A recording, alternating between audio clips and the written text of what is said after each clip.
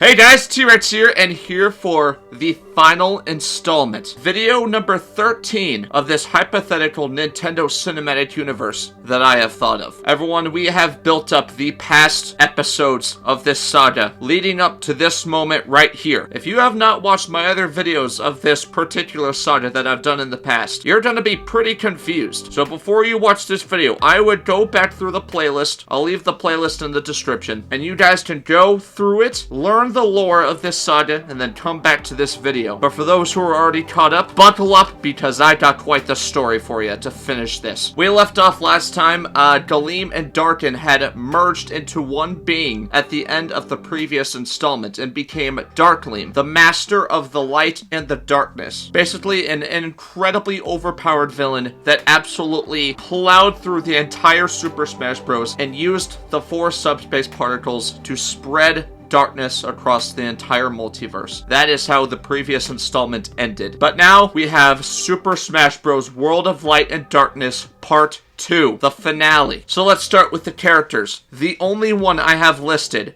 is Dharkleem, because everyone else is, wiped out from the Darkness Blast. And for the setting, I have just the Dark Realm and the Light Realm. And so now with the plot points, there is so much. So let's just get started. A montage is shown of Dharkleem once again thrusting his spear into the crumbled base of the Super Smash Bros. Like he did before, and creating the Darkness Blast all across the multiverse. Universes are shown of living beings getting engulfed by the Darkness Blast, and their bodies becoming gray and deteriorated, as well as their eyes becoming all white, which is what happened to the Super Smash Bros. That were slain by Dharkleem. The Fire Emblem universe is also shown, with Marth, Ike, Lucina, and Robin staring out into the sky as they see the dark waves form in the sky. They look into a village down below as cracks break in the sky and dark creatures come out of it, snarling and roaring. It gets intense as they start going for the civilians, and the Fire Emblem warriors rush in to stop the dark creatures. They fight for a while, with Ike protecting a child from the creatures. Ike asks the child where her parents are, and the child says she has nobody. Ike says, well, she has him now, and he protects her as he continues to defend her from the swarming dark creatures. The Fire Emblem warriors keep fighting, and eventually they're able to stop the dark creatures. The Darkness Blast, however, is getting too close, and Ike realizes he can't protect the child from it. He frantically looks into the child's eyes and tells her everything will be alright, and to just look at him. Ike has the child facing towards Ike away from the Darkness Blast, and Ike tries to control himself as the blast rapidly approaches him. Marth, helping citizens recover, sees what Ike is doing. The Darkness Blast eventually reaches the village, and everything freezes for a moment as Ike watches in horror as the Darkness Blast engulfs the child. Time returns to normal as the rest of the Fire Emblem warriors get engulfed. Kirby's universe is shown, with Kirby, Meta Knight, and King Dedede standing together. King Dedede, unaware of Kirby and Meta Knight's adventures with the Super Smash Bros., asks them what exactly is happening. Meta Knight says they faced a threat that was unstoppable, and now the multiverse is about to suffer because of it. Meta Knight and Kirby have Smash Ball wristbands that fit around their arms, and they get a message from a frantic but weary Mario, telling them to get away and somehow survive this, and that they weren't ready for something like this. Meta Knight clarifies, survive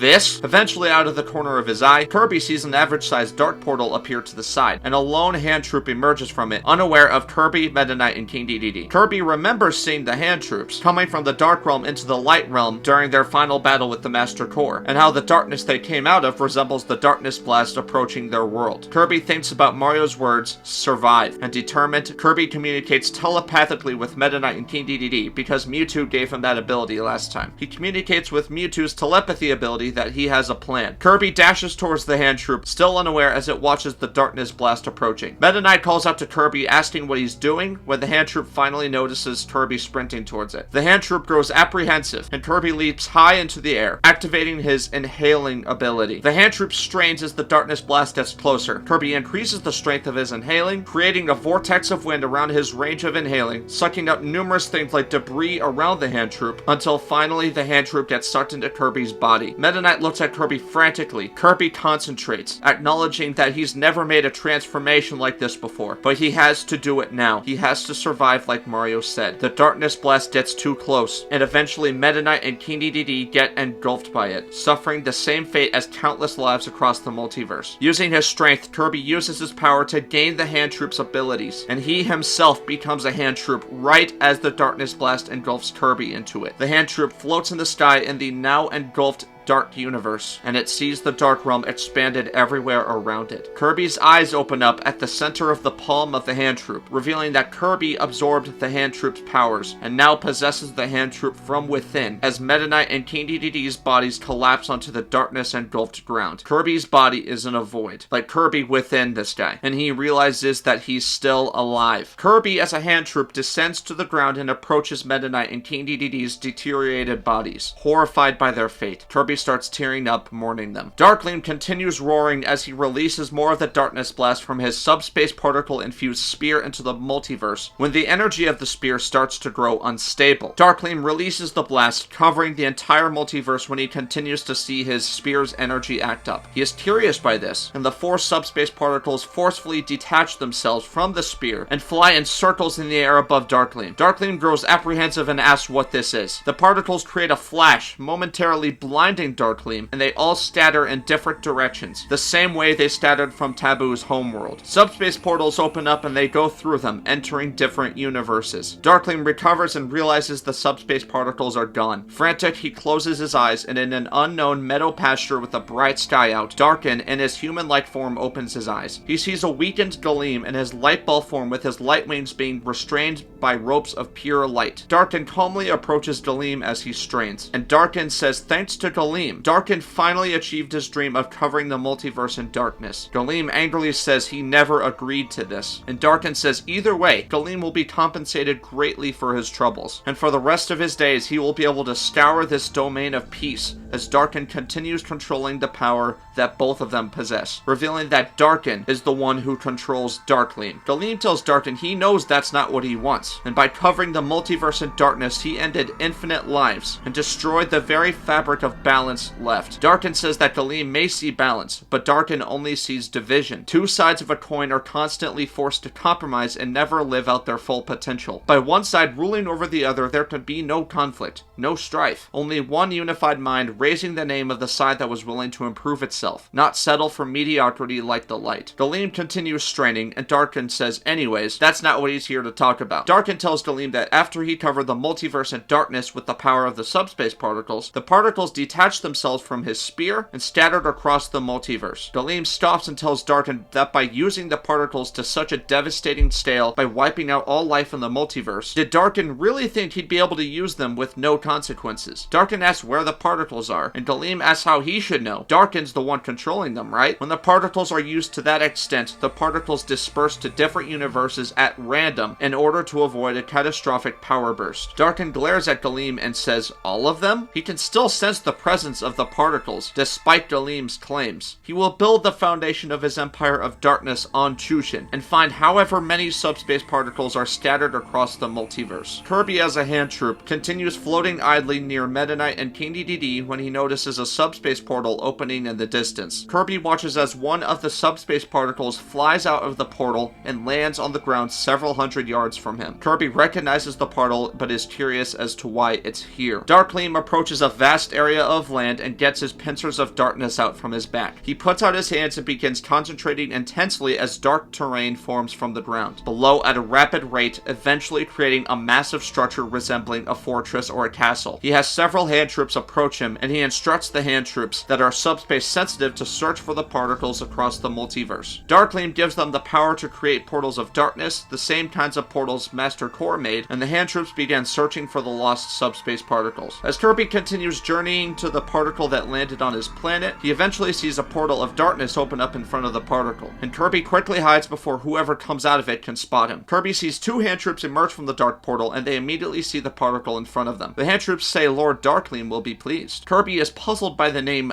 Dharkleem and continues watching them. One of the hand troops uses magic to manipulate the particle into the air, and Kirby remembers when the Master Hand had the same ability. The second hand troop tells the first hand troop to send a signal to the other troops, and the hand troop manipulating the particle releases a surge from the particle. However, the hand troops see two brief flashes of light. Kirby sees it as well, and he continues to stay in his hand troop form, following and watching the two closely. As the two hand troops journey across, they say they didn't expect to come across any life forms here, mentioning the fact that Dharkleem's darkness blast covered the entire multiverse. Kirby hears this and is stunned, remembering Mario's desperation in the message. The two hand troops make it to Meta Knight and King Dedede's bodies, the ones who flashed light from the subspace surge. The hand hand troop does a test with the particle to see if the flashes of light would come from their bodies again, and their bodies slightly glow from the hand troop testing the subspace particle. The hand troop pushes the particle's power more, and eventually, Meta Knight and King Dedede's bodies regain color and their skin regains life. The yin and yang symbol from the light realm is shown all black, and both Meta Knight and King Dedede open their eyes, revealing that their eyes are glowing red, and that Meta Knight and King Dedede have both been revived as revenants. Kirby is stunned by this. King Dedede and Meta Knight get up and get images of Darkin in their heads. Meta Knight utters Darkin's name, and the first hand troop acknowledges them as revenants. The other hand troop says he goes by Dharkleem now, since he combined his powers with the light and now resides on Chushin. King Dedede says that he will serve Dharkleem with everything he has. Kirby is confused how this happened and tells himself he needs to get the particle from those hand troops. Kirby, still disguised as a hand troop, emerges from his hiding spot, greeting the hand troops as well as the revenants Meta Knight and King Dedede. The hand troop asks what he's doing here, and Kirby thinks about what he's learned and responds that Dharkleem sent hand troops to different universes to make sure the darkness blast covered the multiverse. The hand troops then ask what he's still doing here if the blast covered this universe like it should have. Meta Knight cuts them off. Everyone stops talking, and Revenant Meta Knight with red eyes approaches Kirby, still disguised as a hand troop, saying that Meta Knight heard his voice for the first time mere days ago.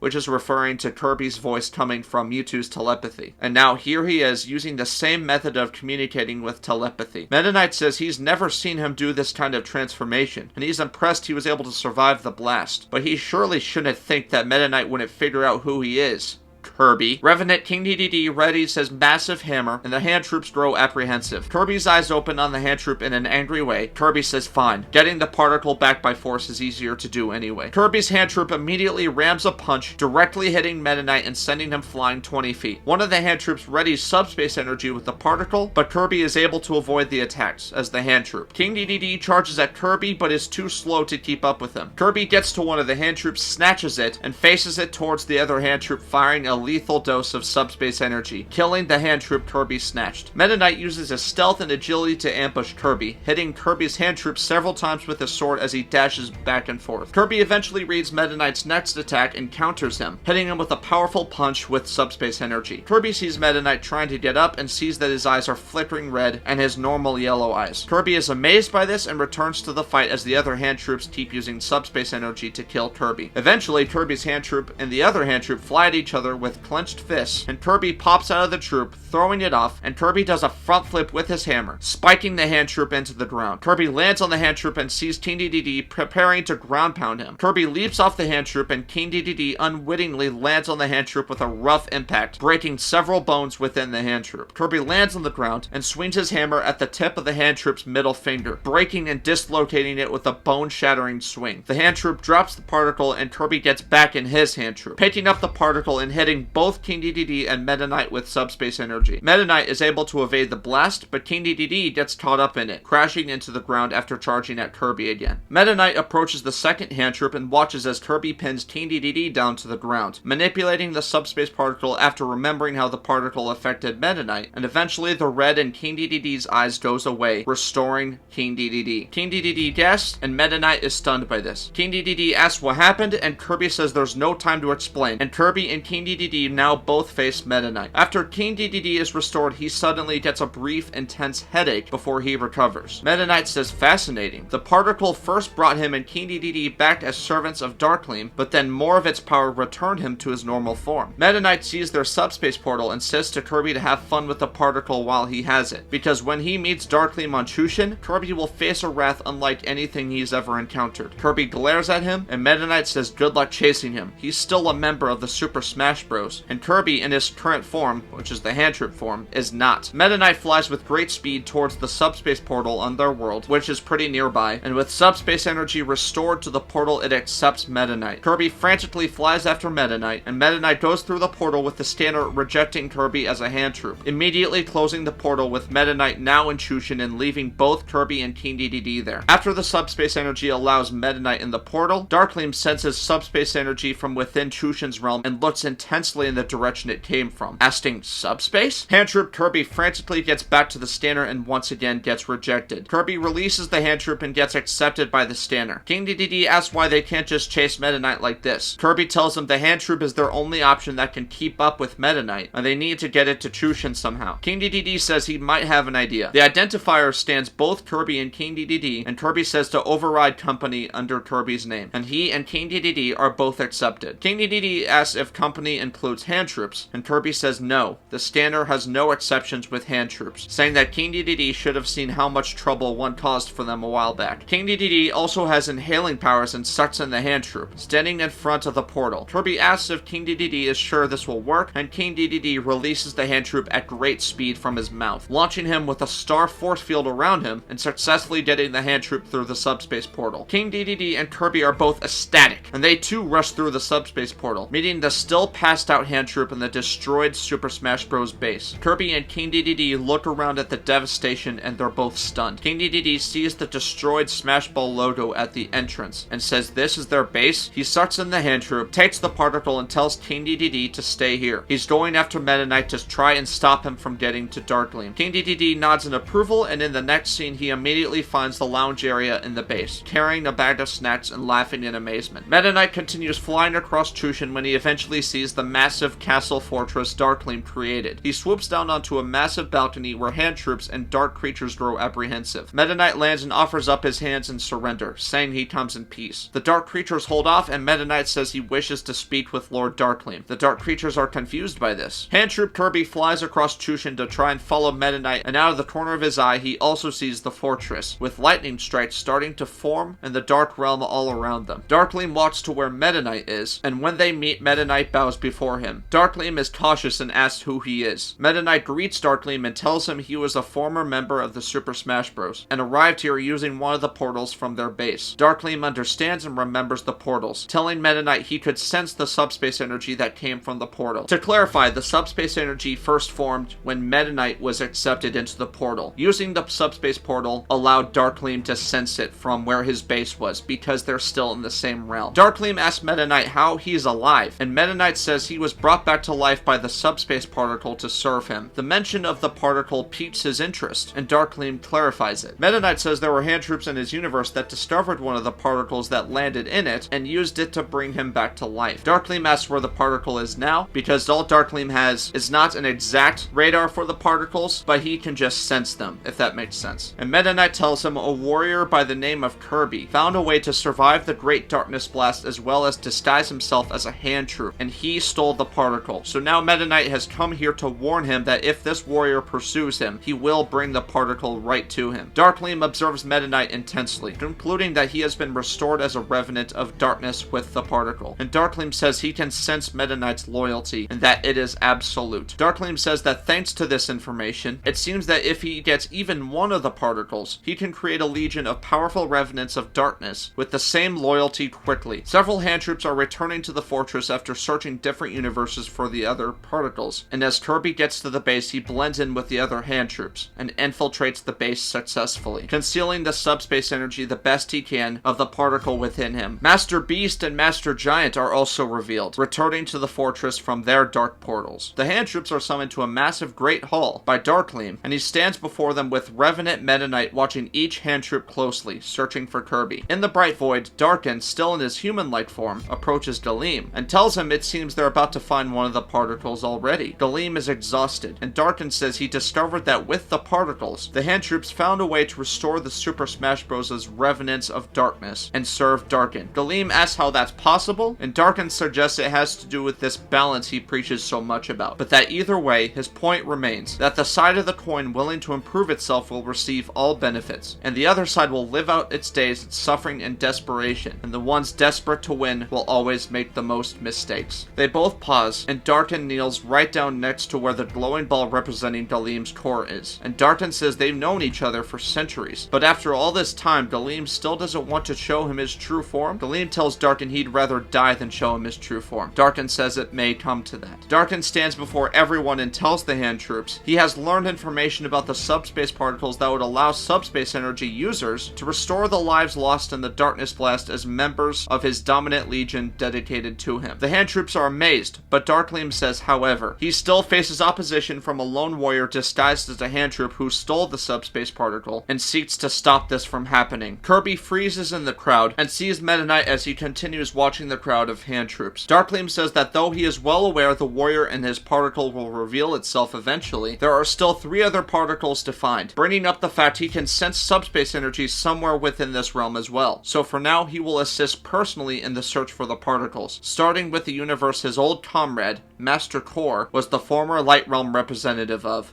The Mushroom Kingdom. Just to clear it up, as of right now, Dharkleem cannot sense the particle that Kirby has because Kirby is giving everything he has to conceal its energy within him, in case you guys were wondering about that. Dharkleem stands in his throne room with Meta Knight accompanying him, with a balcony right outside overlooking the enormous field of darkness in front. Swarms of hand troops and dark creatures get information outside the fortress and prepare to continue searching the universes for the remaining particles. Dharkleem sprints towards the balcony, creating a portal of darkness, with Meta Knight flying close behind him. Dharkleem leaps from the balcony and into the portal, and he makes a powerful landing in the Mushroom Kingdom just outside Toad Town. He sees Peach's castle in the distance and smiles. From the impact of Dharkleem landing, Mario's hat is seen falling to the ground softly. Kirby as a hand troop sees the portal opening up and that a platoon of hand troops have gone with Dharkleem and Meta Knight. Kirby looks determined and chases after them, also going to the Mushroom Kingdom. The hand troops arrive at Toad Town with Kirby still blending in, and Dharkleem begins wandering through the town, closing his eyes and focusing. He eventually notices his foot hitting something, revealing Mario's hat at his foot. He grows annoyed, remembering the red hat wearing nuisance that stepped up to him at Chushin. He steps a few feet back from Mario's hat and uses his spear of light and darkness to fire a concentrated strike of lightning at Mario's hat, shredding it and reducing Mario's hat to pieces of cloth with the M logo remaining as the last whole piece of the hat, if you guys remember that from the end of the previous installment. Kirby watches that happen and says to himself that was overkill. Meta Knight looks back for a moment, unaware Kirby is here, but still on the lookout. Kirby keeps watching Meta Knight and strains within the hand troop to conceal the presence of the particle the best he can. Dharkleem continues focusing and eventually opens his eyes, now blue, in amazement, saying he can sense even more subspace energy here. Meta Knight cautiously says that Kirby could be hiding here, and to not let his guard down. Dharkleem says that whoever this Kirby is, he can't single-handedly step up to Dharkleem when he is the one who wiped out his whole team as well as the multiverse. Meta Knight acknowledges that, but still warns him not to underestimate Kirby. Dharkleem says very well, and commands his hand troops to scour the Mushroom Kingdom in pursuit of Kirby. Kirby does his best to contain the presence of the particle, but its power is getting too much to handle. Straining, he floats towards Mario's body, still kneeling on the ground with his skin gray and deteriorated, and his eyes wide open and all white. Kirby tells him he survived, and he's sorry that this happened to them, but however, he says he's going to make it up to them. Only a few hand troops remain within Toad Town, but Kirby is the final one who remains in that immediate area. Dharkleem looks back at Kirby in his hand troop form as Kirby floats away from Mario. Kirby tells himself he should have gotten enough intel by now, and he tries to get to an isolated spot within the town. However, as he desperately tries to conceal the particle's presence, he can't stop a split second of a subspace surge occurring just within his personal space. No one there notices except for Dharkleem. He had been watching Kirby since he saw Mario, and he calmly tells Meta Knight the particle is with that hand troop there. Kirby tries to create a subspace portal when he can hear something powerful rapidly approaching him. Kirby barely dodges Dharkleem's deadly spear and finally releases the particle from within his body. Meta Knight flies rapidly towards Kirby, but gets blasted with subspace energy. Meta Knight's red eyes flicker and Kirby is apprehensive. Dharkleem approaches Kirby with Mario's body between them and acknowledges this hand troop as Kirby, and is impressed with how long he was able to conceal the presence of the subspace particle within him. He calmly asks Kirby to confirm that because of this hand troop he was able to survive the darkness blast, and Kirby is terrified. He tries to open another portal, with Dharkleem telling Meta Knight to not let him escape. Meta Knight cuts off Kirby's portal and hits Kirby rapidly, with Kirby unable to deflect Meta Knight's hits. Kirby punches Meta Knight and Dharkleem summons his spear to him, firing a powerful blast of dark lightning at Kirby, with Kirby desperately using the portal to counter his blast. The beams of dark lightning and subspace energy are close to Mario's body, and Mario's body starts reacting to it with tiny embers that start cracking outside of Mario's hands. Kirby's blast eventually makes Mario Mario's body collapse to the ground, making his eyes shut. Dharkleem notices this and shifts his attention to Mario while countering Kirby's subspace energy. A close-up of Mario's eyes is shown while his skin regains color and regenerates, and Mario's eyes open up glowing red. He releases a surge of fire from him, making Kirby and Dharkleem cease firing their beams at each other. They watch as Revenant Mario stands up, with his destroyed hat lying on the ground. Dharkleem is amazed, and he says, "Remarkable." Mario turns his attention to Dharkleem, and puts his fist over his chest while taking a knee, acknowledging Dharkleem as his lord. Kirby, horrified, quietly asks what he's done, and Dharkleem apologizing to Mario about the hat. Mario sees his destroyed hat on the ground and says that hat means nothing to him, compared to the greatness Dharkleem beholds. Dharkleem says good, and tells him and Meta Knight to seize Hand Troop Kirby. Mario and Meta Knight ambush Kirby while Kirby tries to defend himself, but when Dharkleem approaches Kirby, he effortlessly strips the subspace particle from Kirby. He acknowledges that Kirby put up a good fight, but his team already lost, and there's no point in trying to change that now. Kirby continues straining as Meta Knight and Mario continue holding him in place. Meta Knight tells Dharkleem they'll need to get Kirby out of this hand troop. Dharkleem tells him he'll let Meta Knight handle that at the base. He can still sense subspace energy within the Mushroom Kingdom, so he's going to hang back for now, but he summons his troops and commands them to take the particle they receive to different universes to find worthy fighters for his army. Another platoon of hand troops arrives, and Dharkleem instructs them to guard the particle in their vaults once they find enough fighters. Mario and Meta Knight drag Kirby back through the dark portal to Dharkleem's fortress on Chushin and take Kirby to the dungeon area towards the top of the fortress. Kirby can see a room in the distance containing an empty pedestal, with hand troops heading that way, remembering overhearing Dharkleem tell his troops to protect the particle once they find enough fighters. Mario throws the hand troop Kirby in the dungeon, and Meta Knight steps up, saying he's going to get Kirby out of that hand troop one way or another, depending on how much pain Kirby's willing to go through. A montage occurs of various hand troops taking the subspace particle taken from Kirby, going to different universes, as well as hand troop Kirby repeatedly getting electrocuted by Meta Knight with one of the torture devices used in Dharkleem's fortress. The hand troops get to Hyrule and find Link and Zelda lie next to each other and revive the two of them. Their eyes open up red after their skin recolors and regenerates, and with Link's spine healing from the powerful magic of the particle. They get to the village where the Fire Emblem warriors defended the citizens and revive Marth, Ike, Lucina, and Robin with the same result. Bionis is shown as the hand troops revive Shulk as a revenant as well. In the dungeon, Kirby goes through intense torture, but is resilient and will not give up easily, remaining within the hand troop and telling Meta Knight he is really only hurting this hand troop. Meta Knight says whatever it takes to get Kirby out is what Lord Dharkleem will have. The hand troops arrive at the Super Smash Bros. Base on Chushin and find several of the fallen members there. They revive Knuckles and Sonic on the main floor, then descend and find Mewtwo and Falco in the next room, with Fox's body still on the other side of that room. King Dedede, who is there, notices the hand troops within the base and carefully hides, saying how they use the subspace particle to bring the fallen fighters back. King Dedede is stunned to see this, especially after seeing Mewtwo levitating behind the hand troops with glowing red eyes, restored as a revenant as well. The hand troops find Red and Lucas in the hallway area as well, and revive both of them. And then the hand troops make it directly to the vault, missing the hangar, and they find Samus's body sitting up against the entrance to the vault. Mewtwo receives the subspace particle from the hand troops and kneels next to Samus. Mewtwo, communicating telepathically, says that this team was weak before, but now with their lives restored, they can live with true purpose and raise the name of Dharkleem. Mewtwo uses the energy of the subspace particle to restore Samus to life, and she too has glowing red eyes. She puts her helmet on and red light radiates from her lens as she stands. King Dedede is frozen in fear from watching all of this unfold as he watches the hand troops and their total fighters from the base revive, which is Samus, Sonic, Knuckles, Red, Lucas, Falco, and Mewtwo. They all leave the base with the particle and return to Dharkleem's fortress, and Ganondorf's body is still seen covered in debris on the base. The hand troops and the fighters from Chushin arrive at the fortress, and almost every fighter that was not involved in the final battle with Dharkleem in the previous movie has been revived at this point as a revenant, an agent of darkness,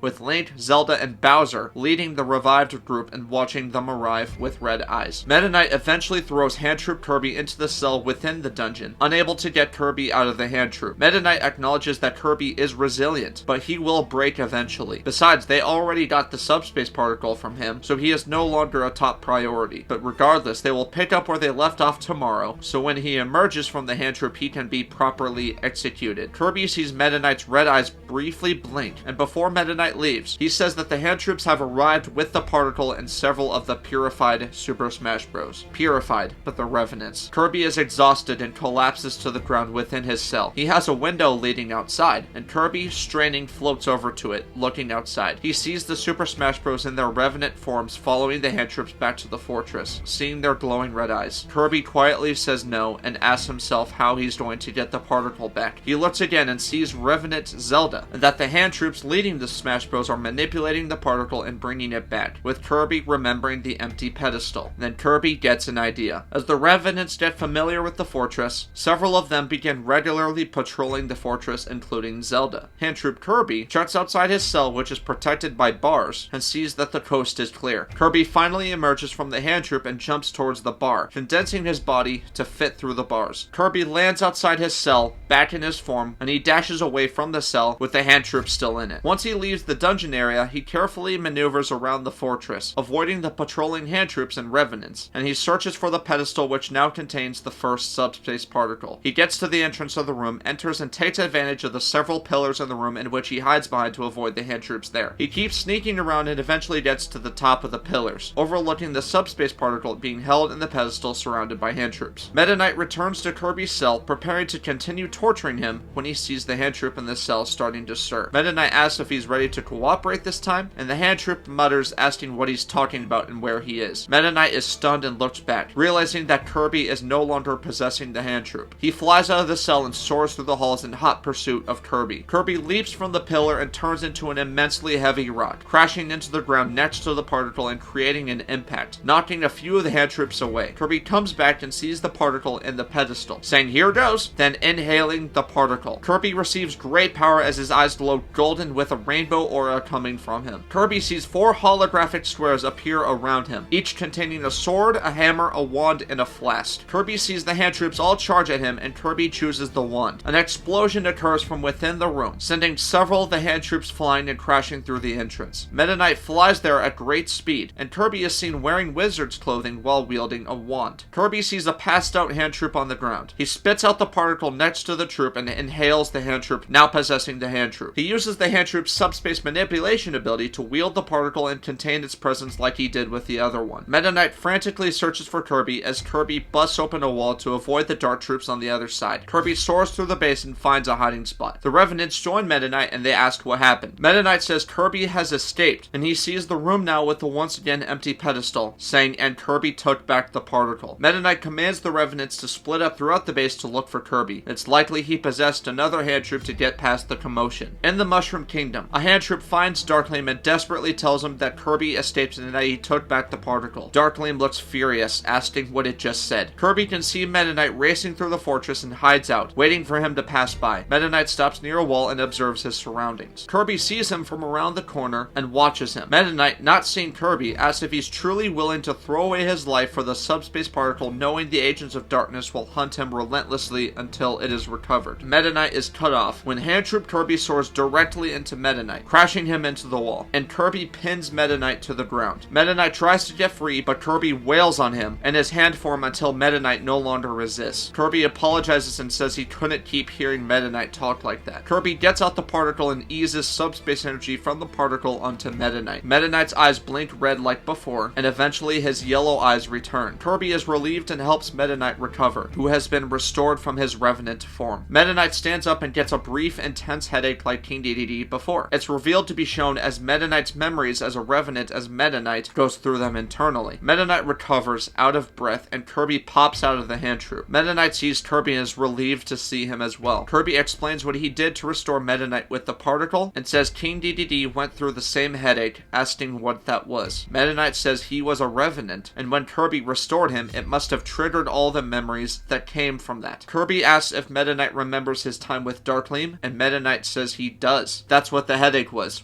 him reliving through his time as a revenant. Meta Knight asks where King Dedede is, and Kirby says he's back at the base, waiting for him to come back. Meta Knight asks what Kirby's plan is, and Kirby says he wants to get him and Zelda back to their base on Chushin to continue looking for the particles, because Zelda can do it much better than Kirby can. Meta Knight says Zelda is somewhere within the base, and Kirby says let's find her. A portal of darkness appears in the room with the empty pedestal in his fortress, and Dharkleem emerges from the portal, seeing the empty pedestal with a furious expression. Hand Troop, Kirby, and Meta Knight rush through the base, carefully avoiding the hand troops in pursuit of Zelda. Revenants Link and Mario are shown working together and meeting up with Revenant Samus, all with intimidating demeanors. Hand Troop, Kirby, and Meta Knight keep searching for Zelda and eventually find her. Meta Knight watches intensely to see if they can find opportunities to ambush her, but realizes their window will be very limited. Kirby and Meta Knight keep watching, with Meta Knight watching Zelda's surroundings to find the perfect opportunity to strike. Meta Knight eventually says now, and in the blink of an eye, Hand Troop Kirby rushes in and snatches Revenant Zelda, successfully making it within their very much limited window, taking her to the end of the expansive hallway within the fortress. Kirby flings her against the wall before she can react, and Meta Knight following close behind quickly knocks her out. Zelda collapses to the ground, and Kirby apologizes about this, with Meta Knight saying they'll have to apologize to everyone at this rate. Passed out Zelda receives subspace energy from Hand Troop Kirby, and Meta Knight watches as Zelda opens her eyes, gasping and returning to normal. She sits up and she too eventually goes through an intense brief headache. When Zelda recovers, Kirby pops out, and Meta Knight watches as the Dark Troops eventually realize Revenant Zelda is gone. Dharkleem marches through the facility searching for Kirby, accompanied by the Hand Troops and Revenants Mario, Link, and Samus. Meta Knight says they don't have much time, and they have to get out of here. Zelda, still recovering, frantically looks at her hand, still seeing the Triforce of Wisdom, and she says she remembers being revived as a Revenant, but she doesn't understand what's happening. Kirby says the only thing they can explain now is that Zelda as well as the Super Smash Bros. Were revived with Subspace as Revenants, but Kirby used more Subspace energy while Zelda was subdued to return her to normal. Meta Knight sees Dharkleem in the distance, horrified. Meta Knight tells them Dharkleem is back and they need to go now. Dharkleem sees the three of them in the distance and begins charging at them, getting out Galeem's wings and darkens pincers from his back. Kirby steps up and tells Zelda and Meta Knight to go with the particle, and that he'll hold him off. Meta Knight says he's not leaving Kirby here, and Kirby snaps at them to go now. As Meta Knight eventually helps Zelda, Kirby tells them that the most important thing they need to know is that even the slightest bit of subspace energy within the same universe as Dharkleem is enough for him to know about it. So if they use the particle, use extreme caution. Zelda understands, and Kirby summons a blade. Think of his up B from Super Smash Bros. That blade, colliding it with Dharkleem's spear. Meta Knight picks up Zelda and soars out of the fortress past Master Giant and Master Beast. Dharkleem sees them leave, while still clashing with Kirby, and tells Knuckles to go after them when the Revenants show up. Knuckles immediately flies in the air, chasing down Meta Knight and Zelda. Dharkleem overpowers Kirby, and the Revenants seize Kirby again. Meta Knight flies as fast as he can across the sky, as Zelda uses the particle to hold off Revenant Knuckles the best she can. Zelda says she needs to create a portal, but Meta Knight says not yet. King Dedede is still at the base. Zelda asks who that is, and Meta Knight says they just need to get there first. Meta Knight and Zelda make it back to the Super Smash Bros. Base, and Meta Knight asks Zelda if the hand troops revived everyone here at the base. Zelda says there were a few people missing at the fortress that she remembers being at the base and says she'll see if she can revive them now. Meta Knight says he'll hold off Knuckles, and Zelda begins manipulating the particle with magic in the center of the base. Meta Knight flies out into the sky towards Knuckles, and the two begin having an intense battle. Both Meta Knight and Knuckles are incredibly agile and attack each other quickly. King Dedede shows up and watches all this unfold. Zelda prepares a spell with the particle, saying if there's anyone else on the team that has not been revived with subspace, she summons them to her now. Zelda releases a powerful surge of subspace from the base, and various bodies of the team slightly react to it and begin levitating in the air, moving to Zelda's position. Ganondorf's body is also seen reacting to it. At Dharkleem's fortress, Dharkleem senses the surge, acknowledging it as such, while the remaining Revenants in the area have Kirby in custody. There is an island off the coast of the surface of Chushin where Luigi and Ness's bodies are, and they react to it too, with their bodies levitating and moving towards the base. Zelda strains, concentrating on the spell. Knuckles eventually overpowers Meta Knight and begins flying towards Zelda. King Dedede sees this, recognizing the red in Knuckles' eyes, and rushes to Zelda's position before Knuckles can get get there, hitting Knuckles with a direct hammer attack and sending Knuckles flying. Zelda works on finishing the spell, and Meta Knight quickly returns to their position, thanking King Dedede for the save. Zelda, straining, tells Meta Knight to open one of the portals. Meta Knight quickly goes over to the post containing subspace energy and opens up the portal to Hyrule. The limp, deteriorated bodies being manipulated by subspace arrive at Zelda's location, and she stretches out her arm towards the portal and sends all the bodies through the active portal to Hyrule. Meta Knight frantically yells they need to get out of the same realm as Dharkleem, and King Dedede understands, rushing towards the active portal. Meta Knight defends Zelda from Knuckles as Zelda rushes into the portal as well, with Meta Knight following closely behind. Knuckles recovers from Meta Knight's attacks and quickly speed blitzes towards where the active portal is, but the portal closes before he can get there, with his powerful fist creating a crater in the wall behind the portal. Revenant Knuckles is visibly frustrated, and Dharkleem at the base calmly says he can no longer sense the particle that was previously there. The Revenants look up at him in concern, and Dharkleem's face is full of rage. The 5 bodies that Zelda summoned, not yet shown in detail, land in Hyrule with King Dedede, Meta Knight, and Zelda following close behind. Zelda is out of breath from the intense spell, and Meta Knight and King Dedede help Zelda recover, saying Dharkleem should have lost their track. Meta Knight is amazed, saying Zelda found the remaining fighters on Chushin. Zelda says this was all she could do, let alone the fact that Dharkleem could definitely pick up on the massive signal she released. Meta Knight says no.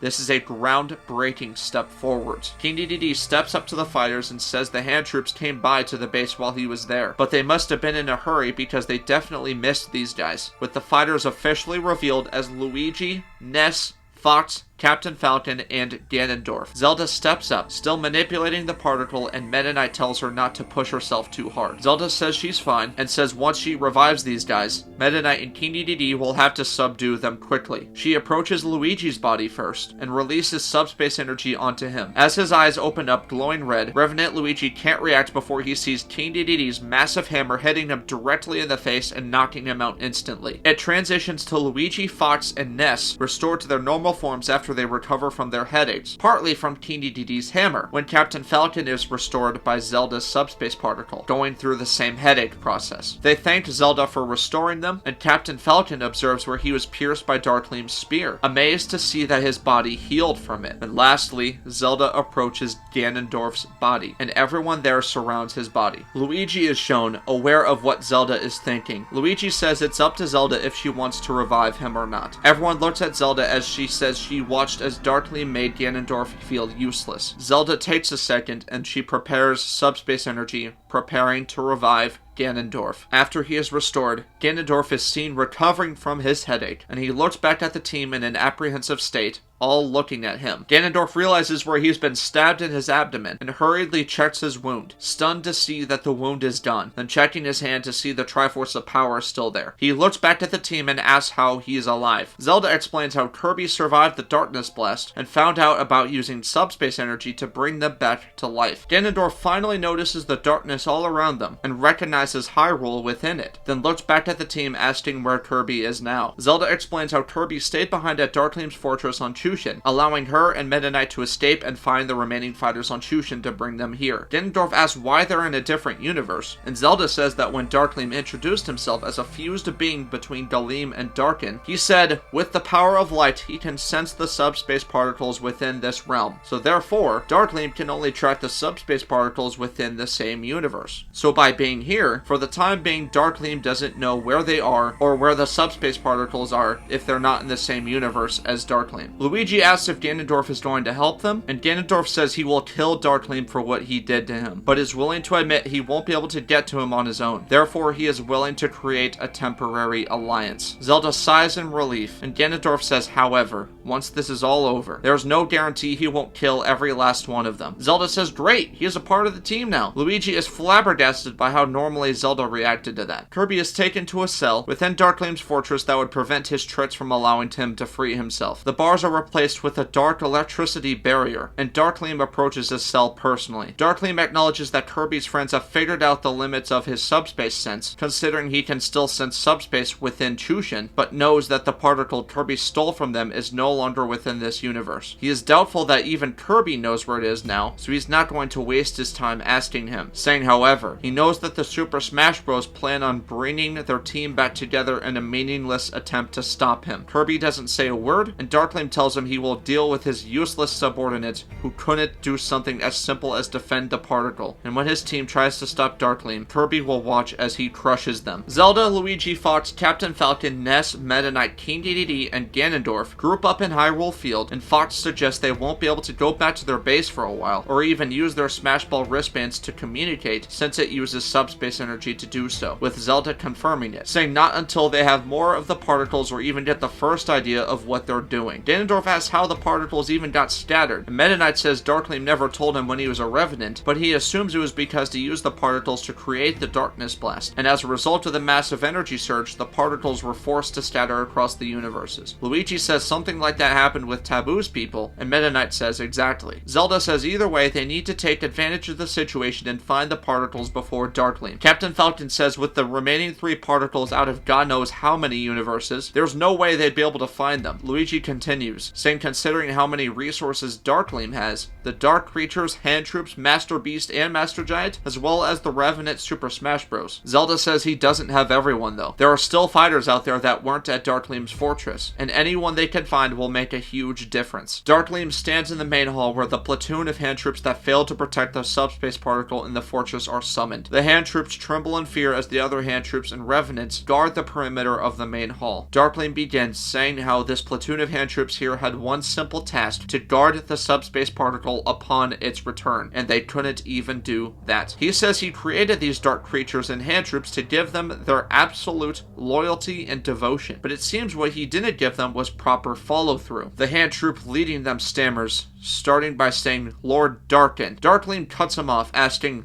"Darken?" He asks the troop what game he's trying to play, by implying that Galeem somehow didn't have anything to do with the current state of the multiverse. He says it's because of Galeem's power that allowed darkness to cover the multiverse, so Galeem will be acknowledged. The hand troop apologizes, saying he slipped up. Dharkleem cuts him off again, saying that his creations don't slip up, and that these hand troops are no creations of his. The hand troops are terrified and beg for mercy, and Dharkleem says how disappointing. Despite the hand troops being programmed to serve Dharkleem above all else, it seems like their desire to their own lives take a higher priority than glorifying him. Dharkleem says that with their incompetence, he has summoned this platoon here to die. And with that, Dharkleem gets his spear and shoots a powerful blast of dark lightning at the leading hand troop, with chain linked to the rest of the platoon as they scream in pain and agony. They blow up from the pressure off screen, and the platoon of hand troops is wiped out instantly, as Dharkleem stands there with slight streaks of the hand troop platoon's blood covering his face. The Revenants watch this happen with their expressions unchanged, with Link revealed as one of the Revenants there with slight glowing red veins starting to form around his eyelids. The restored fighters are still strategizing in Hyrule and discussing possibilities they could approach. Meta Knight remembers his time as a Revenant, how he and Dharkleem went to the Mushroom Kingdom when Dharkleem remembers sensing an extra particle, which they concluded to be Kirby's that he brought with him. Meta Knight speaks up, explaining this information to the team, and saying they might know something Dharkleem doesn't. He said that he remembers when Kirby restored King Dedede in his universe, Meta Knight got away from them and went to Chushin with Kirby chasing him. It's possible that Kirby caught up to them and Chushin at Dharkleem's fortress. Otherwise, how would Kirby have known to meet them in the Mushroom Kingdom, where they initially took the particle from him? Zelda asks what he is implying, and Meta Knight says Dharkleem only discovered Kirby when he was in the Mushroom Kingdom, where the particle revived Mario as a Revenant. Luigi looks up, clarifying this. Meta Knight apologizes and says that Mario is one of the Revenants with Dharkleem. Luigi looks devastated, and Meta Knight continues. Meta Knight says when they were there, Dharkleem could sense an extra particle within the Mushroom Kingdom, and since he never encountered Kirby and Chushin prior to their journey there, he concluded that the extra particle he ended up sensing was the one with Kirby. Zelda asks if there was an additional signal within the Mushroom Kingdom that Kirby diverted his attention from, and Meta Knight says it's possible. But not on purpose, of course, knowing him. Luigi concludes there could be another subspace particle in the Mushroom Kingdom. Ganondorf asks how Dharkleem didn't sense the subspace particle with Kirby on Chushin, and Meta Knight says because Kirby was able to conceal its presence as a hand troop until he made it to the Mushroom Kingdom. He explained just now what I explained earlier. here. They continue discussing, and Zelda says the only way they can get to other universes is with a subspace portal, and since they don't know if Dharkleem will be in the universe of the receiving end of the portal, if he is, he'll know instantly where they are because of his subspace sense. Luigi says that's a risk they'll have to take. All of a sudden, a dark portal opens up in the sky near them, and a platoon of hand troops emerge from it. Zelda panics within the group, trying to conceal the presence of the particle. The hand troops sense the particle and find the team there. The team there gets in battle position, and Fox asks how they found them already. Luigi says with how many troops Dharkleem has going around the multiverse, it was only a matter of time before they found them. The hand troops charge towards the team and they prepare for battle. In Dharkleem's fortress, a hand troop approaches Dharkleem and says that one of the platoons found the Super Smash Bros. With the subspace particle in Hyrule. Dharkleem smiles and is escorted by the troop. Kirby sees Dharkleem leave from his cell and is worried. The Super Smash Bros. Are fighting the hand troops that ambush them in a darkness-covered Hyrule. They fight for a while when eventually a bigger portal of darkness opens up, and the team sees Dharkleem on the other end of the portal, with more hand troops emerging. Dharkleem and the team there make eye contact, and Meta Knight says they have to go now. Zelda prepares the subspace portal, and Dharkleem says he doesn't think so. The hand troops interrupt her portal-making process and try to pry the subspace particle from her as the team there tries desperately to protect her. Zelda eventually releases a powerful surge of subspace energy, knocking away the hand troops. The Super Smash Bros. Dash away to try to get behind a large portal nearby to allow cover for Zelda to create the subspace portal. Dharkleem jumps out of the portal with one of the Revenants and they land. The Revenant he brought is Sonic, and Sonic emerges with his glowing red eyes. The team gets behind the boulder and Zelda prepares a subspace portal when they see a light portal emerging from behind the boulder. Dharkleem calmly tells Sonic to get them, and Sonic speeds to their location as a blur. The team is stunned by the light portal, and Pit emerges, telling them to get inside. The team does not hesitate, and they all go through the light portal. The light portal closes just as Sonic gets there, and he's confused. Revenant Sonic speeds back to Dharkleem and says they're gone. Dharkleem is confused, saying he sensed a portal opening up, but it wasn't subspace. Dharkleem and Sonic go behind the boulder, and Dharkleem notices traces of specks of light floating to the ground. He approaches the specks of light and thinks to himself. The Super Smash Bros. Team collapses to the ground after going through the light portal, and they look up and are stunned to see Pit and Rosalina, as well as Palutena standing before them in the light realm. They reunite, and Pit didn't think it was true at first that they survived, but it's a miracle to see them here now. Palutena briefly explains how the light realm tried to get as many innocent beings from around the multiverse into the light realm before the darkness blast, but in the grand scheme of things, the number of lives they were able to recover couldn't compare to the ones taken by the darkness blast. Pit, Palutena, and Rosalina learn about how they were all restored thanks to Kirby, and they go through the light realm where the light representatives are still residing. Zelda asks how the darkness blast didn't reach the light realm, and Rosalina says the darkness blast only affected the balanced realm, and the light realm is its own space outside the multiverse, with the dark realm being more connected to the balanced realm. Pit takes the team to the area where the light realm formerly held darkened back to the wall art. Ness asks what they're doing here, and Pit points to the yin and yang symbol that now shows all black. Luigi says it wasn't like that last time, and Pit says that's because as of now, the new balance of the multiverse is complete darkness. He says to look closer though. The team looks closely and they can see a faint blinking white dot in the corner of the symbol. Palutena tells the team the light realm thinks the reason the Super Smash Bros. Were revived as revenants of darkness with the subspace particles is because the subspace particles follow the rules of balance. Whatever the current balance of the multiverse is the balance the particles will follow. And with the current balance being darkness, the fighters were revived to follow the balance, which is the darkness. But if they note the blinking white dot, they were able to piece together that continued use of the subspace energy onto the Revenant would eventually restore the revived Revenant back to normal. Luigi then asks what they're supposed to do, saying their plan is to find the remaining subspace particles before Dharkleem. Pit replies, saying the Light Realm has been looking for the particles too ever since the Darkness Blast, and they found out information that could be extremely beneficial to them. Pit, Palutena, and Rosalina take the Super Smash Bros. Across the Light Realm, and they see civilizations and refugees from the Balanced Realm scattered across the Light Realm. It looks a lot messier than the Light Realm did in the previous movie. Luigi looks out and sees that among the civilizations he recognizes the star sprites from the Mushroom Kingdom, together with a tribe of top hat-shaped spirits with eyes and floating bodies. They get taken to the room with the blue sphere and the pedestal in the center of the room and the golden and lapis palace. Pit gets to the sphere and projects the images of it to show holographic images of glimpses of various universes. Luigi says this reminds him of Taboo's Great Maze. Pit says Taboo too did have something similar to this, but his system only had a limited reach of universes. This system here in the Light Realm can reach further universes and observe the things happening there, including finding specific people within universes. The Smash Bros are amazed, and Zelda asks if that includes Dharkleem. Pit says it does. Meta Knight says that means they'll be able to use the subspace portals to freely get to universes if they know where Dharkleem will be. However, Pit says that may not be necessary. The Smash Bros are confused, and Pit says someone he wants his team to be aware of is an old acquaintance of his that he discovered is still alive and lurking throughout the Balanced Realm. The Smash Bros are curious, and Pit pulls up the Mushroom Kingdom. Meta Knight steps up, saying the team had suspicions of one of the subspace particles being there. Pit says they were right.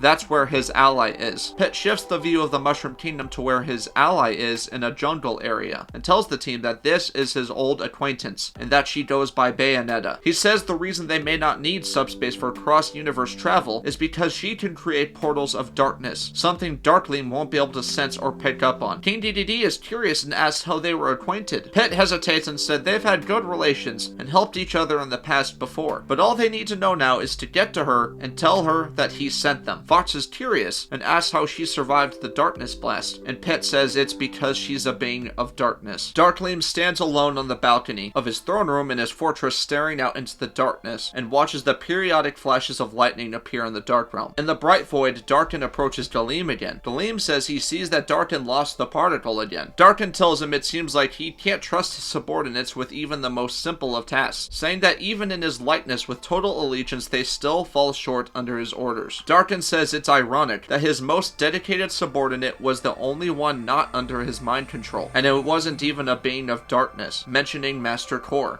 a being of light. Darkin tells him that Master Core followed through on everything out of pure devotion, different to his other subordinates who obey him because he engineered it into their programming. Dharkleem says so he must realize that change can only come from one's own heart, not the influence of someone else's. Darkin acknowledges Dharkleem's point, but says that society in general is far too divided to have passion in one thing on their own. Darkin wishes he didn't have to control everyone's minds, but society has devolved too far and become a massive herd of sheep and slaves for meaningless desires going nowhere. Master Core was the one exception who truly saw things Darkin did, and all he needs is someone like that. Someone like the Master Core. And then it's revealed that one of the light restraints holding Dharkleem back begins forming a small crack. Dharkleem opens his eyes from the void and examines the throne room around him, saying that he's completely alone in the throne room. He remembers when he found Master Core after he was banished from the Light Realm, and how the two of them ended up working together, and Master Core became Darkin's right-hand man as Darkin's most devoted follower. Dharkleem then thinks of Link, and how he told Link that he has a resilience to him that he saw in the Master Core, and he could use something like that. Dharkleem summons a hand troop to his throne room and tells the hand troop to bring in Link. Revenant Link is revealed, with his glowing red eyes and slight veins around his eyelids, as well as the Triforce of Courage still with him, and he is summoned to the throne room. Dharkleem greets him and asks him to stand with him on the balcony. Link approaches him and humbly asks what Lord Dharkleem needs from him. Dharkleem tells Link that civilization around the multiverse has adopted the ways of the Light Realm, unwilling to change or evolve as long as peace is maintained. What they don't realize is, they think there is peace, but in reality conflict and war is everywhere, and the people are constantly at odds with each other. Dharkleem says this was a result of choices, opinions, and beliefs being vastly different from one another, and he tells him that if society would unite under one mindset and have the same beliefs, there would be no conflict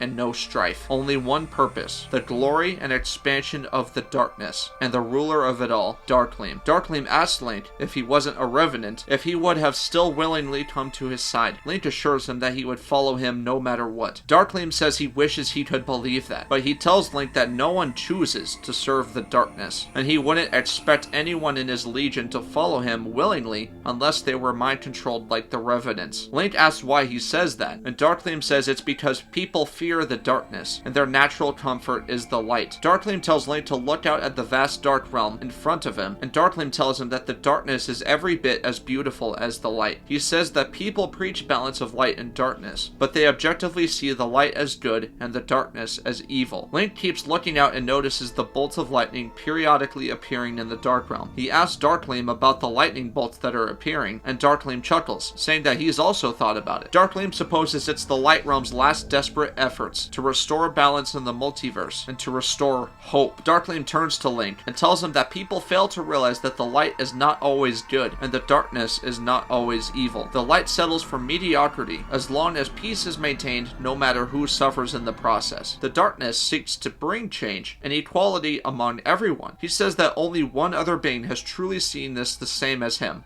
Master Core. Link looks down in guilt, and Dharkleem says he understands that Link killed him. Link says he will accept any punishment Dharkleem has, with Dharkleem saying that won't be necessary. He says that Master Core played his cards and Link's team played theirs, and that's just how things worked out. Dharkleem says he needs a devoted follower to replace the Master Core to follow through on his orders, like his hand troops can't, and he wishes to hold a tournament within the fortress with the Revenants, saying that this includes Link. Link looks up at Dharkleem, and Dharkleem says whoever wins the tournament will become his new right-hand man. Dharkleem asks Link to see his sword. Link gets out his sword that still only has the hilt from his knapsack, with the shattered pieces still in the knapsack. He gives it to Dharkleem, and Dharkleem uses dark magic to summon a new blade onto the hilt, stunning Link. The Master Sword has a new blade, and Dharkleem uses dark magic to make parts of the blade fade in and out of existence. Dharkleem says that this is a phantom blade, able to bypass opposing blades and go right for the opponent, and he tells Link to take it. Link humbly declines, saying he must not have any special privileges over his opponents in this tournament. Dharkleem smiles and says very well, saying that even with his mind warped by the darkness, Link still has a nobility about him, as well as integrity, saying Link passed his test. Link is relieved, and Dharkleem says if Link wins this tournament, the sword is his. In the next scene, Dharkleem summons Mario and Mewtwo, as well as hand troops, and he tells them that as his other subordinates search for the Subspace particle with the Super Smash Bros, to go to the Mushroom Kingdom to search for the other one that he feels like is still there. Mario says it will be done, and Mario, Mewtwo, and the hand troops rush out of the fortress and take a darkness portal to the Mushroom Kingdom in Toad Town. In the Light Realm, Pit, Rosalina, and Palutena wish the Super Smash Bros good luck as they prepare the light portal. Pit apologizes he can't come with them as they can't risk the Light Realm's exposure and safety of the refugees here. Zelda says to not worry about it, and they'll find Bayonetta. Palutena opens up the light portal and tells them to quickly go through, saying their location shouldn't be far from Bayonetta's location. Before they go, Luigi gives Rosalina one of the Smash Bros wristbands in case they need to communicate, and then the Smash Bros go through the light portal. Mario, Mewtwo, and the hand troops arrive from the dark portal to Toad Town. Mario wanders through Toad Town and sees his shredded hat on the ground again. All of a sudden, Mario and Mewtwo look out in the distance and see a brief flash of light in the sky way out in the jungle area. They look at each other and Mario says this way. Mario stands before the same pathway him and Luigi took to save Peach in the very first Super Mario Bros. Movie, and he leads the group taking the same trail, rushing and hopping through the vast kingdom in the same manner that he and Luigi did in the first movie, with optionally a distorted version of the Super Mario Bros. Theme playing, in a nostalgic but disturbing way. The light portal appears in the jungle of the kingdom and the Super Smash Bros. Fall from it, and they land. Luigi recognizes this jungle as Donkey Kong's jungle, and if they're sure Bayonetta is here. Zelda says that's what Pit said, and they journey through DK's jungle looking for her. An arena is revealed outside Dharkleem's fortress, and the tournament is prepared, with the Dark Realm scenery and lightning in the background. The hand troops have Kirby in a miniaturized mobile version of his cell, and places him next to Dharkleem, who overlooks the event. Several Revenants are on the stands as a majority of them will be in the tournament. Dharkleem explains the rules of the tournament, explaining what he told Link that whoever wins the tournament will become his new right-hand man. Link is seen among the Revenants there, and has his other gadgets with him, like his bow and arrows, boomerang, bombs, and shield. Dharkleem finishes telling the rules, and for the tournament to commence. The fighters involved in the 24-fighter tournament are Link, Samus, Wario, Waluigi, Red, DK, Sonic, Tails, Knuckles, Lucas, Marth, Ike, Lucina, Robin, Falco, Olimar, Ice Climbers, Yoshi, Birdo, Bowser, Bowser Jr., Pikachu, Shulk, and King K. Rool, who is finally revealed in this movie. A montage begins of the tournament, starting with Lucas versus Donkey Kong. DK roars menacingly, and Lucas focuses up. DK and Lucas fight, and DK takes a very aggressive approach, relentlessly trying to use physical attacks on Lucas, while Lucas barely manages to dodge. With the Super Smash Bros. As Revenants of Darkness, their attacks and fighting holding patterns are more brutal and intense. DK eventually gets a good hit on Lucas, damaging him heavily. However, Lucas is able to recover and eventually overpower DK with his PK attacks, winning the first round. More fights take place, like Wario vs Knuckles, Robin vs Samus, Falco vs Marth, and eventually it gets to Link vs Bowser. With Link not being able to use a sword, he is mocked by the other Revenants and does not have good odds of winning. He and Bowser battle it out and shields against Bowser's flames. Despite the odds, Link is still resourceful and is able to outmaneuver Bowser with his combat skills and other gadgets. Eventually, Link is able to pin down Bowser, winning his match. More fights occur with the Revenants as the tournament advances, being shown briefly, such as Samus winning against Lucas. In the semifinals, Samus beats Ike to move on to the finals. On the other side of the bracket, Link is up against Sonic in the semifinals. The Revenants continue mocking Link, despite some of them losing to Link, knowing the power that Sonic holds. Link's Triforce of Courage glows, and Sonic speed blitzes to him, hitting Link several times. Link is actually able to react to some of it, and tanked some of the hits with his shield. Sonic continues speeding around him, creating his powerful aura of blue electric energy around him, and hits Link with it, sending him flying. Sonic gets behind him and begins ruthlessly hitting Link repeatedly. Link's Triforce of Courage continues glowing, and Link quickly catches Sonic's neck with the Triforce on his hand, making Sonic take quite a bit of damage from the Triforce. Link sends out a surge of golden light out of him and sends Sonic flying. Link and Sonic eventually enter their final standoff, and Link instinctively jumps in the air and fires an advanced arrow in front of him the millisecond Sonic begins moving. Sonic moves so fast that he can't react to the arrow at his feet as metal rods extend out of it. Sonic trips over the arrow, and at his super speed, he makes a rough impact to the other side of the arena with his head directly hitting the wall and knocking him out instantly, and with Dharkleem declaring Link the winner and moving on to the finals. Zelda, Luigi, Captain Falcon, Fox, Ness, King Dedede, Meta Knight, and Ganondorf continue wandering through DK's jungle, where they eventually hear a quick rustle between the trees and grass. They quickly get in an apprehensive position, and Zelda calls out Bayonetta's name. There is complete silence, and Zelda says they need her help. More rustling occurs, and Bayonetta emerges from the shadows of the trees, pointing her gun blasters at them, asking what they have to offer that could make her trust them. Zelda says that Pit sent them, asking what else she needs. Bayonetta says that doesn't hurt their case, but she wants to know how they survived the Darkness Blast. Zelda says they were once Revenants, but they were restored with the Subspace Particle, and now they're looking for the other ones to try and undo the Darkness Blast. Bayonetta eventually lowers her weapons and acknowledges she doesn't see any red in their eyes, with Captain Falcon stepping up and saying Pit told them she has the next particle. Bayonetta pauses, sees Luigi among the group, and tells the team to follow her. Bayonetta takes the team to a hut. She opens the door, and the team is amazed to see Peach, Daisy, and Diddy Kong in the hut, restored to their normal forms. Luigi and Daisy have a warm reunion, and the rest of the team reunites with Peach, Daisy, and Diddy Kong. Daisy thanks Bayonetta for bringing them here, and Bayonetta acknowledges Daisy, telling her to look out for the guy with the mustache and green clothes. When Peach, Daisy, and Diddy Kong see Ganondorf there, though, they ask what he's doing here. They explain Ganondorf's situation and how he's helping them. The team explains that they were able to come together thanks to Kirby, but as of now, they don't really have any hope of getting to Chushin and saving Kirby as well as the Revenants. Everyone there reminisces over this, and the team asks Bayonetta what happened with her perspective after the Darkness Blast and how she found the Subspace Particle. She says, with imagery, not here, but if the movie ever gets adapted, she had been following Galeem and Darkin for a while, so once she heard they had fused into one being, she knew he would try to use the Subspace Particles to send the Darkness Blast everywhere. So from the Dark Realm, she found Dharkleem on Chushin after he assembled the particles. She says that since she is a being of darkness, she was able to survive the Darkness Blast, and after the Subspace Particles blinded Dharkleem temporarily and dispersed, she used her powers to activate Witch Time, an ability she has that temporarily slows down time, giving her super speed. She knew she could only follow one of the particles that were dispersing, so once one of the particles opened up a subspace portal and passed through, she was able to follow the particle here to the Mushroom Kingdom. After Bayonetta and the subspace particle went through the portal, the two of them got separated, and the subspace particle actually flew much farther than she did. So she says it took her a while to find the particle once she got there. And when Dharkleem and his troops came along looking for the particle, she thought she was done for, since she knew that with Galeem's powers, Darkin could track the particles within the realm, until something diverted his attention away, revealing Kirby, giving Bayonetta time to escape. Bayonetta says she watched as they restored Luigi's brother and took him with them, but once Dharkleem was called away back to Chushin in a matter of a separate particle, Bayonetta came back to Toad Town and restored Princess Peach and the remaining Super Smash Bros. In Toad Town after the hand troops came back and revived several other residents there and taking them back to Chushin, which is Bowser, Bowser Jr., Wario, Waluigi, DK, Yoshi, and Birdo. But Bayonetta says she took Peach, Daisy, and Diddy Kong all the way to the jungle where they'd have the best cover. Bayonetta takes out the particle she has and shows them. They are amazed and admire the particle, with Captain Falcon commending Bayonetta for being able to do all this and mess with Dharkleem's plans like that. Bayonetta casually responds with "Don't fuck with a witch." The final round in the tournament pits Samus versus Link. The two stare each other down, with Samus putting on her helmet again, and Dharkleem declaring the final round to begin. Link and Samus immediately charge at each other, and Link is at a clear disadvantage with no tools or gadgets able to pierce Samus's durable armor. Samus fires repeated shots of Phazon at Link, in which he's able to shield against. Link has to get on the defensive and dodge as Samus tries to slash Link with her energy blades. Link is more agile and is able to sneak a few hits on her, though with her armor he can't do significant damage. Dharkleem leans forward from where he is,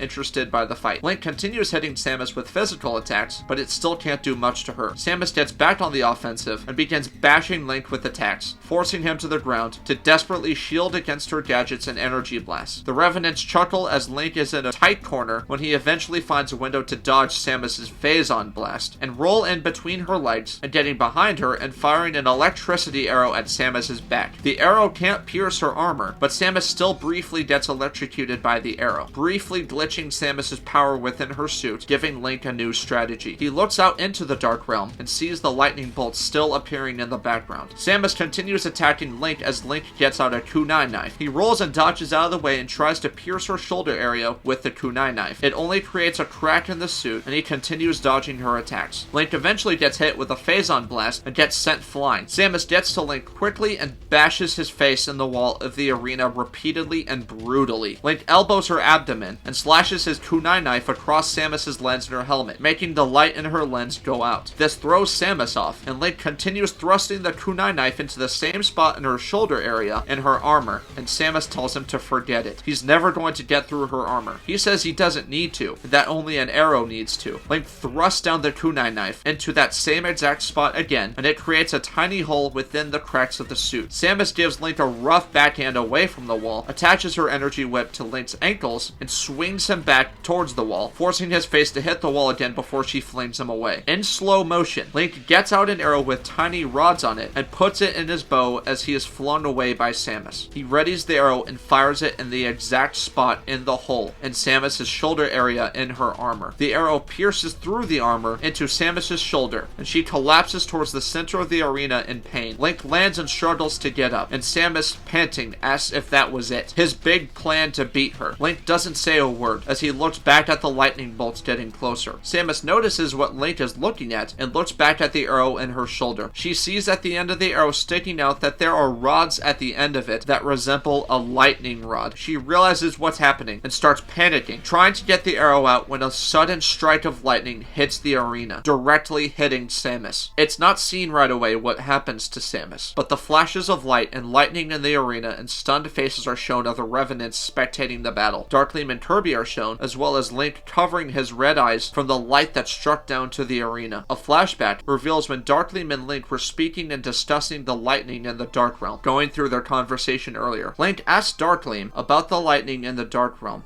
and Dharkleem chuckles, saying he supposes it's the Light Realm's last desperate efforts to restore balance in the multiverse and to restore hope. Finally, it's revealed in almost frozen time that Samus is seen with a bolt of lightning striking her power suit, thanks to the lightning rod arrow in her shoulder. Samus hears Ian Malkovich's voice in her head, telling her that to them, Samus is that hope, or you are that hope. The same thing that Ian told Samus in the last Metroid, only hope is used in a different sense this time. Part of the lightning shows an outline of a hand from lightning seemingly reaching out to Samus. Samus's past floods into her memories, showing everything she went through up to this point, and having an internal conflict within herself in frozen time. Two Samuses are then shown within her consciousness, and the proper Samus The real Samus, tells Revenant Samus to get the hell out of her head. Samus hits Revenant Samus with a powerful Phazon Blast, destroying the Revenant within her. Finally, time is restored, and Samus collapses to the ground after the sudden lightning blast. Her controls are glitching and she can't move. With everyone stunned and Samus unable to get up, Dharkleem declares Link the winner of the tournament. Samus' suit controls are working on restoring themselves, and Samus is squeezing her eyes shut and seething in pain within the helmet and her suit from the lightning strike. She eventually opens her eyes wide within her helmet, revealing that her eyes are blinking glowing red. After a second, the glowing red disappears, and Samus has been restored and is no longer a Revenant. Revenant Link approaches Samus and stretches out his hand, unaware that Samus has returned to normal thanks to the disguise of her helmet. Remember, because her lens is still there from her helmet, but it's just that no light is coming from it, so you can't tell what the eyes look like underneath. Samus, in her pain, had remembered her time as a Revenant and knows to play it cool and blend in with everyone else until she can fully recover. Link helps Samus up, and he says they had a good fight, and even though Samus didn't win, she can still prove herself as a worthy warrior for Lord Dharkleem. Samus is disturbed to hear this from Link, but she plays along, agreeing with him. It goes to Samus rushing into a small isolated room with a window, trying to catch her breath. She removes her helmet and is gasping for air, trying to process what happened. Link returns to Dharkleem's throne room, where Dharkleem proudly waits for him. Link kneels before Dharkleem, and Dharkleem congratulates him on his victory, declaring him as his new right-hand man. Link thanks him for this honor, and Dharkleem gives Link's Master Sword hilt to him, telling him to accept his prize. Link examines the hilt, and dark magic forms from where the blade would be, revealing the Phantom Blade as his new Master Sword. The team in the jungle in the Mushroom Kingdom discusses their next move, mentioning where the next particle may be, as well as how they're going to save Kirby and the Revenants on Chushin, when they hear a boom noise in the distance. Bayonetta says to stay here, and transforms into several bats, flying out of the hut and taking to the skies, seeing Mario, Mewtwo, and a platoon of hand troops about to approach the jungle. She is apprehensive, and returns to the hut, telling everyone the Revenants and hand troops are here. The team grows concerned, and tries to frantically think of a solution. Luigi says wait, he has an idea. Revenants Mario and Mewtwo approach where the light portal came from, and see traces of specks of light trickling down, concluding that they're in the right area. They continue walking through the jungle and see a hut. Revenant Mario smiles, and he approaches the hut. He and Mewtwo walk in, and they see Luigi sitting there by himself. Mario and Luigi make eye contact, and Luigi greets Revenant Mario coldly, saying brother, noticing that Mario's not wearing his hat. Mario replies to Luigi, and Luigi clarifies that Mario knows him. Mario says, oh yes, but he says that seeing Luigi here now in the ignorance of balance, he realizes that Luigi is no brother of his. Luigi tenses up and asks where his hat is, and Mario says it was destroyed, but that it doesn't matter to him. Mario says he doesn't have time for this, and knows Luigi's not alone, telling him to tell them where they are. Luigi says they don't get the rest of them, only him. Mario and Luigi look at each other again, and then they jump at each other, each of them wielding fire. When they collide, the burst of orange and green fire destroys the hut, and the rest of the Super Smash Bros. Team pops out of the trees, ambushing Mario and Mewtwo. Mario and Luigi fight, and with Mario being a Revenant, he attacks more aggressively, with Luigi trying his best to hold back against his older brother. Mewtwo takes on everyone else, and puts in minimal effort to counter their attacks. However, Mewtwo eventually gets trapped in Peach's heart force field, and strains heavily in order to try and break free. Daisy joins in with her flower power to try and add to it, with Ness hitting Mewtwo with PK attacks, and Zelda hitting Mewtwo with magic. Once they have Mewtwo secure, Ganondorf jumps up and hits Mewtwo in the face with a powerful punch. Bayonetta and Meta Knight join in the fight against Mario. Mario's firepower is stronger than Luigi's, and he overpowers Luigi. Bayonetta summons Infernals from Inferno, like Madame Butterfly's wings, giving Bayonetta additional agility. Meta Knight also flies in and gives Mario several rapid cuts. Revenant Mario grows rageful, and is about to release a burst of fire. Luigi cries no, and Mario releases a wave of fire, sending Meta Knight flying and Bayonetta into a tree. Bayonetta groans in pain as she sees Mario rapidly approaching her. Bayonetta instinctively gets her blasters out and shoots Mario several times, in the shoulders and chest. Mario cries out in pain, and the glowing red in his eyes briefly blink. Bayonetta then shoots Mario in the head, making Mario stop and freeze, killed instantly. Luigi cries no again in desperation, regeneration, and Bayonetta realizes what she did. Mario's body collapses to the ground, and everyone stops fighting. Bayonetta looks back at Luigi, who looks back at her in utter rage. Bayonetta tries to tell Luigi it was an accident, like a force of habit, but Luigi speeds towards her with green fire in his hands and eyes, and sends Bayonetta flying into a boulder. Captain Falcon tries to help, but gets knocked away by Luigi. Bayonetta's head is fuzzy as she's pinned against the boulder, but quickly moves out of the way as Luigi's foot crashes into the boulder where her head previously was, shattering the boulder. Luigi screams, saying that was his brother, and Bayonetta still tries to apologize. Daisy tries to come in and calm Luigi down. Mewtwo eventually breaks out of the force field and hits Ganondorf, Ness, and Fox with a psychic blast. Eventually, Luigi has Bayonetta pinned with a powerful fist covered in green fire ready to punch Bayonetta as she summons another demon from Inferno ready to protect her. Mario's body fades next to Peach, and all of a sudden, a bright light appears in the sky with Mario, alive and well, landing on the ground in the jungle and knocking away Peach from the impact. Still a revenant. Luigi is stunned and releases Bayonetta, remembering what they can do, and saying she's lucky they can regenerate here in the Mushroom Kingdom. Bayonetta is stunned and furious from the encounter, but composes herself. Peach is amazed to see Mario, but Luigi warns her that he's still a revenant. The hand troops join in the fight, and Mewtwo sends strikes of psychic energy and lightning down onto the team, eventually overpowering the Super Smash Bros. As the hand troops and Mewtwo restrain the Super Smash Bros., Revenant Mario laughs, approaching Luigi and Bayonetta, and saying that Luigi should know more than anyone, not even death can hold him. Mario rounds up the Super Smash Bros, and Bayonetta tells Luigi if he ever attacks her like that again, she'll take Luigi and Mario out of the Mushroom Kingdom and kill them again, where she'll make sure they won't regenerate. Luigi admits his fault and apologizes, saying he saw his brother die and acted rashly, forgetting they could regenerate here. I mean, it's your brother. Would you not react the same way, even if you knew he could do something like that? And now Ceres is shown, and despite its advanced technology as a city, it sits in ruins as darkness covers it. The third subspace particle finally emerges from a subspace portal and lands out in the distance from the shot of the city. Kirby is back in his cell with dark electricity holding him back, and he sits in anticipation, worried about Samus because of what happened to her during the tournament. Samus is still seen in the isolated room, and she looks out the window to see Luigi, Zelda, Captain Falcon, Fox, Peach, Daisy, Bayonetta, Ganondorf,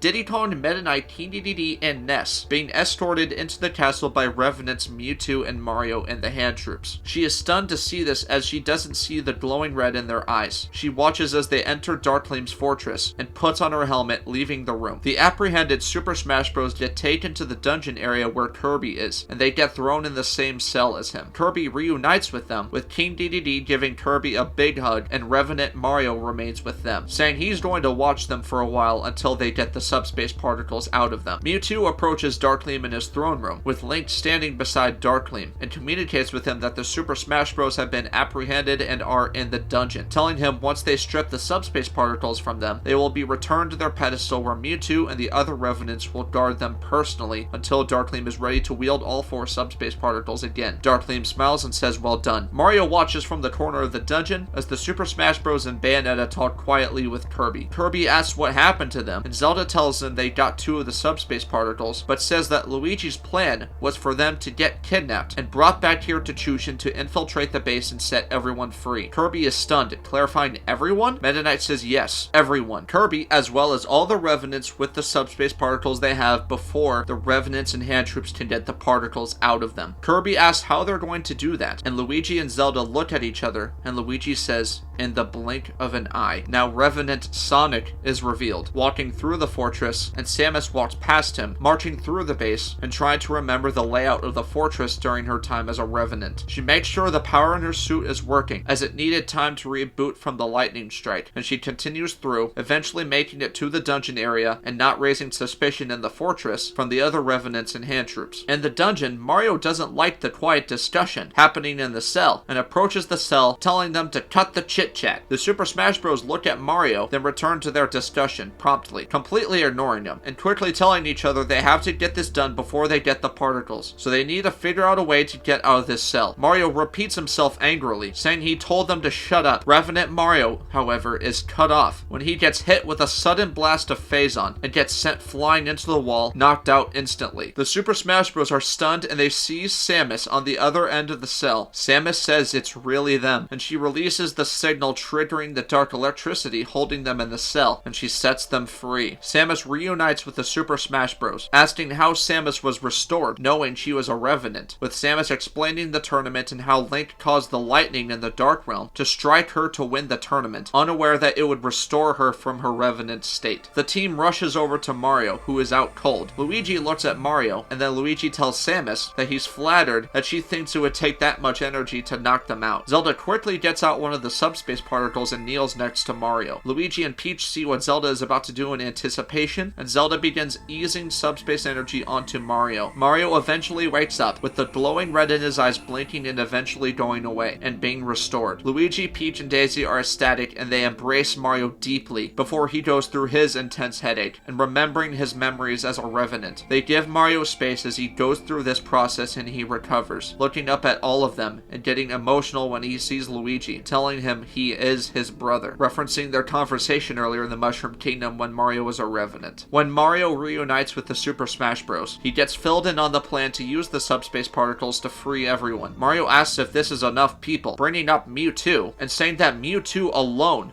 could wipe all of them out, let alone the other revenants, hand troops, and Dharkleem himself, who is here right now. Zelda tells him the plan is to do what Meta Knight and Kirby did. Luigi continues, find the revenants of the Super Smash Bros. In isolated positions according to their movement patterns throughout the fortress and restore them with subspace energy, while avoiding everyone else. Mario says this is crazy, but Luigi asks if it's still crazy if they have Sonic as their top priority to help them out. Mario pauses and catches on, saying, oh, I see now. The Super Smash Bros. Exit the dungeon area with Samus leading them. She pulls up her radar and sees that the Super Smash Ball wristbands on the team are still active. She tells them this, and her radar will tell them which revenants they'll need to go to first. Zelda says they need to get to Sonic before they find out they escaped, restore him, and have him subdue all the revenants here, so that she can restore them with subspace energy. That is their plan. Mario says they don't have long, since Mewtwo is on its way to the dungeon to extract the particles. Samus leads the Super Smash Bros. Down the corridor, and they hide when they see more of the hand troops. Captain Falcon asks if they can track whose Smash Ball wristbands are on her radar, but Samus says unfortunately not. They'll have to find Sonic personally. But she thinks he's on the other side of the fortress since she passed him earlier on the way to the dungeon. Mewtwo levitates to the dungeon area and gets to the cell the Super Smash Bros. Were in, but sees no one there. Mewtwo grows apprehensive and zooms out of there, telepathically yelling to everyone in the hallway that the Super Smash Bros. Have escaped and to find them. The Super Smash Bros. Hear commotion, and Samus says it's safe to assume they know they're gone and that they need to hurry. They rush over to a new section but find out they're about to get flanked by the hand troops and revenants. Mario says it's now or never, and they get in battle position and they wait for the fight to start. Revenant Bowser leads the remaining revenants and sees the group first, starting a battle in the fortress. Mario charges at Bowser and takes him on as his opponent, while the rest of the team tries to hold off the hand troops and the revenants. The restored Super Smash Bros. Take on the revenant Super Smash Bros., and Luigi frantically asks everyone where Sonic is. Mario, while fighting Bowser, tells all of them Sonic will get here when they least expect it. Revenant Mewtwo arrives at the battle and takes the efforts of every restored Super Smash Bros. To not be overwhelmed greatly by its power. Hand troops begin swarming Zelda, and the Super Smash Bros. Help out the best they can. Revenant Shulk charges at Zelda, and before he can kill Zelda,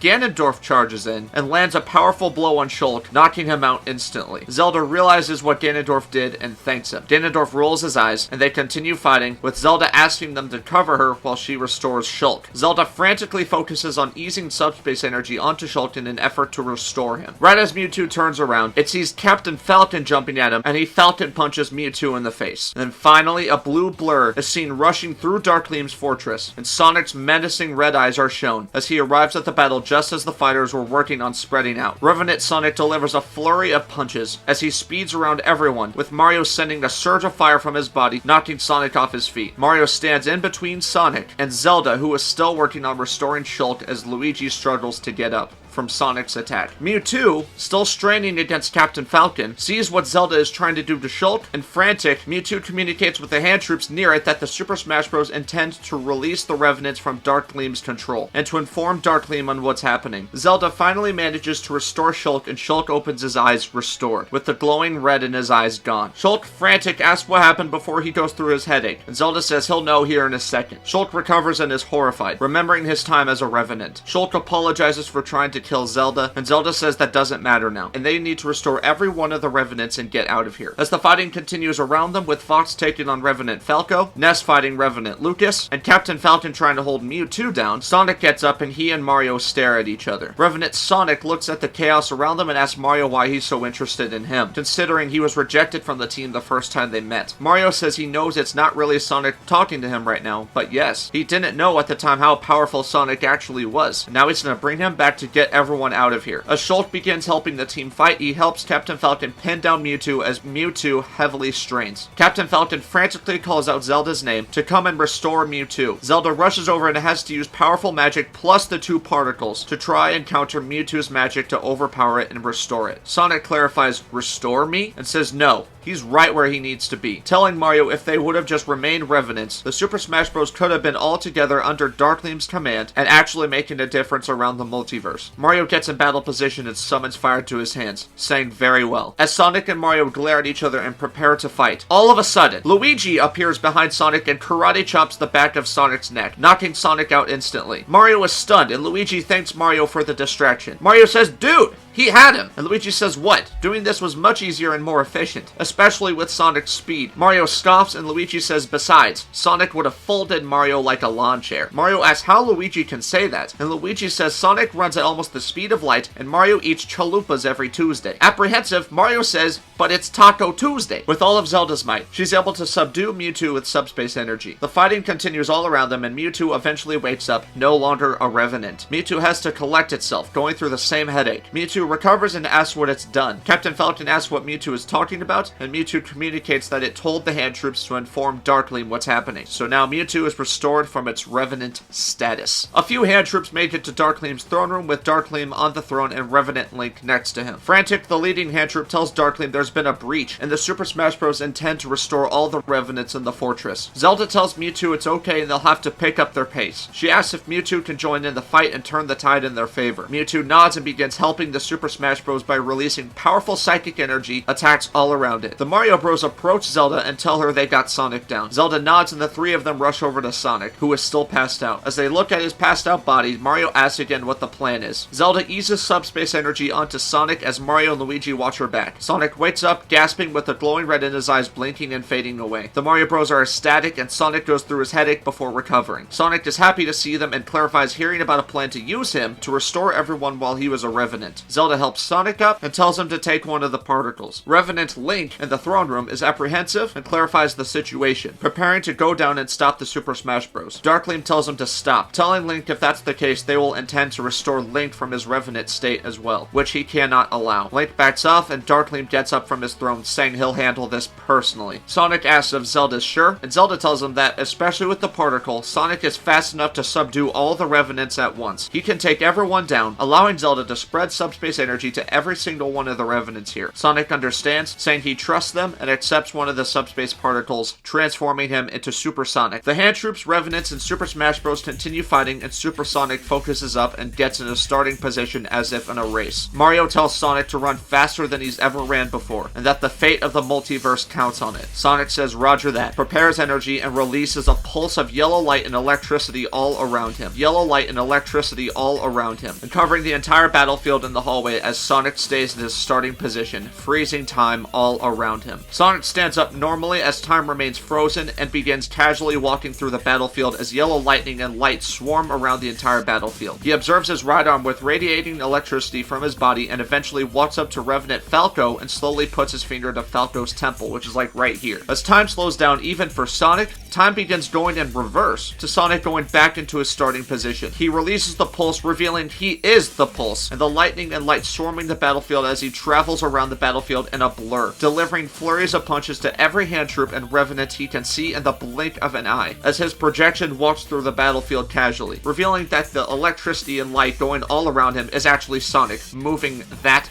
fast. He gets in his ball form and rapidly attacks the Revenant Fire Emblem fighters, then showing him getting the rest of the Revenants in the battle, and finally placing his finger to Falco's temple, which is where he left off. Time is restored and Falco gets sent flying. Everyone is stunned in that entire process, and not even a half second had passed. The pulses that came from Sonic knocks every Revenant and hand troop away, and Sonic tosses his particle back to Zelda, with Zelda once again wielding two of the particles with magic. Fox races after Falco and gets him back with the group. Sonic yells out that she's good to go, and Zelda prepares a massive subspace energy surge to cover the hallway, and she releases it, affecting all of the Revenants, and making their eyes blink red. Zelda calls for Bayonetta, telling her that Zelda needs the particles to get the Revenants and everyone else out of here, and she asks Bayonetta to create a dark portal to get out of here. Bayonetta understands, and she creates the portal at the front of the group. Dharkleem approaches the balcony, seeing the light flashes in commotion from one of the hallways, and prepares to jump. He makes a great leap from the balcony, and crashes through the ceiling from the hallway just as the Revenants are starting to recover. Dharkleem is stunned by the sight of the amount of Super Smash Bros. That are no longer Revenants. Peach, terrified, frantically helps some of the former Revenants up to go through Bayonetta's portal as the Mario Bros, Mewtwo, and Sonic step up to Dharkleem. Mario tells Zelda to get everyone out of here, and that they'll hold him off. Zelda says they can't hold off Dharkleem, and Luigi reminds Zelda of the plan, saying they're getting everyone out, which will include them. Zelda nods and uses the subspace particles to help out the Revenants who haven't recovered yet, and sends them through Bayonetta's portal. Bayonetta looks back at the four confronting Dharkleem in concern and holds the portal open for them, telling them to hurry up. As Dharkleem walks towards the four begin stepping back to trying to get a clear shot to the portal. Peach and Daisy worry about the Mario Bros, and Bayonetta assures them they'll be fine, and they reluctantly go through the portal. Dharkleem tells the four he couldn't have possibly counted on the team to do something as careless as willingly infiltrate the base to restore all of his Revenants. Mario, glaring, tells Dharkleem that this is their drive, and they'll do everything in their power to stop him. Dharkleem chuckles and asks if they're going on about drive again. He says no, this isn't drive, it's desperation, and the ones desperate to win will always make the most mistakes. Finding a window, Sonic speeds Mario, Luigi, and Mewtwo out of there towards the portal, but Dharkleem hits them with a powerful dark lightning attack from his spear, sending them flying. Dharkleem starts charging towards the four as they lie on the ground, and prepares to destroy them with his spear. Mario flinches but realizes nothing happened. The four open their eyes and are stunned to see Dharkleem straining, unable to move. Seeing Dharkleem's wings stretched from his back, seemingly holding Dharkleem back. Zelda, as well as everyone else recovering, can see what's happening through the portal. Dharkleem continues straining as the four are frozen in fear. Dharkleem blinks and Darkin in his human-like form opens his eyes, and the bright void asking what this is. He realizes that his arms are being restrained by Dharkleem's wings. He turns around and sees Dharkleem in his same form freed from his light restraints. Darkin asks how, and Dharkleem says Darkin kept Dharkleem in restraints of light, and asks if he really thought he'd be able to hold him forever. Darkin tells Dharkleem to stop this. The Super Smash Bros. Will get away with the Revenants and subspace particles. Dharkleem says that sounds like a you problem, and says he never agreed to work with Darkin anyway, much like everyone who's ever worked with him. Darkin roars and begins pushing through Dharkleem's wings, and it's revealed that Dharkleem also roars as Darkin does so, revealing to the Super Smash Bros. It looks like his fused form is about to split. Dharkleem tells Darkin the ones desperate to win will always make the most mistakes. Darkin partially releases back in Dharkleem's grasp, and Dharkleem says it looks like Darkin only has two choices here. Let the Super Smash Bros. Go and maintain Dharkleem's form, or apprehend the Super Smash Bros. And be split from Dharkleem. Darkin is visibly furious and has an internal battle with himself. He eventually gives up and Dharkleem lets go, watching as Zelda uses the particles to send Mario, Luigi, Sonic, Mewtwo, and Bayonetta through the dark portal. Dharkleem stands there in silence, with a look of utter rage on his face. In the bright void, Darkin does the same thing, and Dharkleem reminds him that he's every bit as powerful as Darkin, and that his empire will not prosper in the balanced realm. Darkin's expression calms and he has a pleasant smile on his face. He turns toward Dharkleem and tells him that was impressive, the way he was able to put him in that tough situation. Dharkleem is silent, and Darkin tells Dharkleem he knows where his allegiance truly lies, and now he won't feel bad about paying the Light Realm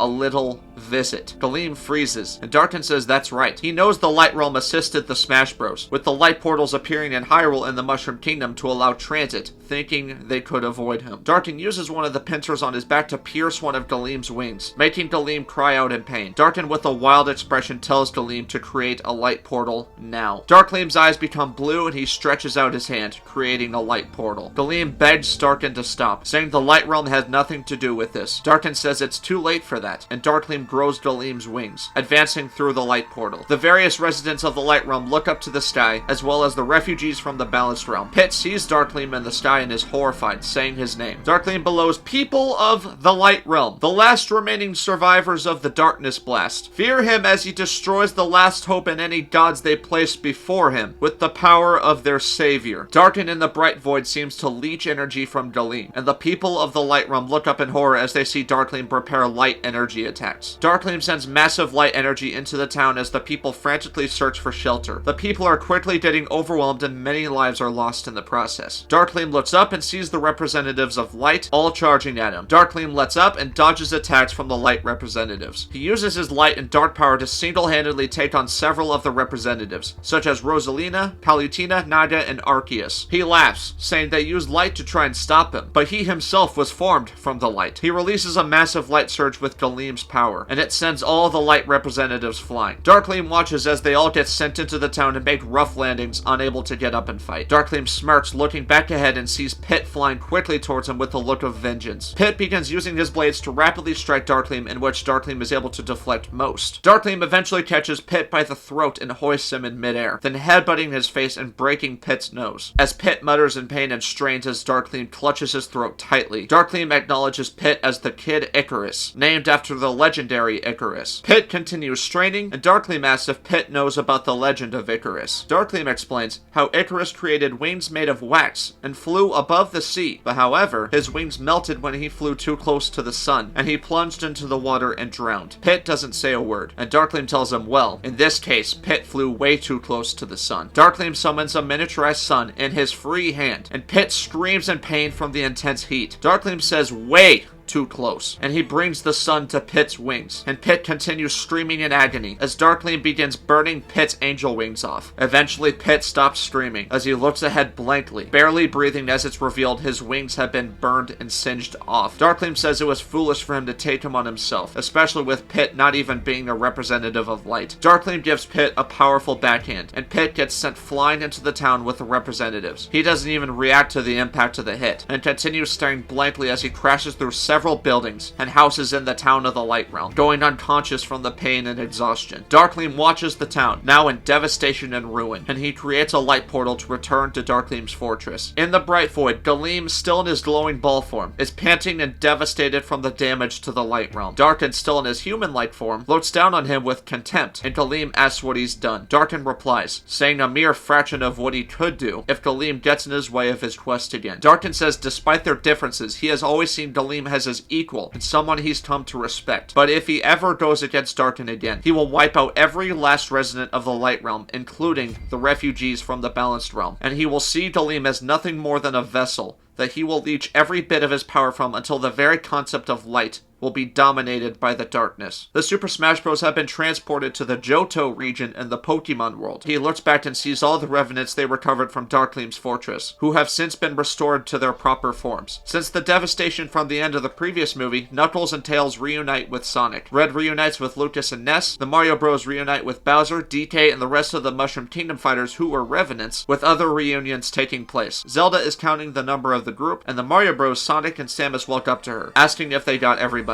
Zelda is saddened and says not everyone. Sonic looks up at her in shock, and Mario observes the group as well, saying Link's name. Sonic is troubled and apologizes to Zelda, saying he could only get the revenants in the area and couldn't get to Link. Zelda says not to apologize, and that because of him they were able to recover everyone else. Revenant Link is shown in Dharkleem's throne room as Dharkleem returns from the light realm. Link bows and Dharkleem tells him what happened with the revenants. Link is horrified and asks if there are any remaining revenants within the fortress, and Dharkleem says no, saying that with the particles gone and them unable to recover more fighters, Link is the last revenant. Luigi gets out his Smash Ball wristband to attempt to communicate with Rosalina in the light realm. She doesn't answer and the Smash Bros are confused. Luigi clarifies these things can work across realms, and Zelda says they should. Samus wonders if something happened up there in the light realm, and Zelda says they don't have time to wait for the light realm to respond. Mario asks what they're supposed to do. They're only able to see what's happening in different universes because of the maze system in the light realm that Pit showed them. Zelda says says they'll have to look for the rest of the particles the old-fashioned way until Rosalina contacts them. The Super Smash Bros. Are frustrated, and Zelda says she and Mewtwo will each handle one of the particles and send everyone home to their home universes for now to get more eyes spread out. As long as Dharkleem doesn't leave Chushin, they should be able to communicate with the wristbands and pick up everyone with Subspace if they're needed. Zelda and Mewtwo create Subspace portals for everyone, and they get home to their universes. Revenant Link asks Dharkleem what he plans to do with the search for the other particles in the Super Smash Bros. Dharkleem tells Link, since he still feels a Subspace presence on Chushin, Dharkleem needs to stay here in case developments occur. He says that Link will continue the search for the other particles, saying that with the Super Smash Bros. Restored from their Revenant forms, they will most likely split up across universes to search for the remaining particles themselves, since Dharkleem immobilized the Light Realm. Link says it will be done, and Dharkleem instructs him to take a team of hand troops and follow the Super Smash Bros. As they search the universes. As Revenant Link leads a team of hand troops away from the fortress, the leading hand troop asks Link which universe he'd like to start with. Perhaps Hyrule? Link says no. Hyrule has already been a hotspot for the team, and they would have found the particle by now if it was there. Link thinks about his battle with Samus in the tournament for the position of Dharkleem's right-hand man, and he has a flashback of seeing Samus rush into the isolated room, suspicious of her. He also remembers, before he was a Revenant, how Samus was able to lead a group of the team to Link's position in Hyrule River, somehow, when he was overpowered by the Master Core. He thinks about Samus's tracking abilities, and he tells the hand troops they'll go to Samus's universe. The Mushroom Kingdom fighters return to the Mushroom Kingdom, and Daisy says they don't suppose another particle would be here, right? Luigi doubts it, but the rest of the team is searching for the particles in their own universes, so he's sure something will come up soon. The team wanders through Toad Town with the entire kingdom covered by darkness, and Mario approaches his shredded hat on the ground. He starts tearing up, and Yoshi asks when this happened. Mario explains how Dharkleem destroyed it, and when Mario was a Revenant, he said that this hat meant nothing to him. Donkey Kong asks Mario what he means and what significance this hat holds to Mario, and Mario says that his mother made it for him. Samus arrives back in Ceres and wanders through the city. With her damaged lens that can see in the darkness, Samus has to use a flashlight to navigate through the city. Eventually, a dark portal opens up on the surface of the city, and Revenant, Link, and the hand troops emerge from it. He sees Samus in the distance, and Link informs the hand troops to split up and look for the particle, and that he'll follow Samus. Link watches from behind cover as Samus continues walking and eventually checks her radar. She pauses when she sees the signal for an additional Smash Ball wristband, as well as subspace energy from Ceres. She's cautious and looks right in Link's direction, with Link ducking behind cover before she can see him. Link is puzzled by this, saying, "My exact direction?" He tells himself there's no way Samus could have figured out his location unless there was some sort of tracking device on him. Link checks his wrist and sees a Smash Ball wristband. He remembers again when Samus took a team to Hyrule and found Link in the river, and Link concludes that's how they found him, because of the fact that Samus can track the wristbands. He takes off his wristband and leaves it, and parkours to an upper area within the parking garage he's in before Samus can find him. Samus walks over to his previous location where she sees a Smash Ball wristband on the ground. Samus is very puzzled by this, and makes a call on her own Smash Ball wristband to Zelda. Link intently watches as he pulls out the hilt of his Master Sword with dark magic forming into his Phantom Blade. Samus asks Zelda who's in Hyrule if she sent anyone on the team with her to her home universe. Zelda says no, since Samus is the only one from Ceres, and Samus tells her she just found a Smash Ball wristband on the ground. Zelda clarifies they got everyone else, and if there's any other surviving team members or Revenants. Samus says not to her knowledge, and tells her Link could be here. No one on the team would ditch their wristbands and hide from them unless they were a Revenant, clarifying that Link is the last Revenant. Zelda pauses and says yes, and Samus asks her to send her Marth and his friends, also telling Zelda she picked up a signal of subspace energy from her suit. In the Light Realm, Rosalina wakes up having previously crashed through one of the homes in the town in the wake of Dharkleem's attack. She sees the Smash Ball wristband on her wrist that Luigi gave her, and sees that it's blinking light. She presses it and hears a message from Luigi, telling her they got all the Revenants from Dharkleem except Link, asking her to help them find the third particle as well as seeing which realm Link is in. Rosalina strains to get up and tries to find Pit. She eventually finds him and is horrified at how beat up, bloodied, and burned he is. She picks him up and takes him to a medical center, where treatment has already begun for numerous injured residents of the Light Realm and refugees. Palutena is at the medical center, and she sees Pit's condition as well in horror, with Rosalina telling Palutena about the message from the Super Smash Bros. Palutena tells Rosalina she'll take care of this, and tells her to go to their palace with the blue sphere. As Rosalina travels to Palutena's palace, she talks into her wristband to Luigi, which surprises the Mushroom Kingdom's fighters. Luigi asks what happened, and Rosalina explains how Dharkleem ambushed the Light Realm and destroyed several towns within it. She tells them she's okay, but Pit is in critical condition. She asks if they still need help finding Link, and the Mushroom Kingdom fighters explain how everyone split off to their home universes to look for the third particle. Rosalina says once she gets to Palutena's palace, she'll help look for him. Ike, Marth, and Lucina arrive at Ceres from Mewtwo's subspace particle, and Samus updates them on the situation with Link. They understand and help scout the area as well as track him down. Revenant Link continues watching them and takes out his Phantom Master Sword, saying he only needs Samus alive. Link gets down to a lower level within the parking garage and he emerges partially from one of the corners, allowing the 3 Fire Emblem fighters to see him. It's dark and there's light fog towards the entrance, but Marth and Lucina freeze when they see Link's glowing red eyes, staring at them. Link's face shows malice and hostility, and Ike quietly talks into a Smashball wristband to Samus, saying that they have eyes on Link. Link, with his heightened senses, says, "I know you do." Link emerges from the fog, and the Fire Emblem fighters see Link's full face with his glowing red eyes and veins coming from his eyelids. Samus hears the message, telling Ike she'll call for the others. Marth calls Link's name, telling him they don't want to hurt him, and that they want to take him back to the base and restore him from his prison. Link clarifies prison and says he's never been more free. The Fire Emblem fighters grip their swords more, and Marth says this isn't freedom. Being forced to carry out someone else's will under someone else's mind, it's no way to live. Link starts slowly approaching them, saying he only lives for Dharkleem, and his mission is to stop the Super Smash Bros. And retake the subspace particles at all costs. Link gets out his sword hilt, and the fighters are confused. Lucina clarifies with Marth and Ike that they can take him, right? Marth replies to her that if they do, they absolutely cannot underestimate Link, even if he doesn't have the Triforce. But in this case, he still has the Triforce of Courage. Revenant Link points his Master Sword hilt at the fighters, and the Phantom Blade forms as if bandages of dark magic form the blade of his sword. Link tells the fighters that the only thing he got out of trying to save Hyrule with his own power was suffering, but with the power of Dharkleem, he can make a true difference. And with Link saying that Dharkleem is the one who destroyed Ganondorf, so under his new rule, he can truly make Hyrule whole again. Ike says Link only wishes Ganondorf was destroyed, and he charges at Link before Link quickly vanishes within the fog again. Ike looks to his surroundings and regroups with Marth and Lucina in a 3-way back-to-back battle formation. A silhouette is seen rushing above them, and eventually Link emerges from the air behind him, and Marth is quick enough to react as Link begins his battle with Marth, Ike, and Lucina. Swords clash everywhere, with Link's Phantom Master Sword keeping up with Ike, Lucina, and Marth. Ike and Lucina's blades enter a flurry, but eventually Link finds a window to land several quick blows and knock them both back. Ike recovers and rams into Link, entering a battle with him. As Lucina and Marth try to double team him with Ike holding him off, Link does a signature twirl with his blade and Triforce of Courage and knocking everyone away. Lucina is closest to him, and Link charges at Lucina to plunge his Master Sword into Lucina for the fatal blow. However, Ike shoves Lucina out of the way and he gets stabbed towards the area of his shoulder. Ike grows in pain, and Link has a wild expression on his face as he forces Triforce energy into Ike, turning his groans of pain into screams. Marth charges at Link, and Link removes his sword from Ike in time to clash with Marth's blade. Lucina takes Ike away, and Link and Marth enter another flurry of blades clashing. The Phantom Blade's mysterious power starts to overwhelm Marth, and Marth has to get back as Link watches. Marth looks at Revenant Link in rage and says that everyone's coming, so Link better hope Marth doesn't kill him before they arrive. Revenant Link chuckles and says they will die before anyone comes for them. Zelda hears Samus' message from Ceres that the Fire Emblem fighters found Link and to summon everyone. Zelda looks determined and calls Mewtwo to help gather everyone. In the Mushroom Kingdom, where the fighters there are still collecting themselves and Mario still gazes at his shredded hat, a subspace portal opens up and Zelda says they found Link, and they think the third subspace particle as well. Link and Marth enter another flurry, now with Link utilizing more of his gadgets. Link eventually sweeps Marth off his feet and Marth lands on his back. Marth clashes with Link's blade on the ground when he sees dark magic around where Link's blade intersects with Marth's. All of a sudden, the Phantom Blade phases through Marth's blade, and Marth has to make his head dodge to avoid the Phantom Blade going for his head. Marth glares up at Link, who has an evil grin, and Marth kicks Link's kneecap, making Link stumble backwards. Marth does a maneuver to get himself off the ground and kicks the top of Link's head into the ground. Marth recovers and lands a few blows on Link before Link leaps away on one foot, kicking the side of his dislocated knee back into place. Swords are gone, and Marth and Link end up in an intense fist fight, when eventually Link gets out one of his bombs and places it at Marth's waist armor around his abdomen, where the bomb detonates in Link's guarded hand. Marth freezes as Link gives him a roundhouse kick, making Marth's face hit one of the poles in the parking garage hard. Marth, lying on the ground with his face bloodied, barely manages to look up at Link, as Link has the hilt of his sword again, summoning the Phantom Blade onto his Master Sword hilt. Marth can only watch as Link prepares his sword, about to fatally pierce Marth, when all of a sudden Link gets hit in the back of the head with the fireball. Link is confused and feels the back of his head. He turns around and sees Mario leading the currently complete team of the Super Smash Bros. Zelda emerges from the crowd, standing next to Mario, as she gazes in horror at Revenant Link, and his menacing glowing red eyes. Link calmly says, "You," as Peach races from the crowd to approach Marth and try to heal his injuries with her heart power. Marth stammers and tells Peach about Ike and Lucina and that Ike got stabbed. Mario tells tells Link it's over, and Link laughs, asking where the particle in this universe is then. The Smash Bros look at each other, and Link says he knows all of them, scattered to different universes to try and find it themselves with the Light Realm in shambles. So the fact they're all here tells him that someone here at least picked up on a signal of the particle's location within this universe. Mario, with a cold expression, asks Link how he could have come to that conclusion, and Link tells him that no one on this team is better at tracking than Samus, and that he knows all of them very well. Samus emerges from within the crowd, confirming with the team that she officially picked up signatures of additional subspace energy on Ceres. Mario looks back at Link, and Link tells him that he'll wipe out the Super Smash Bros. And leave the subspace energy users alive to return the particles to Dharkleem. Zelda is still horrified, and Sonic approaches the front of the group, asking Mario if he should take care of this. Mario, not removing his eyes from Link, tells him no, that if anyone can find the particle on this planet the fastest, it's him. Sonic understands, and Mario tells everyone to scatter and look for the particle. The team understands and start moving out, but Luigi asks Mario if he's sure. Mario tells him to go, and Peach tells Mario to be careful once she heals Marth and Ike and guides Ike and Lucina out, preparing to heal Ike as well. As the team leaves and Sonic speeds away, Zelda approaches Mario and tells him she's staying here with the particles she has. Mario says that's fine, and that he'll actually need her later once he subdues Link enough to give him subspace energy.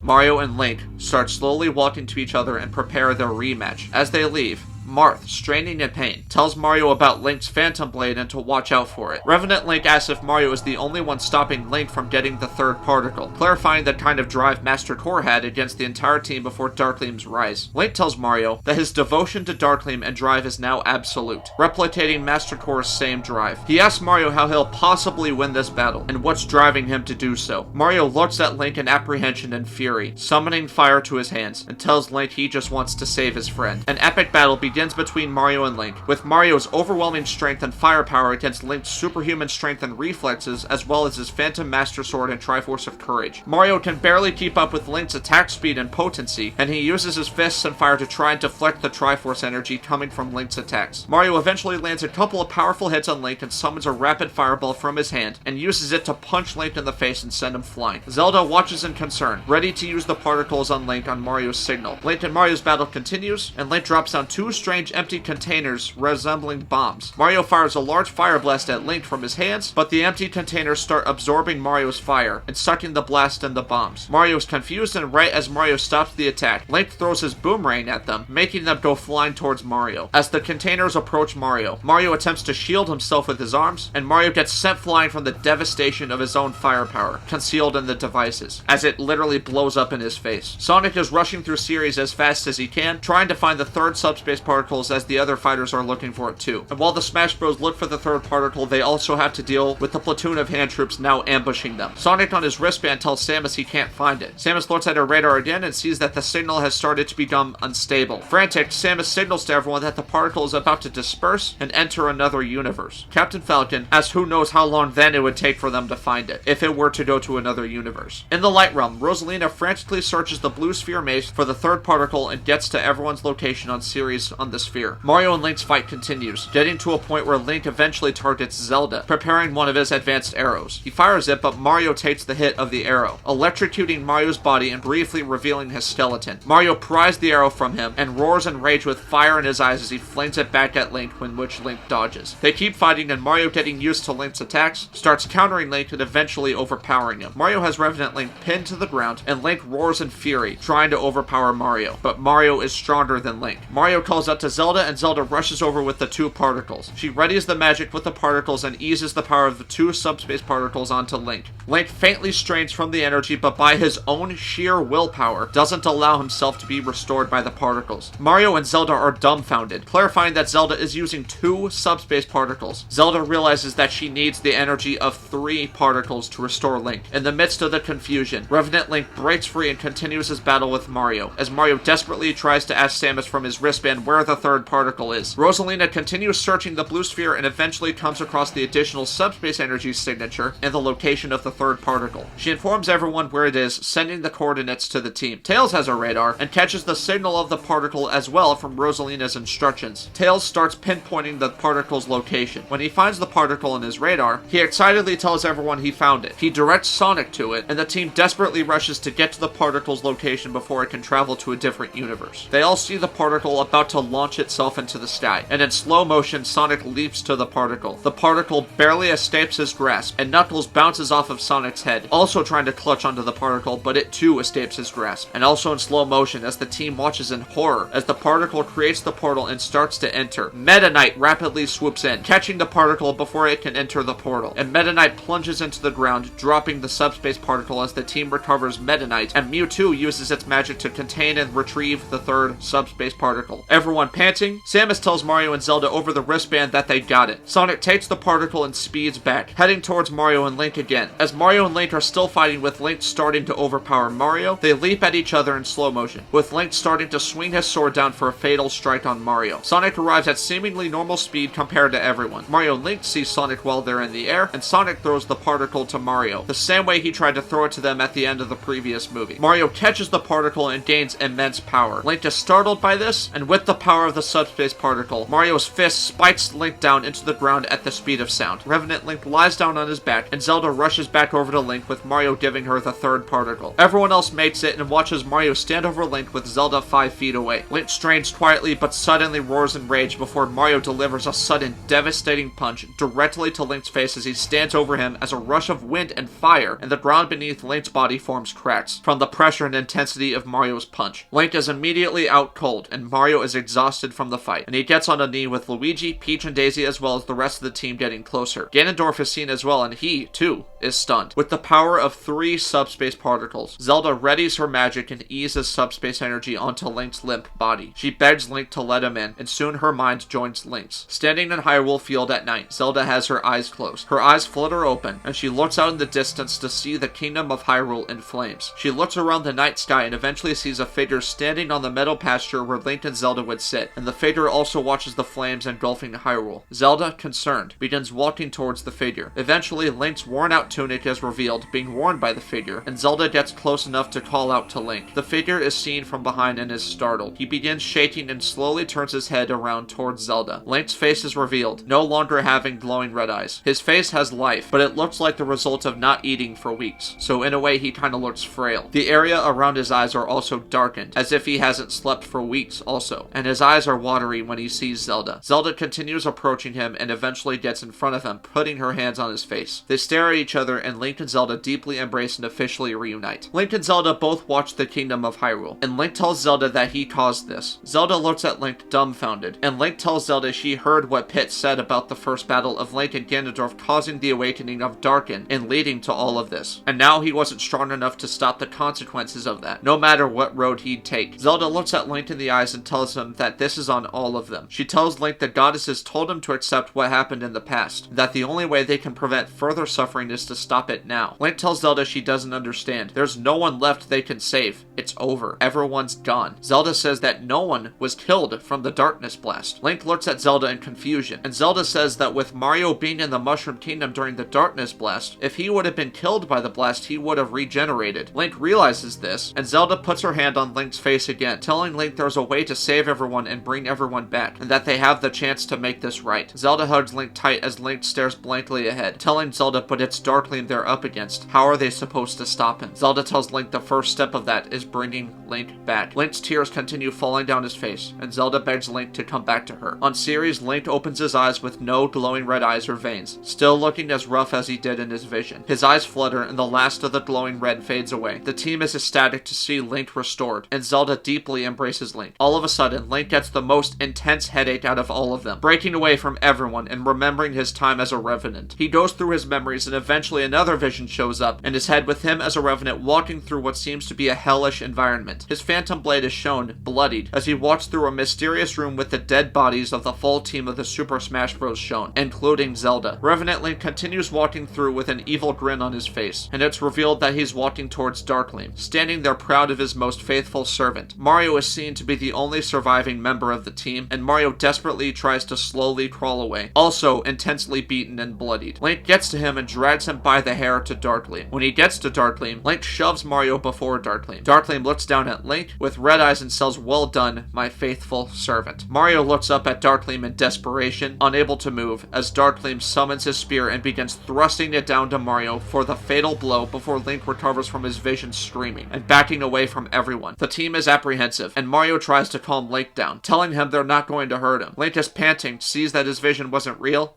and says that's not what he's worried about. In the distance, the platoon of hand troops watches what happened and retreats back to Dharkleem. In the Light Realm, Rosalina is overjoyed to see that the Smash Bros have recovered the third particle and restored Link. Pit is guided by Palutena and they meet with Rosalina in the Golden Lapis Palace. Pit and Palutena ask what happened and Rosalina says they found it. Pit steps up a little too quickly and briefly strains in pain. Palutena tells him not to push himself and Rosalina helps support Pit's weight. Pit is glad to hear that the Super Smash Bros found the third particle, but wants to know if there's any news of the whereabouts of the final subspace particle. Rosalina says she's looked through quite a few universes of the sphere but couldn't find any other traces so far other than the one on Ceres that the team found. As the team on Ceres helps Link up, Link winces in pain from his back where his spine was shattered previously. It was healed, but it's his spine. Peach quickly tends to Link's wounds, using her heart power to completely restore Link's back as Link gazes at his broken Master Sword, only holding the hilt. He tries to summon dark magic to the blade, but it remains broken. Zelda asks what's wrong, and he says when it came to summoning the Phantom Blade, he must have only been able to do it as a revenant, saying that as of now, he only has his broken sword. After Link says this, a light portal opens in front of the team, and Rosalina and Palutena emerge from it. The team reunites with them, and Rosalina and Palutena invite the team through the portal to the Light Realm. At Dharkleem's fortress, Dharkleem's eyes are closed, using dark magic to sense Link's whereabouts, being shown brief flashes of images of Revenant Link in his battle with the Super Smash Bros. When he no longer senses Link's presence, he winces, acknowledging that Link is no longer a Revenant. The same platoon of hand troops is shown in the throne room. Darken's eyes open in the bright void, and he approaches Dharkleem, who has earned the same chains of darkness from his imprisonment in the Dark Realm, restraining his wings of light and covering the glowing ball at the center. Darken apologizes that it had to be this way, Dharkleem ending up inhumanely chained in the same way that the gods did so, but Dharkleem left him no choice. Dharkleem asks Darken if he really thinks he'll be able to control the concept of balance forever, and Darken simply answers yes, saying that the only one who can come close to defeating him is the one who is chained like a dog right before him. Dharkleem tells him that as long as they are fused together, Dharkleem will never be a completely structured being with Dharkleem resisting. Darken says actually he thinks they need a bit of space. Dharkleem is confused to hear this, and Darken releases the chains, making Dharkleem drop to the ground. Darken says there's been a change of plans. The Smash Bros have recovered the last Revenant and retrieved the third subspace particle, so now they have become rather formidable. Dharkleem asks what Darken expects him to do, and Darken tells Dharkleem that Dharkleem is going to travel to a universe of his choice, lure the Smash Bros there, and kill them. Dharkleem asks if Darken is crazy, and Darken says that Dharkleem is the only one besides himself powerful enough to defeat the Super Smash Bros in their current state. Dharkleem asks how Darken could ever think he'd follow his wishes, and Darken tells Dharkleem that the Smash Bros don't have a conclusive idea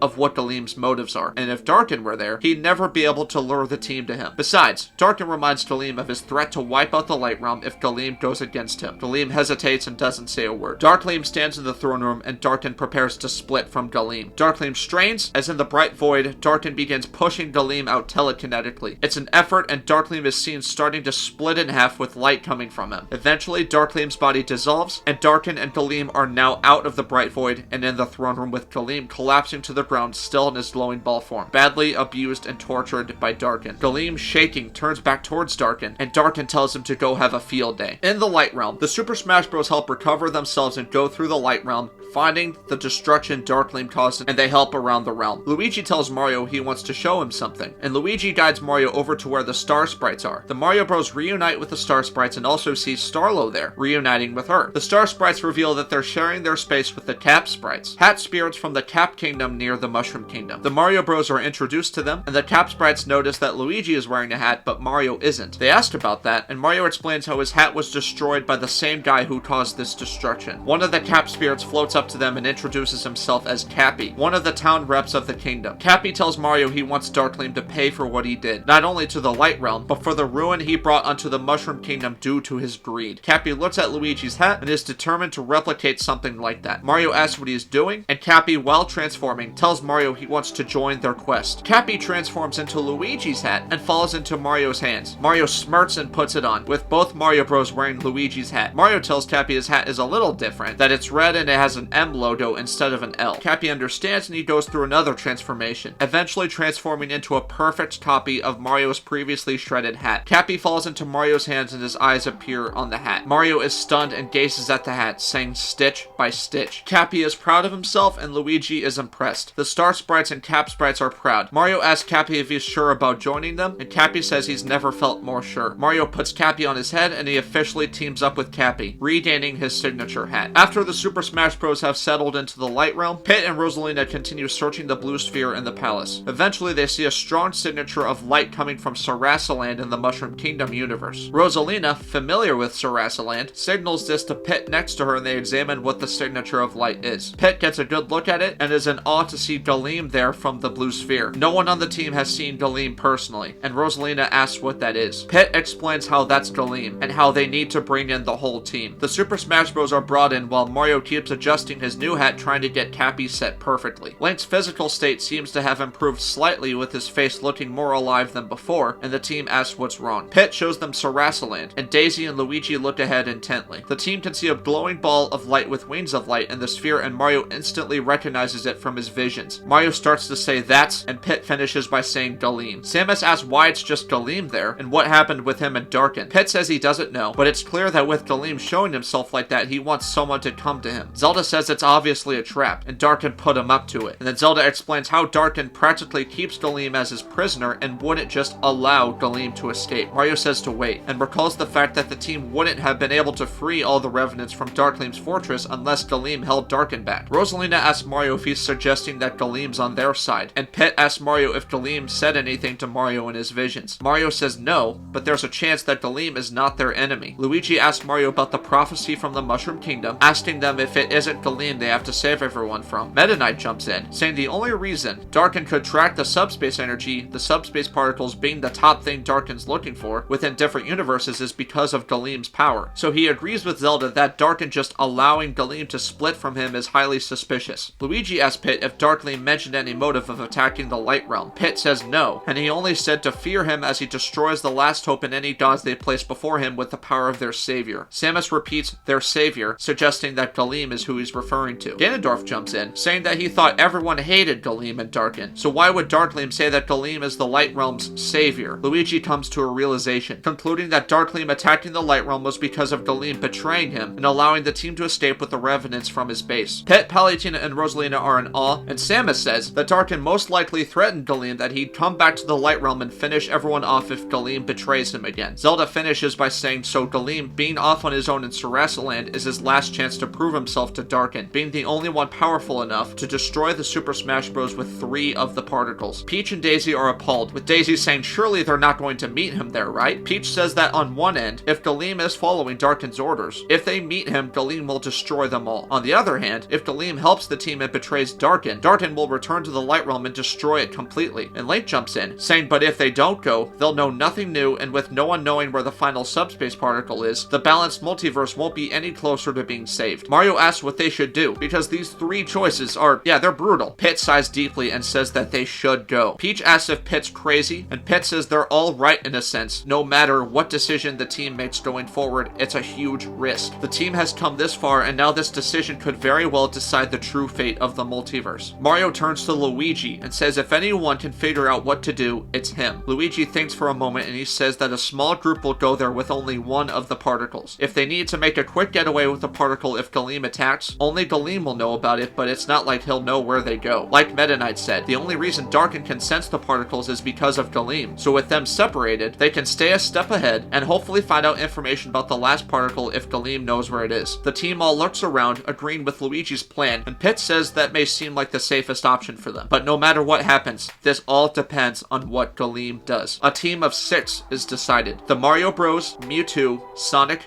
Daisy, and Samus. The team wishes them luck, and the Mario Bros approach Link and Zelda, with them wishing them luck. Link says he wishes he could go, but without his sword repaired yet, he won't be much help. Mario says that Link is more than just his sword, and promises them they'll be okay. The team gets ready to go, and Dharkleem is still shown in his same spot in the cold, dark sands of Sarasaland Kingdom. A light portal emerges, and the team of 6 emerges, with Mario, Luigi, Mewtwo, Sonic, Daisy, and Samus all glaring at Dharkleem, and Mewtwo wielding the one subspace particle. Dharkleem's radiating light shines throughout the darkness of the area, and he thanks them for coming. Mario tells Daleem to make this nice and simple for them. Explain his motives and do whatever he's here to do so they can get the hell out of here. Mario and Luigi both summon fire in their hands in battle position, and Daleem asks Mario if he's seen the visions. Mario says yeah, he saw them, but they didn't explain shit to him, so talk. Sonic jumps in, saying besides, it's because of Daleem that Darkin was able to cover the multiverse in darkness. Daleem apologizes about that, but they need to hear him out. In the Light Realm, Pit, Rosalina, and the team intently watch the interaction between them from the blue sphere. Daleem says he knows that the rest of their team is in the Light Realm watching this conversation between them, so he'll cut to the chase. There is a way to undo this darkness blast, but all 4 particles must be retrieved in order to do so. He explains how Darkin forced the 2 of them to merge together, and he used Daleem's power to cause all this devastation, with Darkin taking advantage of Daleem's weakening from being imprisoned in the Dark Realm for centuries. The team is puzzled, and Daleem says that Darkin sent him here to kill them. The team gets more apprehensive, and Daleem finishes by saying but he doesn't want to. Daleem tells them, however, if he helps the team, Darkin will destroy the Light Realm and destroy the last possible brink of balance the multiverse has. Luigi angrily asks Daleem what he's actually here to do. Daleem responds, saying the 4 subspace particles are the key to restoring balance, but if Daleem and Darkin are merged into one being, they will never be able to do it. Daleem is here to tell them the location of the final subspace particle. The team brightens up,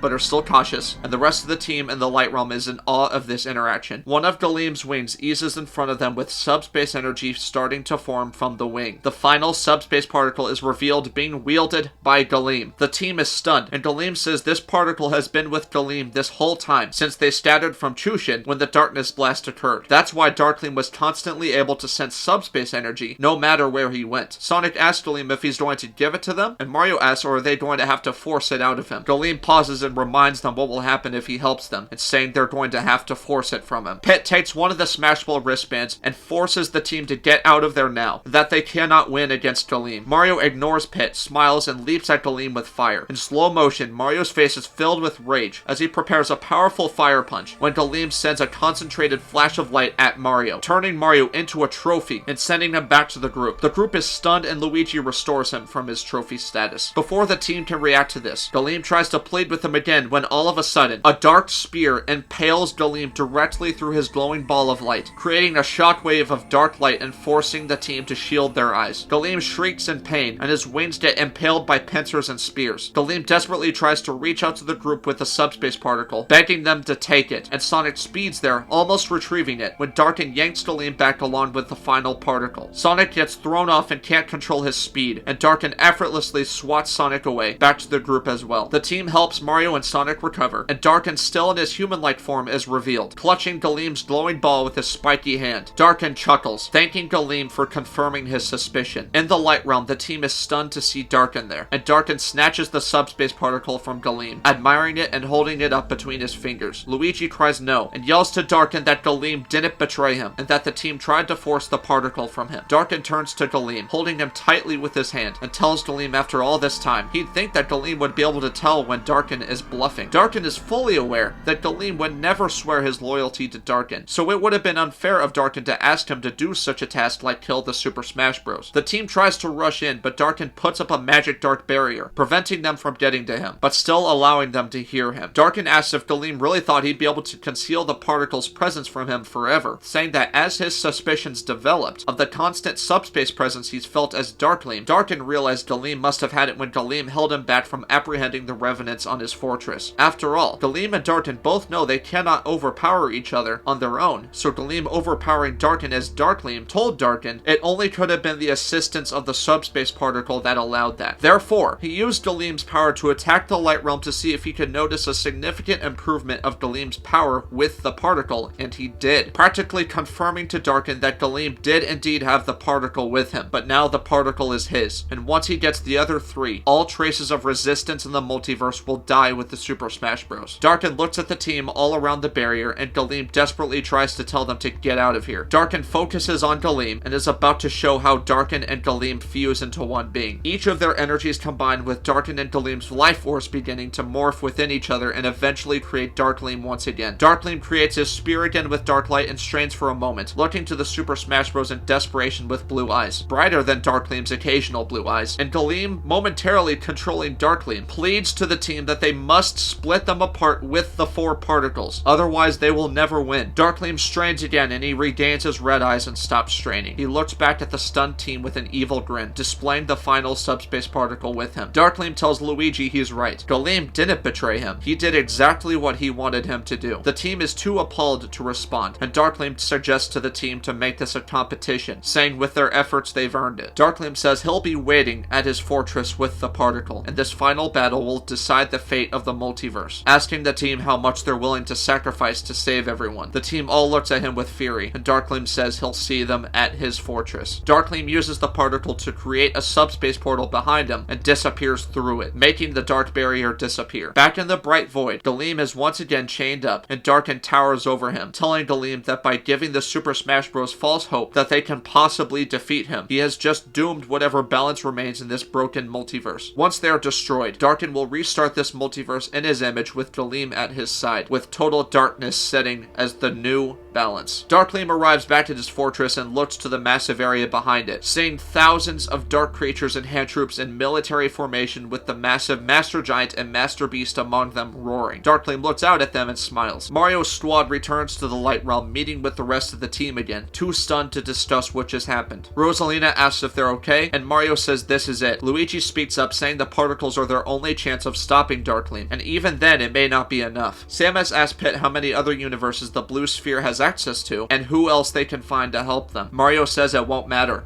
This is Dharkleem they're talking about. The first sources of light and darkness fused into one being controlled by Darkin. Link asks if the light representatives can help, and Palutena says she'll see what she can do. Zelda asks either way, no matter who's there, how would they possibly get the last particle from Dharkleem? Samus says however they would do that, they need to know exactly how his powers work and what exploits they can find. Luigi reminds them how Galeem held Darkin back from apprehending them in his fortress, suggesting that Galeem could still be able to pull some strings. Mario says they can't count on that, especially since Darkin's the one with the particle now instead of Galeem. Link says either way, they can't do anything now but to prepare, find more fighters, and only go to Chushin once they feel 100% confident about a strategy depending on who they find and who's willing to help them. Red steps up and asks who is to say Dharkleem won't ambush them unexpectedly and force the particles from them like last time when he destroyed their base. Link says Dharkleem wouldn't do that. If he wanted to, he would have killed the team on Sarasaland and stolen the particle that they brought with them, then come back to the Light Realm and take the other 3, and telling them Dharkleem means it when he says he wants this to be a competition. Mario asks how Link can be so sure about that, and Link tells him it's because he was a Revenant long enough by Dharkleem's side to find out this kind of trait from him. The team agrees to start searching for more fighters, with Samus and Pit leading the search, and with half the team joining them. The other half disperses to their own universes to prepare themselves. When all is said and done, Link and Zelda approach Pit, Palutena, and Samus at the Blue Sphere station, and Link asks Pit to wait in the Light Realm with the Light representatives once they start their battle with Dharkleem. Pit asks why, and Link says Dharkleem will only be expecting the Super Smash Bros. To come to him and won't expect the Light representatives there. Pit asks Link what he's wanting them to do, and Link says he'll give them a signal. A montage is shown of the different fighters returning to their universes, such as the Fire Emblem fighters finding more of their comrades from the village they were in at the beginning of the movie. The Subspace Particle users get called around to different universes to restore deteriorated comrades of each fighter they know and start building the team more, adding more allies while Samus, with the help of Pit in the Light Realm, searches other universes to try and find other potential fighters, unrevealed who she finds. Eventually, Link and Zelda return to Hyrule, and Zelda asks Link to get out his Master Sword hilt, as well as the broken pieces of the blade from Link's knapsack. Link asks Zelda if she's sure she can repair his sword, and Zelda, smiling, reminds Link that she has the power of Hylia, the one who created the sword in the first place. Zelda summons light magic and calls Hylia's power to her. Eventually, Zelda regains the power of Hylia and uses light magic to start reforming the broken pieces that Link set out. Link is stunned, and eventually Zelda successfully repairs Link's Master Sword. Link is amazed and picks it up, and notices that Zelda added in the abilities of the Phantom Blade, with Link figuring out how to make sections of his blade phase in and out of existence. Link says this is amazing, and Zelda says Hylia wanted to tell Link something.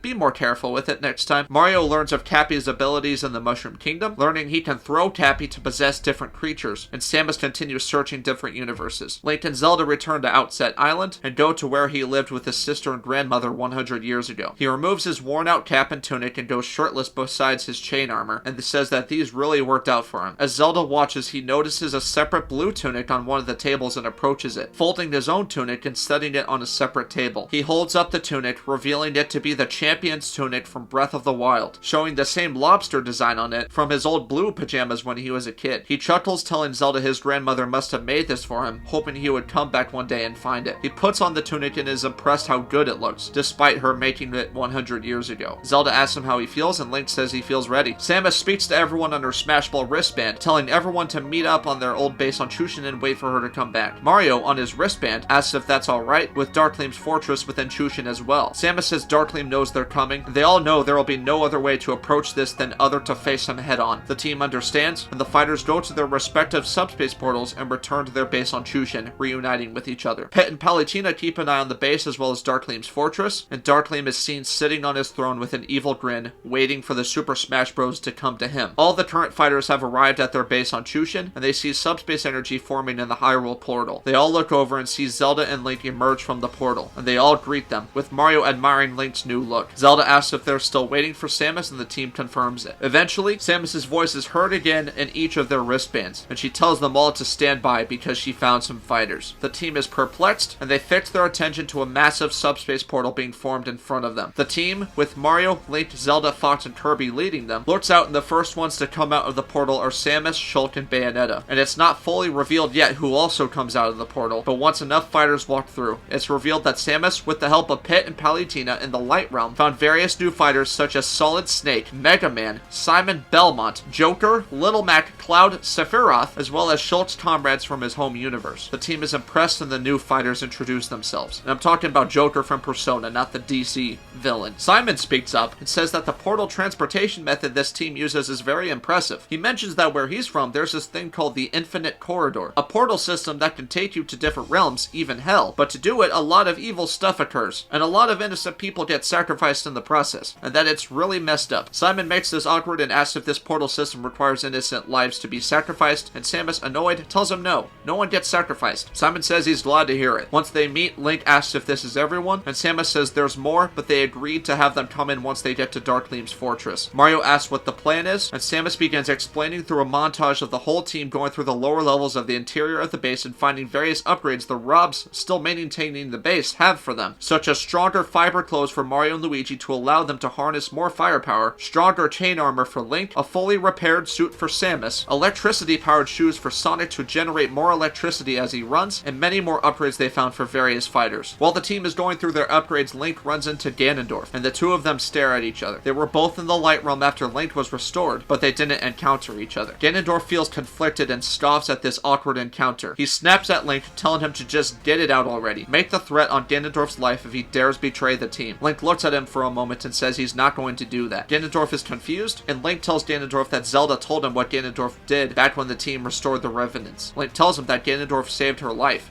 and for that he's grateful. Ganondorf is stunned, and Link walks past him, and Ganondorf is unable to speak. Samus begins explaining the plan, telling the team that Dharkleem thinks he's most powerful when he's fused into one being. But however, while he thinks that's his greatest strength, it's also where his weakness lies as well. Dharkleem told them they'll only be able to win once they retrieve the final subspace particle from him and split Dharkleem back into Dharkleem and Darkin. So whatever it takes to do, that is exactly what they'll do. They'll use the 3 particles they have to fight Dharkleem from different directions and not let him focus on any specific fighter. That's why they found more fighters to increase their windows for attack. Samus says the plan is to corner Dharkleem and force the particle out of him somehow, and if the Light Realm can open up and help, that'll make a huge difference as well. The team, after so long, finally starts to feel hope again. They all admire their new upgrades. Link tells everyone when Dharkleem attacked them the first time, it was an ambush and they didn't know what they were dealing with, but now they know what they were walking into, and this can only be done if they all fight together as one. Link acknowledges to the new fighters that they haven't seen Dharkleem before, but to overcome this battle, all they need to know is to give everything they have. No matter how many fighters they bring in to help, it'll all be for nothing if they can't get the last particle from Dharkleem. Cappy is shown on Mario's head, looking determined, and Link looks back at Samus, telling her that sounds like 100% confidence in a strategy if he's ever heard one. The Super Smash Bros. Stand over the ledge of their floating base, looking out in the distance towards Dharkleem's fortress, all of them looking determined with immense drive. Dharkleem is shown again sitting on his throne, looking back in the direction of the Super Smash Bros. Base with the same look of determination. Master Beast and Master Giant are so summoned to his throne room, and Dharkleem tells them they'll be here shortly, and to get the armies ready. He admires his subspace particle again, and his immense army of hand troops, dark creatures, and new revenants of all kinds of warriors is revealed. The Super Smash Bros. Get ready to leave the base and go to Dharkleem's fortress to begin the final battle, and Fox, Falco, and Captain Falcon's cruisers will carry several members in it each, with the other members getting in other cruisers brought to Chushin from their home universes. In Fox's cruiser, Fox asks if the particles are set, and Mario confirms it. In Falco's cruiser, Link says let's go, and all the cruisers speed off towards Dharkleem's fortress. Ike admires his sword now wielding blue fire instead of regular fire, with that being Ike's upgrade. Mario asks Shulk how they're looking, and Shulk concentrates for a moment on the Monado, saying Dharkleem's doing exactly what he said he'd do.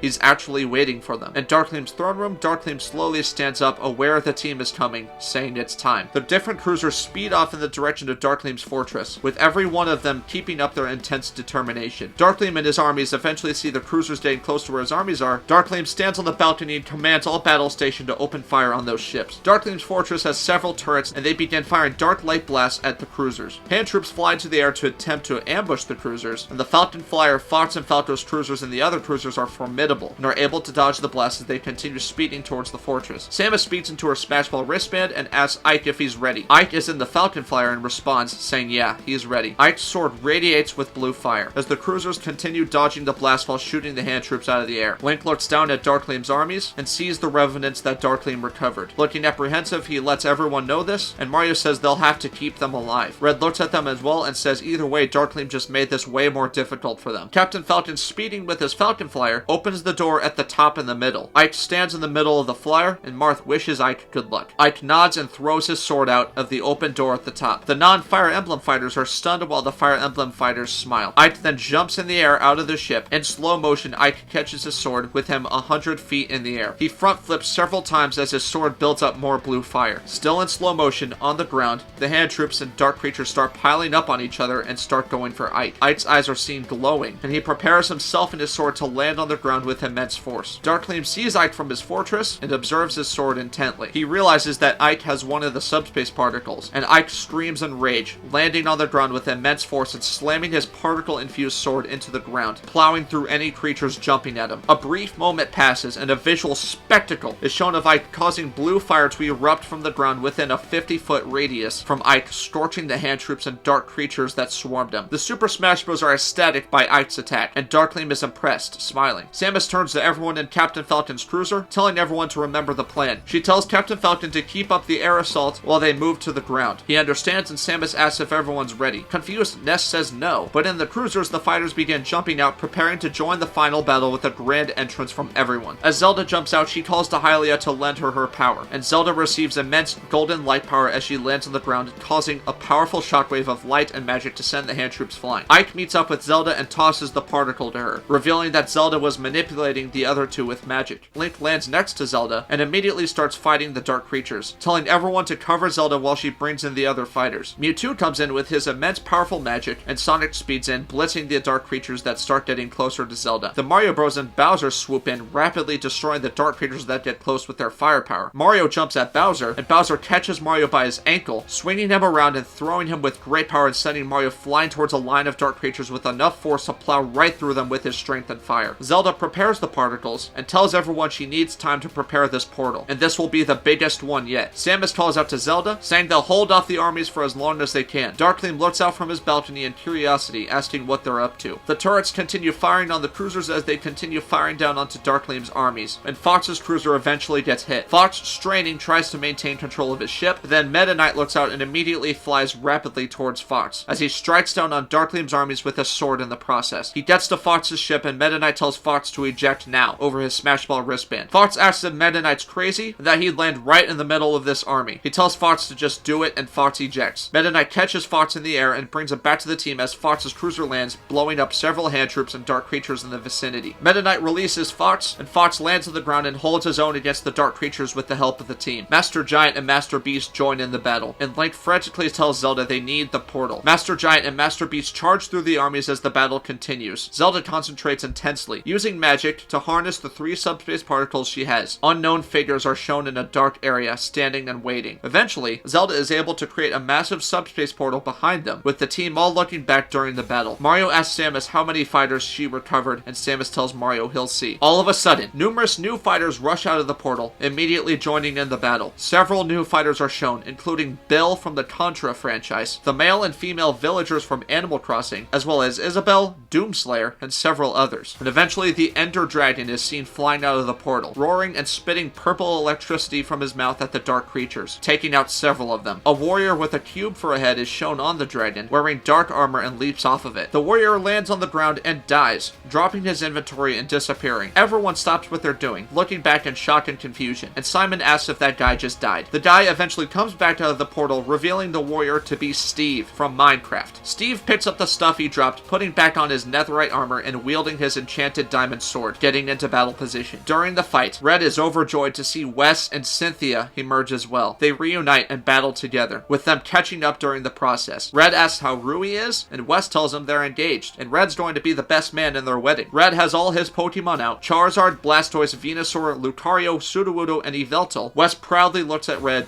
and acknowledges his growth as a trainer since he started. Wes and Cynthia send out their Pokemon, with Umbreon, Espeon, Entei, Suicune, Raikou, and Staraptor joining the fight from Wes. And Cynthia sends out Spiritomb, Togekiss, Milotic, Roserade, Xerneas, and Garchomp to join in the battle. Garchomp plows through the dark creatures and uses Earthquake to deal devastating damage to the dark creatures, as all the Pokemon fight together. Mewtwo and Pikachu swoop in and help the Pokemon fight. Wes nudges Red and says this doesn't look like a Pokemon battle, so they can probably break the rules a little bit. Wes shows 2 additional Pokeballs and throws them, revealing Greninja and Incineroar. Red is amazed, and Wes tells Red he's not the only one who's been traveling to different regions. King Dedede approaches Kirby and proudly tells him that Kirby is responsible for all of this. The fighting continues, with the numerous forces helping the Super Smash Bros. And fighting in almost perfect unison. Bayonetta uses her dark power and summons demons from a hellish inferno, such as Phantasmarene, Labolas, and Diomedes, 3 demons she has pacts with from the Bayonetta universe. Mario, fighting his own section of dark creatures, asks where Dharkleem is. Dharkleem is still standing in the balcony area and acknowledges how many forces were able to gather for this fight, admitting it's more than he expected. In the bright void, Dhalem, still chained up, tells Darkin he says Dhalem gave them false hope, but looking at them in action, holding their own against his army, there's no way Darkin can say that now. Darkin turns back to Dhalem and recalls Dhalem not really seeing what happened when Dharkleem ambushed their base when he took the particles and used Dhalem's power. Darkin walks towards Dhalem and tells him Dhalem was still settling in this place when Dharkleem single-handedly took on their most powerful team members, suffering only a scratch from a broken, unbreakable sword from Link. Darkin tells Dhalem he didn't see what happened, but Darkin would be more than happy to show him now exactly what he did last time. Dharkleem stands by his throne and begins rushing back to the balcony. Dharkleem leaps from the balcony and Luigi sees him jump. Luigi frantically tells everyone here he is. Dharkleem in the air gets Darkin's pincers and Dhalem's wings out and fires a massive beam of dark light at the team. The team frantically gets out of the way as the beam strikes where the team was fighting. They get sent flying, with some of them suffering injuries from the blast. Steve rides the Ender Dragon and it fires purple electricity at Dharkleem, with Dharkleem countering the energy with his own. He releases a massive surge of distorting light everywhere, throwing everyone off. Dharkleem lands on the ground amongst his army, and Mario, Link, and Samus look at each other, nodding at each other. Zelda sees them and uses magic to give each of them a subspace particle. Dharkleem sees the exchange, and Mario, Link, and Samus, each of them wielding one of the subspace particles, all charge at Dharkleem. Dharkleem chuckles as his army advances towards the rest of the team, letting the 3 Smash Bros fight Dharkleem in an open area. Link charges directly at Dharkleem, and Samus out in the distance firing her weapons at Dharkleem. They get to him, and Mario aims a fiery punch right for Dharkleem's face. Dharkleem dodges, but in slow motion he realizes he's moving his face right into one of Link's arrows. The arrow pierces his face and gets electrocuted with it, while he gets hit with a phazon/subspace particle beam, sending him flying. Dharkleem gets up, takes the arrow out of his face, and continues fighting. He lunges his spear at Mario, but Mario jumps onto the spear and leaps in the air, hitting Dharkleem with a backflip and firing a large stream of fire at Dharkleem. Dharkleem absorbs the fire and shoots it back at Mario, sending him flying. While Link picks up fighting Dharkleem, Samus uses her energy whip to latch onto Mario and fling him back at Dharkleem, using Mario to hit Dharkleem with a powerful punch. Dharkleem gets up and uses his subspace particle to send another surge at them. They continue fighting, with Mario, Link, and Samus coordinating their attacks the best they can. Dharkleem continues to hit all 3 of them with powerful attacks, but the 3 fighters there do not waver from their convictions to defeat Dharkleem with everything they have. Mario, Link, and Samus eventually get back and they stare at Dharkleem, with the 3 of them starting to get fatigued from the battle. Dharkleem looks back at them, hardly fazed at all. Dharkleem scowls, asking them if they're aware of the definition of insanity. They don't say a word, and Dharkleem tells them it's repeating the same thing and expecting a different outcome. Dharkleem says if they're going to repeat their tactics in this meaningless attempt to strip the particle from him, he says to at least be creative about it. Mario smirks, telling him they plan to. They charge at him again, and Dharkleem goes for Link, clashing with Link's Master Sword. Zelda looks over and watches the battle happen between them. All of a sudden, Link's Phantom Master Sword phases through Dharkleem's spear, surprising him. He pierces Dharkleem's shoulder with his sword, but with Link close to Dharkleem, Dharkleem snatches Link and headbutts him several times brutally, and tosses Link aside. Link's face is bloodied and he throws him at Mario, throwing off Mario's charge towards Dharkleem. Dharkleem takes the Master Sword out of him, and uses it and his spear to deflect Samus's incoming energy blast at him. Mario helps Link recover, and Link uses sheer willpower to stay in the battle despite his injuries. Dharkleem deflects Samus's blast, but isn't ready for Mario tackling Dharkleem to the ground. Link picks up his sword and uses his chains to wrap around Dharkleem's wrist, and Samus uses her energy rip to wrap around Dharkleem's other wrist. Dharkleem strains on the ground and sees Mario standing over him menacingly with fire coming from his eyes. Mario begins bashing Dharkleem's face with his fiery fists, repeatedly sending shockwaves of fire and subspace energy with each hit. Dharkleem eventually overpowers Link and Samus, throwing them with the restraints they put on his wrists. Samus retracts her energy whip as she gets tossed, and Dharkleem catches Mario's next fist, and uses his own fist holding Mario's fist to punch Mario in the face and pick him up, slamming him into the ground twice, and flinging him far away from the battle. Mario's face is also bloodied, and he struggles to get up. Cappy's eyes show up pleading with Mario to get up. Zelda sees this and rushes to their position, asking Ganondorf to give her the Triforce of Power. Ganondorf scoffs and asks Zelda if she's serious. Zelda says for Ganondorf to just trust her. When Link gets tossed, he loses his grip on the chains, and on the ground he looks up to see Dharkleem now utilizing Link's chains. Zelda rushes in, wielding the Triforce of Wisdom and now the Triforce of Power. Zelda takes out the Triforce pieces, still utilizing Hylia's power, and throws them at Link, but then Dharkleem prepares his spear to throw at Link. The Triforce pieces flung at Link, attached to Link's hands as if they're magnets, and before the spear can make it to Link, a surge of immense golden light comes from Link, getting everyone's attention in the battle. Dharkleem is stunned to see that Link caught Dharkleem's spear, and Link holds it by his face with his eyes glowing in a holographic image of the Triforce rotating behind Link. Link tosses the spear away. Link takes 2 fingers on each hand and wipes them on his face below his eyes, kinda like this, and he gives himself the marks of Fierce Deity Link, revealing Link now as an even more powerful version than Fierce Deity Link, wielding now a subspace particle as well as the complete Triforce. Link takes out his sword and smirks, making a gesture with his hands as if telling Dharkleem to come to him, kinda like this. Furious, Dharkleem takes Link's chains, sees a spear on the end, and flings the chains with a spear on it at Link. Link rotates his head to the side to avoid the spear and quickly wraps his leg around the chains, pulling his leg back far enough to yank Dharkleem towards him. Link side flips several times the opposite way to free his leg, and he uses his immense power, chains in which he reclaims, arrows and boomerang to go ham on Dharkleem. Link rolls between Dharkleem's legs, firing an arrow through the bottom of his face and coming out of the top of his head, then piercing the sword right through Dharkleem's back. Dharkleem gets out Galeem's wings and summons his spear back to him, overwhelming Link with the powerful light, and Link gets sent flying again with his sword, removing it from Dharkleem. Mario and Samus recover, with Samus hitting Dharkleem with another powerful beam of energy. Samus walks closer, as Dharkleem is practically entirely engulfed by the beam, and when Samus gets right over him, still blasting her energy beam, it gets more powerful. Master Giant and Master Beast, with their immense power, begins gaining the upper hand over the Super Smash Bros. As they desperately try to regain the upper hand of the battle, destroying the hand troops and dark creatures but not killing their revenants. Samus backs off and has restraints that she plants around Dharkleem as he stands up, pinning them by his feet. Dharkleem notices the resistance at his feet and looks back as Mario throws Cappy. Dharkleem is confused by this and finally sees Cappy's eyes. He can't react as Cappy lands on Dharkleem's head, with Mario's life force entering Dharkleem's body. Mario enters a void within Dharkleem's body, seeing the memories of Galeem and Darkin fighting each other and going through flashes of their adventures. Mario then briefly sees Galeem in the bright void as he's chained by Darkin's chains of darkness. Link and Samus are stunned, and Dharkleem strains, trying not to get possessed by Cappy's ability. Eventually, Dharkleem opens his eyes, revealing Mario's eyes. Mario, in Dharkleem's body, forces Dharkleem to punch himself several times in the face and body while being restrained by Samus's restraints. Link asks Mario what he's doing, and Dharkleem tries to regain control over his body, with Cappy heavily straining against Dharkleem's resistance. Dharkleem's eyes repeatedly flash, and Mario within Dharkleem's void yells for Link to do it now. Link, apprehensive, yells at Mario, saying that Mario is still possessing him. Mario in the void yells for him to just do it. Dharkleem briefly regains control, telling Mario he's only hurting himself by doing this, and Mario says either way way, Mario is taking Dharkleem down with him. Fierce Deity Link, wielding the Subspace Particle as well as all 3 Triforce pieces, rushes towards Dharkleem as Dharkleem continues to be possessed by Mario and restrained by Samus. Link leaps at Dharkleem at great speed, but eventually goes to slow motion as Link twirls his sword and body around, eventually aiming his sword at Dharkleem possessed by Mario for the fatal attack. Dharkleem briefly takes control again. Still in slow motion, and gets his spear out to defend against Link's sword. Link's Phantom Blade phases through Dharkleem's spear, and Mario, watching intently, tells Cappy to release from Dharkleem. Mario's body spawns outside of Dharkleem, reclaiming his hat as Dharkleem's neck is open to Link's blade. Everyone watches as Link's blade slices through Dharkleem's neck, decapitating Dharkleem and sending his head flying. Everything stops as Dharkleem's head lands on the ground. Mario, Link, and Samus regroup, out of breath, as Mario tells Link he did it, but all of a sudden, they hear Dharkleem's voice again, saying, "Impressive!" Mario, Link, and Samus freeze in disbelief. They look over at Dharkleem's head as it smiles at them, with Dharkleem commending Link for using the Phantom Blade he gave him to use it against him, as well as Mario and Samus for coordinating their attacks well with each other against him, saying he was wrong to underestimate them. Mario flings Cappy at Dharkleem's head again, but all of a sudden, Dharkleem's spear comes flying in, impaling Cappy to the ground next to his head. Mario cries no, and Link and Samus look back in desperation, seeing Dharkleem's headless body walking past them. Cappy is in pain, and Dharkleem tells them, however, he doesn't make the same mistakes twice. Dharkleem's body takes the spear out of Cappy, and Cappy lies weakly. Mario rushes over and picks up Cappy, letting him rest on top of Mario's head and to take it easy now. Dharkleem tells them, as Dharkleem's body begins reattaching his head to his body, that was a great effort, but there's only one way to kill him. Tentacles emerge from where Dharkleem's head was, and reattaches Dharkleem's head to his body, and Dharkleem says, and that was not it. Link frantically tells Mario and Samus they need to get the particle out of him now. Mario asks how. They just hit him with everything they had and it did nothing to him. Samus says she has an idea. Looking back at the battleground and the rest of the Super Smash Bros. Continuing to fight, Dharkleem starts walking towards them, preparing his spear, and Samus says he's seen their abilities, but he hasn't seen everyone else's. Zelda meets up with the 3, and Link asks what she's suggesting. Samus says if they keep attacking Dharkleem like this, they'll never get the particle out of him, since he knows where they are. Samus says as powerful as Dharkleem is, he's not immune to surprise attacks. Zelda hears this, and Mario catches on, saying they scatter the particles among the team and keep them moving, and when they're ready, Link finishes by saying they hit them from different directions. Samus says they're all doing this together, saying let's let the team help them. Zelda asks them to give her the particles, saying she'll get started with the process. Link looks up at the sky and says hold on. He says for all of them to go, and he'll buy them some time. Zelda protests, and Link says to trust him. They understand, and Mario, Zelda, and Samus run from Dharkleem, returning to the battlefield and joining in the fight. Fierce Deity Link still stands facing Dharkleem with his Subspace Particle as well as the 3 Triforce pieces. Dharkleem questions this, confronting Link. Link doesn't say a word as he prepares to fire a powerful arrow at Dharkleem. He fires the arrow and Dharkleem effortlessly catches it. Link looks unfazed, and Dharkleem says, as he said,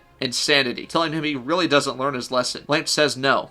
That would be the signal. Dharkleem looks at the arrow in his hand, and all of a sudden, a great electrical surge comes from it, and an immense lightning strike comes from the ground and goes into the sky of the darkness. In the Light Realm, Pit and Palutena have their forces ready, along with the light representatives, and they see the lightning. Pit says that's the signal, and Palutena prepares the massive light portal. Link runs from Dharkleem, joining in the battle and meeting up with everyone when they see the light portal opening up, with numerous amounts of lightning coming from the portal and flooding the sky. A brief shot is shown of the dark sky with the portal, as if looking like the white dot in the black part of the yin and yang symbol reforming and trying to restore the balance of the symbol. Dharkleem recovers from the lightning and looks up. His armies look up, and Pit, still without his wings and leading the charge, dives out of the portal along with the Light Realm armies and light representatives. Dharkleem looks back to where Link was and sees that he's gone. Dharkleem looks back at the battlefield, frustrated and muttering the particles. Pit lands on several hand troops that charge towards the Light Realm armies, and the Light Realm armies clash with the creatures of darkness that charge into the sky. Pit uses his double-edged blade to slash the dark creatures with maximum efficiency, with Palutena and Rosalina using powerful magic to plow through the creatures, as well as the light representatives making their entrance. Rosalina then starts creating a massive light portal to summon the Comet Observatory to the battlefield, revealed to have both Grand Stars powering the massive ship. Link throws his Subspace Particle to Zelda, and Zelda scatters the particles out. The first fighters to receive them are Simon, Mewtwo, and Robin. Mewtwo and Robin gain immense magical power, and they start turning the tide of the battle, with Simon admiring the particle that got flung to him. The dark creatures start charging towards Simon, and Simon smiles, starting to twirl his powerful chain around his body and saying he has something he'd like all of them to meet. His friend he calls Morning Star. With the power of the particle, Simon flings his Morning Star around, and as the spear of the Morning Star slashes through the dark creatures and the hand troops around them, they start blowing up in the same way it would blow up vampires in his Castlevania universe. Simon flings Morning Star above him and yanks it down, blowing up the area around him and scorching the dark creatures and hand troops, revealing himself unscathed from the blast. The Pokemon continue fighting alongside Mewtwo, with Mewtwo able to deal great damage to the dark creatures. But however, Mewtwo eventually gets sent flying with a surprise attack from Master Giant. Mewtwo lands next to Bowser, and Mewtwo communicates that Bowser can take it from here, and that it'll continue the battle. Bowser understands and accepts the particle, transforming into Giga Bowser, roaring at Master Giant as it clashes with Giga Bowser, who is now the same size as Master Giant. Dharkleem is among the battlefield, trying to find the scattered particles and focusing with Galeem's power. In the bright void, Darkin commands Galeem to tell him where the particles are. Galeem chuckles and says he thought Darkin was controlling Dharkleem, with Galeem sitting here in this nice void. Dharkleem turns back to the battlefield apprehensive when he hears Pit's voice screaming his name. Dharkleem turns to the sky and sees Pit falling towards him, preparing his double-edged sword. Dharkleem and wingless Pit enter a sword fight, with Dharkleem saying Pit doesn't have the particle, so he has no interest in Pit. Pit, furious, says he swear to God that he'll make Dharkleem pay for what he did. Dharkleem responds, saying, well, I don't like being sworn to. Giga Bowser and Master Giant are in a fierce brawl as Robin transfers his particle to Steve, and Simon throws his particle to Bayonetta. Bayonetta catches it and looks back at Simon, who winks at her and asks her how she's doing. Bayonetta rolls her eyes and ignores him. Pit and Dharkleem continue fighting, and Dharkleem slashes down his spear onto where Pit is. Pit has his double-edged sword out and detaches from the middle, making Dharkleem's attack miss him completely. Pit then slashes him repeatedly with his detached blades. As Dharkleem recovers, he gets hit with a powerful Inferno attack from one of Bayonetta's demons. Bayonetta arrives, landing on the ground with the wings of Madama Butterfly, and she sees Pit. Pit sees that Bayonetta has one of the particles and acknowledges that. Bayonetta cuts him off, saying he's getting up. Dharkleem stands up, and Pit and Bayonetta get in battle position together. Dharkleem sees the particle with her and says now her he's interested in. Bayonetta says sorry,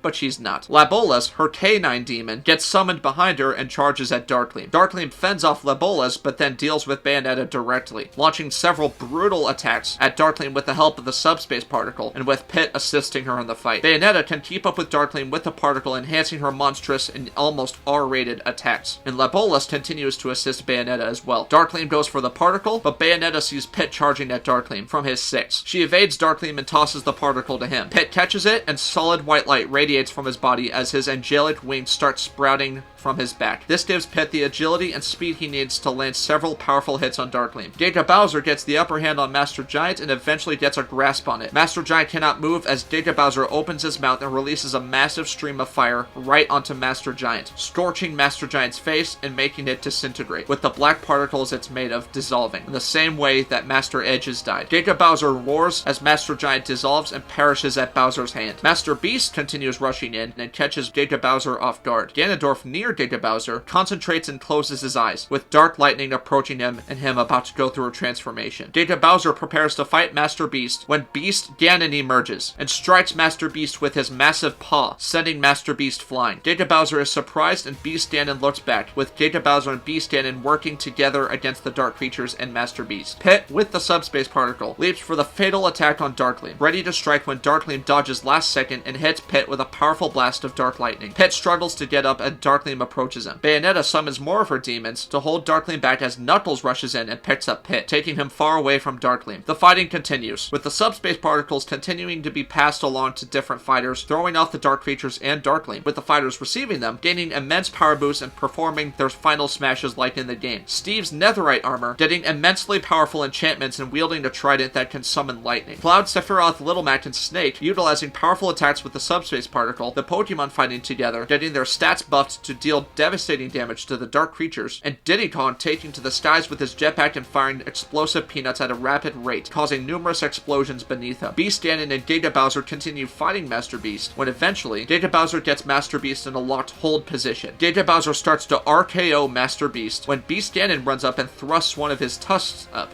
tusks like an elephant, piercing through the back of Master Beast's head and coming out through its mouth. Master Beast screeches and dies as well, with all of the fellow Masters now dead. Dharkleem loses chooses Pit and Knuckles, and continues searching for the subspace particles, scattered throughout the battlefield. What Dharkleem is dealing with is as soon as he concentrates on one of the particles, another one sends a powerful signal from a fighter using it. When he notices the signal, he gets another signal from another one of the particles in a different direction, and this is what throws Dharkleem off. The Super Smash Bros. Keep this up, keeping Dharkleem guessing and unsure what to do, which is what their plan was, to not focus on one fighter. Eventually, the Ender Dragon is seen flying through the air above the battleground, and Doomslayer is seen standing on its back as it flies. Isabelle makes it to the top of the dragon with the help of one of the Light Realm Angels, and she looks back down at the battleground and sees several hand troops and winged dark creatures flying across the battlefield below where they are, trying to gather her courage. She meets Doomslayer, and they look at each other for a moment before Doomslayer puts his fist out to do a fist bump with her. Isabelle gathers her courage and prepares to leap off of the Ender Dragon, getting her fishing rod out. Isabelle times her jump with the hand troop flying across and leaps off the Ender Dragon, latching her fishing rod onto the hand troop. Diddy Kong, still wielding the particle and creating explosions down below, sees Isabelle holding onto the hand troop and passes the particle to her. Isabelle gains immense power, and her tools turn into powerful weapons, using them to take down several hand troops in the air with her. Fighters with the subspace particle also make efforts to do surprise attacks on Dharkleem to try and get the last particle out of him, but they are unsuccessful and are forced to fall back and pass the particles to other fighters. On the ground, Mario, Luigi, Sonic, Tails, Samus, and Link meet up, with Super Sonic and Mario each wielding a particle. They're out of breath, and Mario is frustrated, saying they can't get the last particle out of Dharkleem. Link says this will go on all day if they can't get it out of him. Luigi says Dharkleem is getting used to their attacks, and they can't get close to him. But Sonic finishes by saying maybe he can. Everyone turns to him, and Sonic says if he can run fast enough, he can do to Dharkleem what he did to Taboo. Everyone looks apprehensive, and Tails says no one's denying Sonic's speed, but what he's suggesting is incredibly dangerous. Sonic tells Tails that the subspace particles have the same effect on him that the Chaos Emeralds have, and even just one of the particles is enough to give Sonic those same level of powers. Link reminds Sonic that when Sonic used the particle against Dharkleem last time, when Dharkleem didn't have any of the particles, Dharkleem was still able to read Sonic's attack. Sonic says this time he'll have 2 of them. Mario quickly approaches Sonic and says absolutely not. The group there looks back at Dharkleem attacking several of the Super Smash Bros. And Light representatives in a different area, and Sonic asks why not, reminding Mario that Mario was able to hold 3 particles at once against Taboo. Mario tells Sonic that even he still doesn't know how he did that. Plus, it was very brief. Mario says even just handling one of the particles at a time is a lot to handle. Anything more than that can be detrimental to the user. Tails approaches Sonic and says they'll find another way to get the particle out of Dharkleem. Sonic looks at Link, and Link nods at him. Sonic says, like Link said, if they don't get the particle out of Dharkleem soon, they'll be at this all day, saying every second they waste is another chance of Dharkleem finishing what he started. Sonic tells the team his plan, saying the millisecond he gets the second particle, he'll get the last particle out of Dharkleem. Samus sighs and tells the group he's right, reminding them of when Sonic made it to the subspace blasphere the very instant he touched even one of the subspace particles. Samus tells him to imagine how fast he'll be able to be with 2 particles. Mario turns back to Sonic, telling him it may feel like a millisecond to everyone else, but the moment he receives the second particle, it's going to hurt a lot, and he'll feel every bit of that, no matter what speed he's going in. Sonic understands and gets in a starting position as if it's a race again. Mario removes the subspace particle from his body, reforming the subspace particle in his hand. Link speaks into the Smash Ball wristband to fighters, telling several of them to form around Dharkleem. He himself rushes to the area Dharkleem is in, waiting for Sonic's attack. Before Mario gives Sonic the second particle, Tails tells Sonic that Knuckles told him what happened to both of them back on Chushin, when Dharkleem practically destroyed both of them. Tails chokes up and tells Sonic he cannot see that happen to him again. Sonic smiles at Tails and tells him it'll be all over before he knows it. Link, Donkey Kong, Knuckles, Little Mac, Kirby, Ganondorf, and Bowser, who've reverted to their normal forms, stand around Dharkleem while Dharkleem is occupied pursuing Pikachu, who is running away from Dharkleem and using an immensely powerful Volt Tackle to electrocute the area around him consistently with the subspace particle. Super Sonic takes a deep breath in his starting position, canceling out everything around him, and Mario tosses the second subspace particle to him, with Sonic saying, "Gotta go fast." Sonic focuses on Dharkleem's position, and lightning already starts forming around him. In slow motion, Sonic catches the second particle while wielding the first, and Sonic seemingly disappears instantly, traveling so fast he leaves an immense trail of lightning, with his shoes radiating electricity and striking dark creatures all around him. Dharkleem starts to turn towards Sonic, and Sonic, in immense pain from wielding 2 subspace particles, and leaps directly at Dharkleem. Dharkleem can't react as Sonic hits Dharkleem directly in the abdomen, and in slow motion, yellow lightning comes from both of them, and Dharkleem goes through whiplash from the attack, with Dharkleem's rough skin rolling back from the impact. The energy of the subspace particle within him starts radiating towards his back, but eventually the particle begins reshaping itself and departing from Dharkleem's body. The fighters in position around Dharkleem are stunned as they begin to process the instantaneous attack from Sonic. Dharkleem struggles to retrieve the particle as the particle is flung from Dharkleem's body, from the immense force from Sonic's attack. Dharkleem starts to get sent flying, but the particle gets sent to the fighters around Dharkleem and gets caught by Knuckles. Before Dharkleem can continue getting sent flying, Super Sonic lets go of his second particle and Link recovers it, and Sonic, still wielding one of the particles, strikes Dharkleem from above, pinning him to the ground, and seemingly repeatedly hits Dharkleem with powerful attacks at the speed of light, with no one able to process Sonic's speed before hitting Dharkleem with his next attack. Sonic rolls in place on top of Dharkleem, generating friction and electricity all over Dharkleem and making Dharkleem strain. Dharkleem cannot catch Sonic as Sonic continues to run laps around him. Link finds windows to shoot light arrows with the help of his particle, avoiding Sonic as Sonic continues bombarding Dharkleem with attacks. Knuckles then strikes Dharkleem, dragging him across the ground and throwing him back towards the battle. Mario sees Dharkleem flying towards him and clotheslines him with a powerful fist. Dharkleem realizes he no longer has the subspace particle with him and grows rageful. Sonic calls out to Mario and he throws his particle back to Mario. Mario and Dharkleem enter another 1v1 and Mario tries to keep up with Dharkleem's power, and Knuckles and Link jump in to help Mario. The three particles are accounted for with Luigi making sure they have them, with Mario, Link, and Knuckles each wielding a particle. However, they can't find the last particle and wonders where it is. Doomslayer now walks in a different section of the battlefield. The subspace sensitive hand troops pick up the signal from Doomslayer and begin charging at him along with several dark creatures. Doomslayer reveals the subspace particle in his hand and clenches his fist, giving himself the power of the subspace particle and not saying a word. He then gets his chainsaw out and revs it up, trying to get it to turn on. The dark creatures and hand troops get closer and Doomslayer eventually gets his chainsaw working. Doomslayer begins his fight with the hand troops and dark creatures and enters a fierce battle, with Doomslayer taking on the dark creatures and hand troops in the same manner he does in his Doom games. He fires machine guns, whirls his chainsaw around, and keeps up with the overwhelming numbers of the troops swarming him. Cloud and Mega Man watch this happen and ask if he needs help. Doomslayer eventually pins one of the hand troops down and thrusts his chainsaw down into it. He keeps fighting the creatures when Samus eventually joins in the fight, with Doomslayer and Samus both taking them on now, coordinating their attacks well together and both of them utilizing the gadgets and advantages they have with their power suits. Doomslayer eventually uses his immense power from the particle and summons massive red energy blades from each of his arms. He twirls around with Samus dodging and slashes multiple hand troops and dark creatures at once. Dharkleem faces Link, Mario, and Knuckles, and he eventually catches Knuckles by the throat and flings him away. Kirby sees Knuckles in the air and helps Knuckles recover. Dharkleem kicks Link, but this time Link has his shield up, getting sent flying but not suffering as devastating an attack as before from Dharkleem, leaving Mario alone against him again. Dharkleem continues to dodge Mario's fire attacks, with Dharkleem saying they may have gotten the particle out of him, but all these little attacks they're hitting him with won't be enough. Mario says they're well aware of that, and sees Luigi in the corner of his eye. Mario prepares an attack with the particle, and Dharkleem uses this window to quickly evade and bash Mario several times with attacks of his own, making the particle get set flying. He clutches Mario by the throat and watches Luigi lunge in and catch the particle. Luigi gains immense power and glares at Dharkleem. Being choked by Dharkleem, Mario chuckles and tells him this whole time Dharkleem could see the world around him, but now he's about to be shown what it's like to see everything and nothing all at once. Dharkleem is confused, and Luigi creates a powerful illusion sphere around the area. The illusion sphere is trippy, and Dharkleem, straining, drops Mario out of confusion. Everything is inverted, and art animation styles frequently change to styles like stencil, pixels, stop motion, and others. Mario strains to get out of the illusion sphere, and eventually gets out, regaining his normal form. Dharkleem adjusts to the illusion sphere, but Luigi begins hitting Dharkleem with a barrage of attacks along with his green fire. Luigi lands several punches, kicks, and fire attacks on Dharkleem, but eventually forces Dharkleem out with a powerful lunging kick. Dharkleem gets sent flying out of the illusion sphere and regains his proper form. Luigi summons his illusion sphere back to him and uses it as enhanced green fire, blasting powerful green fire at Dharkleem. Dharkleem deflects the green fire to the sky with his spear, and the beam of fire creates an L shape as the deflection of the green fire goes to the sky. Luigi strains, trying to summon as much fire as he can when Donkey Kong comes in with one of the particles, punching Dharkleem to the ground. This allows Luigi to hit Dharkleem with the green fire, and Donkey Kong to rapidly throw punches to Dharkleem's face, with the particle enhancing Donkey Kong's punching attack in speed. Link then latches onto Dharkleem's neck with his chains and flings him to an open area. Once Doomslayer and Samus are done dealing with the hand troops and dark creatures, they see what happened. Doomslayer gives Samus the particle and thanks her for the assist, saying Samus might make better use of it on that guy than him. Samus nods in understanding. Bowser and Ganondorf are in the area and they see what's about to happen. Ganondorf looks at Bowser and shakes his hand. Bowser asks what that was for, and Ganondorf says he never thought he'd say this, but throughout this journey it did feel somewhat pleasant to work with others. Bowser is surprised by this and says the fight's not over. Ganondorf looks back at Dharkleem, recovering in the open area, and says yeah, there's one more thing he needs to do. Donkey Kong passes the particle back to Link, and Luigi passes the particle back to Mario. Knuckles and Kirby rush in, and Knuckles gives Kirby his particle, saying he believes it's time. Samus, over her wristband, asks Sonic to reposition her, and Sonic immediately takes activates her and drops her off in a good spot where the 4 fighters, now each wielding a particle. Mario, Link, Samus, and Kirby. They get into flanking position with Dharkleem unable to strike all of them at once. Dharkleem gets Daleem's wings and darkens pincers out. In battle position, ready to strike. Mario and Samus fire their respective energies at Dharkleem with the help of each of their subspace particles, and Dharkleem tries to desperately move to a separate position to avoid being pinned by the fighters. Link fires a powerful arrow containing the full energy of the subspace particle directly at Dharkleem's heart, making him start to collapse but not falter. Kirby activates his mage ability with the particle and fires a powerful magical blast at Dharkleem as well, now with all 4 particles being used against Dharkleem. Mario notices Dharkleem is still rushing to escape the flank and frantically tells the other fighters they need to have Dharkleem pinned. Link starts to rush in when he sees a shadowy figure rush in behind Dharkleem. Dharkleem, attempting to escape the flank, suddenly realizes he can't move. He continues to get hit with the 4 particles and strains to get free when he realizes Ganondorf is behind him, holding him down in this position. Dharkleem freezes when Ganondorf, now also getting hit with subspace energy, angrily whispers in Dharkleem's ear, telling Dharkleem he's not going anywhere. The fighters hitting Dharkleem with subspace energy realize that somehow Dharkleem stopped moving and that someone must be pinning him down. Dharkleem frantically asks Ganondorf what he's doing. He's also getting hit by subspace energy. Ganondorf, straining against the subspace energy, tells Dharkleem he's wasted so much time pursuing power to take over a mere kingdom that exists only as a speck compared to the vastness of the multiverse. Dharkleem starts to angrily call Ganondorf a fool when Ganondorf cuts him off, asking if he's a fool now or if he's what he called him before, a pest who demands the respect of a god. Ganondorf chuckles, saying he'd now rather be a fool. Link peers through at Dharkleem and the shadowy figure and tries to figure out who's pinning down Dharkleem within the subspace attacks, and Zelda rapidly approaches Link. Dharkleem continues straining, and Ganondorf looks at Link and Zelda through the subspace attacks. Ganondorf begins talking to the 2 of them, knowing they can't hear them, and tells them he knows he's responsible for all of this, because he couldn't acknowledge what he truly was, a mere man blinded by hatred and greed. Mario, Kirby, and Samus continue straining, continuing to hit Dharkleem with their attacks. Ganondorf says he accepts his role in the multiverse, not a god, but a pest who hopes to atone for what he's done. Ganondorf looks back at Dharkleem in rage, and says Dharkleem's atoning with him. Link and Zelda finally see that it's Ganondorf as the one who's pinning down Dharkleem, and sees that he's also taking the full force of the 4 particles. Link frantically tries to command the fighters to stop blasting them, but before they can react, the subspace energy attacks fully engulf Dharkleem and Ganondorf, with Dharkleem roaring in rage and his body starting to split in 2, with dark lightning and regular lightning coming from his body. The 2 halves of Dharkleem's body eventually turn into Darken and Daleem, and they both get sent flying into the sky with both of them in their deity forms, Darken out of his human form. So both of them now look like what you see in the games. They immediately blast their energies at each other, with darkness and light clashing against each other in their purest forms, and the Super Smash Bros. Watch in awe from below. Link doesn't see Ganondorf anywhere, and is devastated before he eventually watches the clash between Daleem and Darken in the sky. Darken concentrates on Daleem intensely with his eye that fires devastating dark energy at Daleem. In the darkness, Darken is more powerful than Daleem, and Darken tells Daleem he's not done with him yet. Daleem desperately tries to overpower Darken and sees Mario on the ground below, watching in disbelief. Daleem strains but eventually finds a window to escape Darken's blast and flies directly at Mario. The team gets apprehensive, and Mario frantically tries to get in battle position before Daleem collides with Mario, making the screen go all white. A moment passes before Mario is seen standing with his eyes closed in a bright meadow pasture with flowers and tall grass all around him. Mario opens his eyes and squints from the brightness. It's revealed that Mario is in a similar bright void that Darken and Daleem were in. He wanders and walks forward, brushing the tall grass and eventually seeing what appears to be a subspace deity sitting on a bench, looking at some kind of view in the distance. Mario is confused and keeps approaching the figure, careful as he does it, remembering Taboo. The figure looks over at Mario as he approaches from the side and greets him with a voice that's not Taboo's before looking back over the view. Mario, perplexed, asks if this figure is Taboo. The figure smiles and says not quite, but he can see the resemblance. Mario asks who this is then, and the figure proceeds to show him by spreading his subspace wings similar to Taboo, but instead revealing that it's Daleem's wings. Mario then comes across the realization that this is Daleem in his true form and acknowledges it, remembering when Daleem turned Mario into a trophy. Daleem apologizes about that, but confirms it, and invites Mario to sit with him. Mario hesitates, but takes a seat on the bench next to Daleem. They both look over at a majestic view of a great village, with many layers and a sky as if representing a bright rainbow or the northern lights. Daleem apologizes to Mario about the sudden intrusion, but he needed a place to briefly depart from Darken's presence. Mario asks what this place is, and Daleem tells Mario this is his mind, and what he sees before him was his home before his conflict with Darken, the light realm before it became what it is today. He tells Mario that when he and Darken were fused, Darken had him chained on the other side of the meadow so he wouldn't be able to see and reminisce about his olden days and reflect on the time he actually had freedom. Mario struggles to process process all this and tells Dharkleem he has so many questions. Dharkleem says to ask them now because they have a very important task to perform here in a bit. Mario says first he asks about the visions he received. Dharkleem answers saying they were warnings, saying he couldn't communicate with Mario through the visions but was hoping he would acknowledge them with his friends, the representatives of light. Mario understands, and then he acknowledges that Dharkleem is a member of the Subspace deity species. Dharkleem says he's not just a member, he created the species. Mario is stunned, and Dharkleem tells Mario he'll start from the beginning. Mario tells Dharkleem they learned the tale between him and Dharkleem from Pit, and Dharkleem tells Mario they don't know the full story. Dharkleem starts the story, confirming how he and Dharkleem were created by the gods of darkness and light, and how their mission was to spread day and night all around the multiverse while maintaining peace and balance with the people. He mentions how Dharkleem had different plans for the multiverse and how they entered their war with each other, ending countless lives across the multiverse in the process. Mario tells Dharkleem that Pit told them there were hand troops on each side of the war, with hand troops fighting with Dharkleem. Dharkleem tells Mario that Dharkleem knew that Dharkleem was favored by the people while fearing Dharkleem, and Dharkleem and Dharkleem both knew, even at the time with their own powers against each other, they would not overpower the other. But Dharkleem was a master of deception and manipulation. Dharkleem says that every single hand troop in the war belonged to Dharkleem, but Dharkleem had placed several of his hand troops on Dharkleem's side to force Dharkleem's side to cause just as many casualties at his side, tarnishing both of their reputations in the process. Dharkleem says that every day he fought Dharkleem, he had to make a decision. Wherever they fought, Dharkleem needed to decide what outcome would be best to avoid as many casualties as possible. It was between 1, stopping the hand troops even on his side from causing destruction to the town below, which would diminish his forces. 2, focus solely on Dharkleem and his hand troops to give him a fighting chance, even if that means people would die below. Or 3, stop fighting and protect the people below, and every single hand troop, even the ones on his side, would go against him and destroy everything, with Dharkleem killing him in the process. Dharkleem tells Mario he knew if Dharkleem were to kill him in the war, the darkness would overwhelm the multiverse, creating the same kind of darkness blast Dharkleem unleashed to wipe out every single life form in existence. So Dharkleem had to make the grueling choice every single day for centuries to allow the people to die beneath him as he fought with the hand troops against Dharkleem to protect the grand scale of the entire multiverse. Mario thinks about this and the Subspace deities, and asks Dharkleem why he didn't summon the Subspace deities to his war. Dharkleem says that's because he gave them a choice. A flashback is shown to when Taboo was seen standing with the king of the Subspace deities, his wife and Namek in Super Smash Bros. When Dharkleem obtained all 4 of the Subspace particles after defeating the Super Smash Bros. When the king told Taboo that they were given a choice to stay in the subspace by their creator, and they chose to settle for that confined space, and they were happy with that. Another flashback is shown to when Dharkleem, with the subspace particles, and also in his human-like subspace deity form, created the subspace deities, caring for them as if they were his own children. Dharkleem asks Mario what kind of being he would be to force his own creations to fight in his own battle that they're not meant to fight. Mario remembers what happened to them in Taboo, and Mario apologizes for that. Dharkleem says he doesn't blame Mario and his team for what happened. He says that his people made their own choices that led to their fate, and Taboo trying to change their fate only sealed it when Mario's team had the resolve to save everyone they loved. Mario says that means the subspace particles, and Dharkleem confirms that the subspace particles are his objects of light. Mario says, so then, when the Revenants were restored, why did they follow Dharkleem? And Dharkleem says it was because of how the current balance was. All darkness with the blinking white dot due to Dharkleem, the creator of the particles, living within a being of darkness, which was darkened. Dharkleem says they were restored initially as agents of darkness, but all they did with the particles was balance out how they were restored, giving them light to counter the darkness within them and returning them to normal. But then Mario clarifies Samus, who was not restored to her proper self with subspace, but rather with just lightning. But Dharkleem says it was the same thing, with the lightning coming from the light realm powerful enough to counter the darkness within her instantly. Mario understands, then asks about the destruction of the subspace deities. Mario clarifies the hand troops that invaded the subspace deity planet, and Dharkleem tells Mario it must have been a last-ditch effort from Dharkleem's forces to finish off what they started in the war by taking the last thing Dharkleem had to render him powerless against darkness. And Master Core greeting him in the Dark Realm presented as Mario must have just been a reminder of Mario killing the last of Dharkleem's species in an effort to break him. Mario asks if it broke him, and Dharkleem says he's always been broken, and even now he constantly questions what he could have done differently in his war with Dharkleem to save more lives. Mario accepts the truth about Dharkleem and tells him that Dharkleem did the best he could, and he's sorry that the people couldn't see it that way. Dharkleem says that the beauty of the right to choose is that with a single thought a man can change his entire destiny and whether or not he wants to make a difference from his own heart and not be forced or influenced into making that change. Dharkleem says the only thing he wouldn't change from the war is that despite the subspace deities not helping him in his war against Dharkleem, he still would have given the subspace deities the right to choose that path instead of forcing them to battle with him. Dharkleem says that Dharkleem misunderstands his motives. With the light realm going numb to change and simply keeping peace, Dharkleem says he is not opposed to change. But however, Dharkleem believes that if change were to occur, it must come from one's own beliefs to step up and make that difference. Galeem turns back to Mario and tells him the greatest and most heroic thing anyone can do is just to simply choose to do the right thing, which is exactly what Mario and his team had done, stepping up and choosing to fight the battle that was not theirs to fight. Mario looks intently at Galeem and asks, so what are they doing now? Galeem repeats that every day he asks himself what he could have changed from his war, but when he fused with Darkin, he finally realized what he needed to do to overpower him. Mario asks what his plan is, and Galeem asks Mario what he knows about the prophecy from the Mushroom Kingdom. Mario thinks and says that he and Luigi were prophesized from the cosmos that they would be the ones to protect the Mushroom Kingdom, but they hadn't learned much more than that. Galeem tells Mario that the prophecy was only passed through the Mushroom Kingdom cosmos and the beings and objects of light associated with his universe. He says that its origins actually came from the Light Realm, acknowledging not only the Mario Bros, but also the original ones affected by the prophecy, the Wario Bros. Mario asks so the cosmos didn't make a mistake with the Wario Bros? Galeem says that all the Mushroom Kingdom representatives and objects of light did was acknowledge that Mario and Luigi's power would be greater. Mario tries to piece all of this together and suggests that if the prophecy actually came from the Light Realm,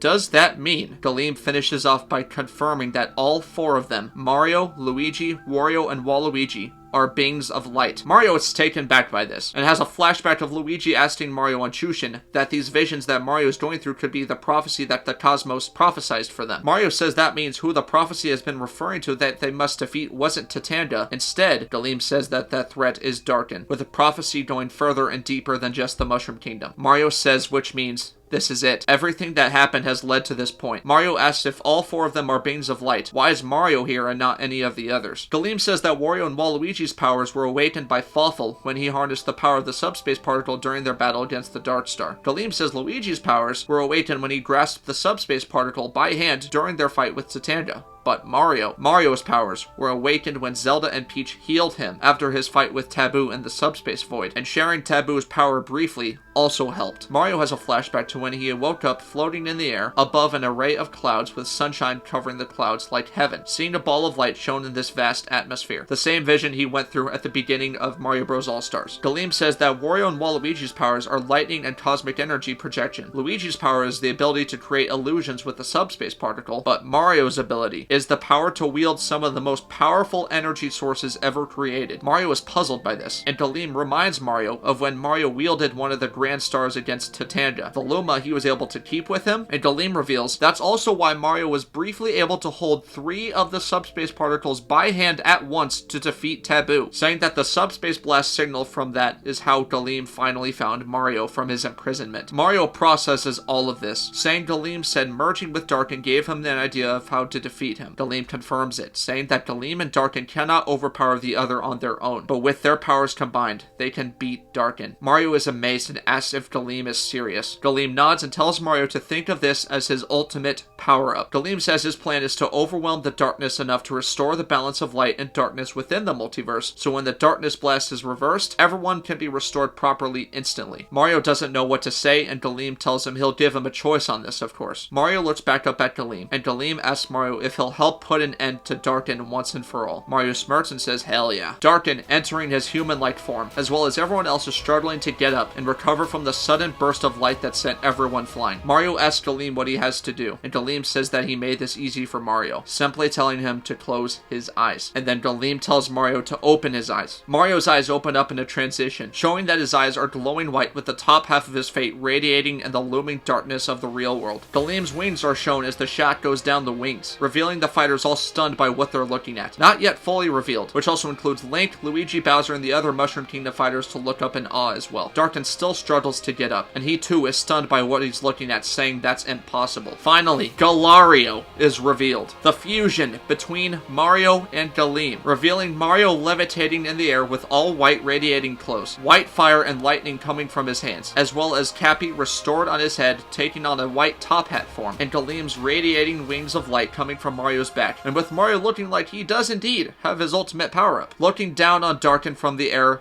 glaring at him. Darkin stands up and looks back at Galario above him. He asks how this is possible. He's not a god. Galario responds in Galeem and Mario's voices together, saying he knows he's not a god, and Darkin's not either. Darkin, furious, quietly asks Galeem if he's going to defy him, and Galario says he's been defying him this whole time, and now he's finally going to finish this like he should have centuries ago. Darkin finally realizes his position, and tries to plead with Galeem not to do this, and that together they became the new gods. And Galario says that a god that begs for mercy is no god at all. In the blink of an eye, Galario flies directly into Darkin, carrying him and punching him, and sending powerful beams and blasts of light, fire, and electricity at Darkin, as if it's Superman. Several floating structures and massive rocks are shown in the dark sky, as Galario punches and carries Darkin directly through the structures as if they're nothing, and Darkin eventually gets thrown directly through Dharkleem's fortress, causing a significant amount of destruction to the fortress. Galario continues to throw and punch Darkin around the vastness of the Dark Realm, and when Darkin and Galario send blasts of darkness and light at each other, Galario easily overpowers Darkin and sends him flying again. Visual spectacles are shown of all of this, and Galario begins hitting and flying around Darkin at the speed of light. Link gives the Triforce of Wisdom to Zelda, and Zelda creates a protective Triforce barrier above the team watching from the ground, protecting them from falling debris. Galario continues giving Darkin the work, and eventually they both land on the ground, and Galario blasts Darkin with light, fire, and electricity, while Darkin is pinned down. Darkin roars in pain as tiny cracks start forming in his skin with blue light coming from it. Galario then throws Darkin thousands of feet directly above him into the air, and takes a moment to catch his breath. Galario looks all around at the Super Smash Bros. And Light representatives, and they all look at him stunned. Galario, still speaking in Mario and Galeem's voices, requests everyone's assistance. Everyone looks at him intently, and Galario tells everyone he needs them to hit Galario with the most powerful energy attacks they have. Everyone's confused, and Wario, preparing lightning, expresses his interest in this idea. Luigi asks Mario if he's sure, and Galario says he can absorb the energy and use it to give everything he has for this last attack. Galario looks back up and sees Darkin still being sent flying in the air above. Galario then looks at Rosalina and asks her if she can summon the 2 grand stars here. Rosalina says absolutely, and Galario says for everyone to do it now. Several different energies, lightning, fire, cosmic energy, phazon, pure light, and others start instantly projecting at Galario, who raises both of his fists to catch the energies, straining and building up massive power for his last attack. Rosalina points her cosmic wand at the Comet Observatory and summons both grand stars to her. She redirects them to Galario, and the 2 grand stars convert to energy and attach to each of Galario's hands, as he continues to receive more power. Link calls to Galario, asking what about the particles, and Galario says he'll let them know when to use them. Galario eventually builds up enough power and says everyone might want to get out of the way. Galario then launches himself into the sky, creating a massive crater and rush of wind as he flies into the dark sky at great speed, catching up with Darkin about to reach the peak of Galario's throw, radiating all the different kinds of energy he just received from everyone below, and bringing out both his fists radiating with golden light from the grand stars. Galario then positions himself in the air, readying his fist to hit Darkin with his signature devastating spike. Darkin, terrified, looks up at the magnificence that Galario beholds, with the pesky red plumber he once tossed aside, now wielding the life force of his greatest opponent. And then, with great force, Galario then spikes down Darkin from thousands of feet in the air, and creating a visual spectacle of a multicolored light shockwave, as if it's the Northern Lights, similar to Galeem's home, and a sound wave of all the energies combined together within Galario. And Darkin begins getting sent flying down towards the earth at a speed well beyond the speed of sound, crashing into several massive rocks and pieces of debris floating in the sky, and eventually crashing down all the way to the ground where they were initially. Darkin lies limply on the ground, with more cracks appearing on his body, with blue light coming from it. Galario lands next to Darkin and examines him. Galario snatches Darkin by the throat and levitates in the air, hoisting up Darkin as he does so. As he levitates in the air, bright light comes from Galario, and in a second Galeem and Mario split from each other, and Mario lands on the ground while Galeem still has Darkin in the air, maintaining his true form, his subspace deity form, revealing that Darkin and Galeem are the same height in these forms. On the ground, the team helps Mario recover as Mario struggles to sit up, back to his normal self. They all watch in the sky as Darkin realizes this is Galeem's true form. Darkin acknowledges Galeem as a subspace deity, as Galeem stares at Darkin intensely, while keeping his firm grip on Darkin's throat. Galeem quietly but angrily tells Darkin he will never manipulate anyone ever again, and his reign is over. Darkin starts to panic and says no, but Galeem starts radiating with light as its revealed parts of the sky above start creating more windows for light to return. All of a sudden, a massive concentrated blast of light comes out of Galeem's body and engulfs both of them. The blast of light is shown entering other universes, with the radius of the blast getting big enough to cover entire planets and restore the decomposed bodies of people, regenerating their skin and their souls returning to their bodies as nature and life all around them is getting restored from the blast of light. Galeem and Darkin both strain in the light, and Galeem directs the blast of light to shoot in the opposite direction as well. Darkin sees that more cracks are forming on his body, and he starts to panic again, pleading with Galeem that if Darkin dies, the light will overwhelm the multiverse. Galeem scoffs, asking since when has Darkin cared about balance. Darkin screams no, and Galeem calls to Link and Zelda that have the subspace particles near them. Galeem requests the particles, and Link signals to Zelda to get them lined up for him. Zelda nods and uses magic to manipulate the subspace particles to get them lined up perfectly in slow motion. Link readies an arrow and releases it, piercing all 4 subspace particles. Time returns to normal and Dharkleem catches the subspace particle-infused arrow with his right hand. Subspace energy floods into Dharkleem, and Dharkleem strains with Darkin looking at him in terror. With the particles, Dharkleem then sends one final surge of a multiversal blast of light, with countless strands of flashes of light going in all directions and undoing the darkness blast Dharkleem caused, showing several universes getting restored all at once, and people and creatures everywhere being restored back to their proper forms. In the light realm, the yin and yang symbol has the white part of the symbol gradually but rapidly reforming the proper symbol of balance. Being in its overwhelming presence, the light as well as the ongoing blast is too much for Darkin, and the cracks on his body shoot out the blue light, decomposing Darkin's body and dissolving within the light and erasing every last trace of Darkin as Dharkleem, out of exhaustion, releases the light blast and collapses, and he drops the particles onto the ground in the process. The team quickly helps recover him, and Dharkleem, exhausted, requests that he lie down. The particles lie on the ground, and the subspace magic manipulators pick them up and gather them around the team as they all watch Dharkleem lying on the ground. Dharkleem is out of breath, and Luigi looks to the sky to see overwhelming light in the sky, completely opposite to the dark environment present throughout the entire film. Some of the fighters start panicking when they notice that their skin is slowly starting to deteriorate. Mario grows apprehensive and sees that his skin is not deteriorating though, remembering that he is a being of light. Dharkleem tells everyone this isn't over, saying that Darkin is dead while he lives, and because of that, the balance is currently thrown off. The yin and yang symbol shown in the light realm is shown again, with the white part of the symbol starting to overlap into the black part, resembling the darkness, revealing that the light is about to do what the darkness did previously. Mario frantically kneels down to Dharkleem, saying that Dharkleem has to do something, asking what Dharkleem's plan is to undo this. Dharkleem says that Mario knows what it is, and that Dharkleem's known for a long time. With the team hearing this, they look troubled and saddened, with the non-light beings' deteriorating hands slowly working across their bodies and giving them enough time to talk this through. Samus kneels down next to Dharkleem and removes her helmet, placing her hand on top of his and saying he saved them. Dharkleem strains and says no. Everyone here saved him. Mario speaks again, saying there has to be another way to do this, so Dharkleem can finally enjoy his freedom. Dharkleem smiles and says this is enough, and that he's already free. He looks around at the team with the subspace particles, and back up at the overwhelmingly bright sky and starts a monologue. This was always the plan.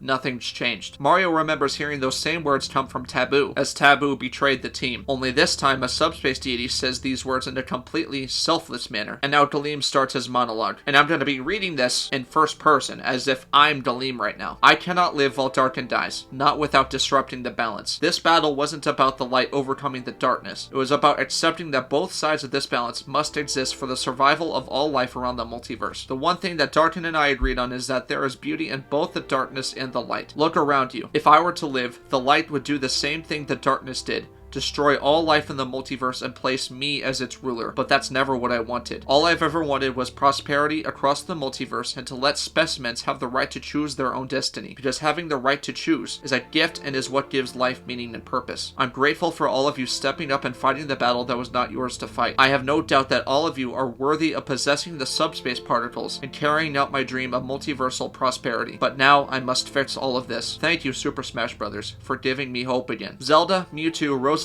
and Palutena each manipulate a subspace particle with magic, and the whole team looks at each other, even the newcomers that joined the final battle. Dharkleem finishes by asking them once he's done to look at how beautiful the sky above them looks, weakly smiling and saying what a nice view. Eventually, Dharkleem makes cracks form on his own body, as well with blue light coming from it, and his body decomposes with the blue light from his body evaporating into the air. As Dharkleem's body decomposes, the skin on the fighters as well as people around the multiverse see that their skin is regenerating again, with Dharkleem restoring the balance across the multiverse, and the yin and yang symbol officially being restored in the light realm with the exception of the white and black dot missing in each spot. Here's how that would look, symbolizing the deaths of both Dharkleem and Darkin. The team watches as Dharkleem's life force fades away, and everyone there looks to the skies and sees a gorgeous view of the sky, with light and darkness both taking up the sky. The team takes a moment to admire the view, and Link, finally processing this, says they did it. Everyone collects themselves, having just defeated their greatest opponent, and they all reunite with each other as the rest rest of the universe recovers and is properly restored thanks to the balance between light and darkness returning to normal. After everyone reunites, Link and Zelda wander through the aftermath of the battle, and they conclude they could not find Ganondorf's body in the midst of everything else, with Link telling Zelda that Ganondorf, of all people, was the one to sacrifice himself so the Super Smash Bros. Could separate Gleam and Darken with the particles. They reminisce on this, and they return to the group. 6 months later, the Super Smash Bros. Base on Chushin is going through reconstruction, with Robs working on rebuilding. It's revealed that within the base, a statue of Gleam has been built in his honor. After their battle with Dharkleem, the particles were returned properly to the vault, and Samus figured out a way to infuse each member of the team with a tiny amount of it, without damaging their bodies. It goes to Mario in a training facility within the depths of the base, with Mario asking Samus if this is going to work. Samus assures him it will, and Peach and Luigi watch. A machine gun turret appears and it starts rapid firing at Mario. Right when this happens, Mario summons the same kind of shield that appears in the Smash Bros. Games, and the shield is able to tank the bullets, with the shield slowly getting smaller as it gets hit by the bullets. Eventually, Mario breaks out of the shield and destroys the turret with the fireball. Samus is annoyed by this, but they confirm that they gave each member of their team this ability. Later, Link and Zelda are seen walking up the meadow pasture in Hyrule after Link and Zelda were able to restore and rebuild the kingdom within 6 months. Zelda asks Link if Ganondorf survived the battle with Dharkleem, if Link thinks he would have changed his ways and learned to make peace with Hyrule. Link tells her either way he went out like a hero, so he doesn't see why not. He understands that if even Ganondorf can be redeemed,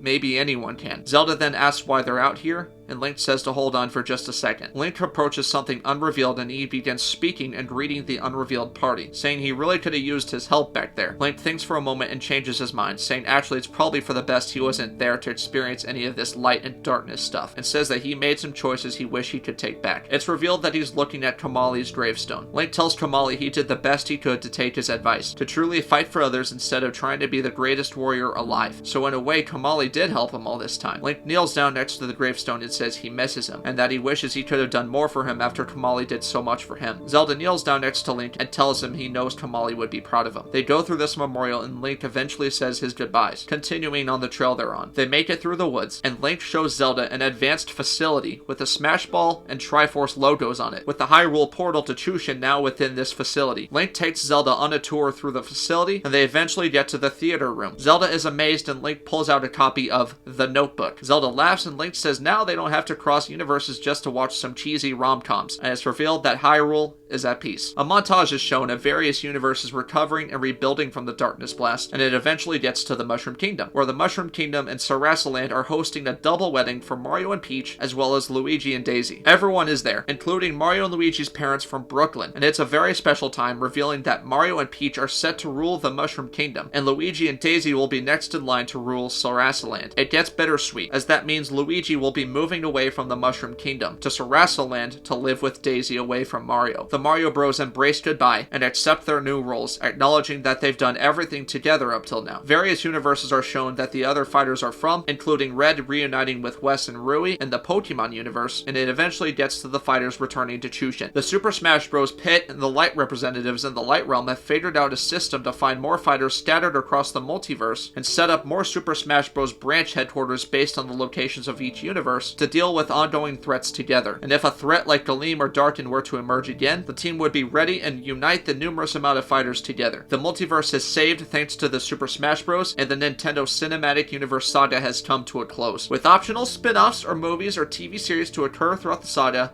in which I will not be covering. And everyone, that is the end of this hypothetical Nintendo Cinematic Universe saga. Thank you guys so much for watching all of these videos. And I just want you guys to know that these are ideas that I've had for years now, and the fact that I could finally put these ideas, create the actual stories themselves, put them out on this platform with you guys supporting it, it's really awesome. And just thank you guys for supporting these videos. It means so much to me. Like I said, I am open for spin-offs happening, but that's only if somehow, someway, this saga gets picked up by somebody. By some random animation studio that gets approved by Nintendo, I'm cool. I'm cool if they want to add more character spin-offs throughout the saga, especially completing the Pokemon trilogy, just whatever. And it could also allow for spin-offs to happen after this. But these are all the videos that I'm doing. So don't ask me to make more, because I'm done after this. Everyone, this will be considered as the main storyline of the NCU. And again, if spin-offs were to happen, that'd be fine, but I just won't be covering them. As long as they follow the main storyline of this saga, I'm game. I hope you guys enjoyed this conclusion of the Nintendo Cinematic Universe. I personally am really happy with how it turned out, and I hope you guys are too. I hope you guys enjoyed Dharkleem as a villain, and even though Dharkin and Dharkleem were infused into one being, I hope I covered still the division between Dharkleem and Dharkin, which complicated their relationship and creating Dharkleem as almost a conflicted villain, which I hope made him very interesting and terrifying. So everyone, with that, that'll conclude this video and this Nintendo Cinematic Universe saga. If you all enjoyed this video and this saga, make sure you guys hit the like button normally and subscribe to join the herd. Become a VIP herd member today, and I will see you guys in the next video.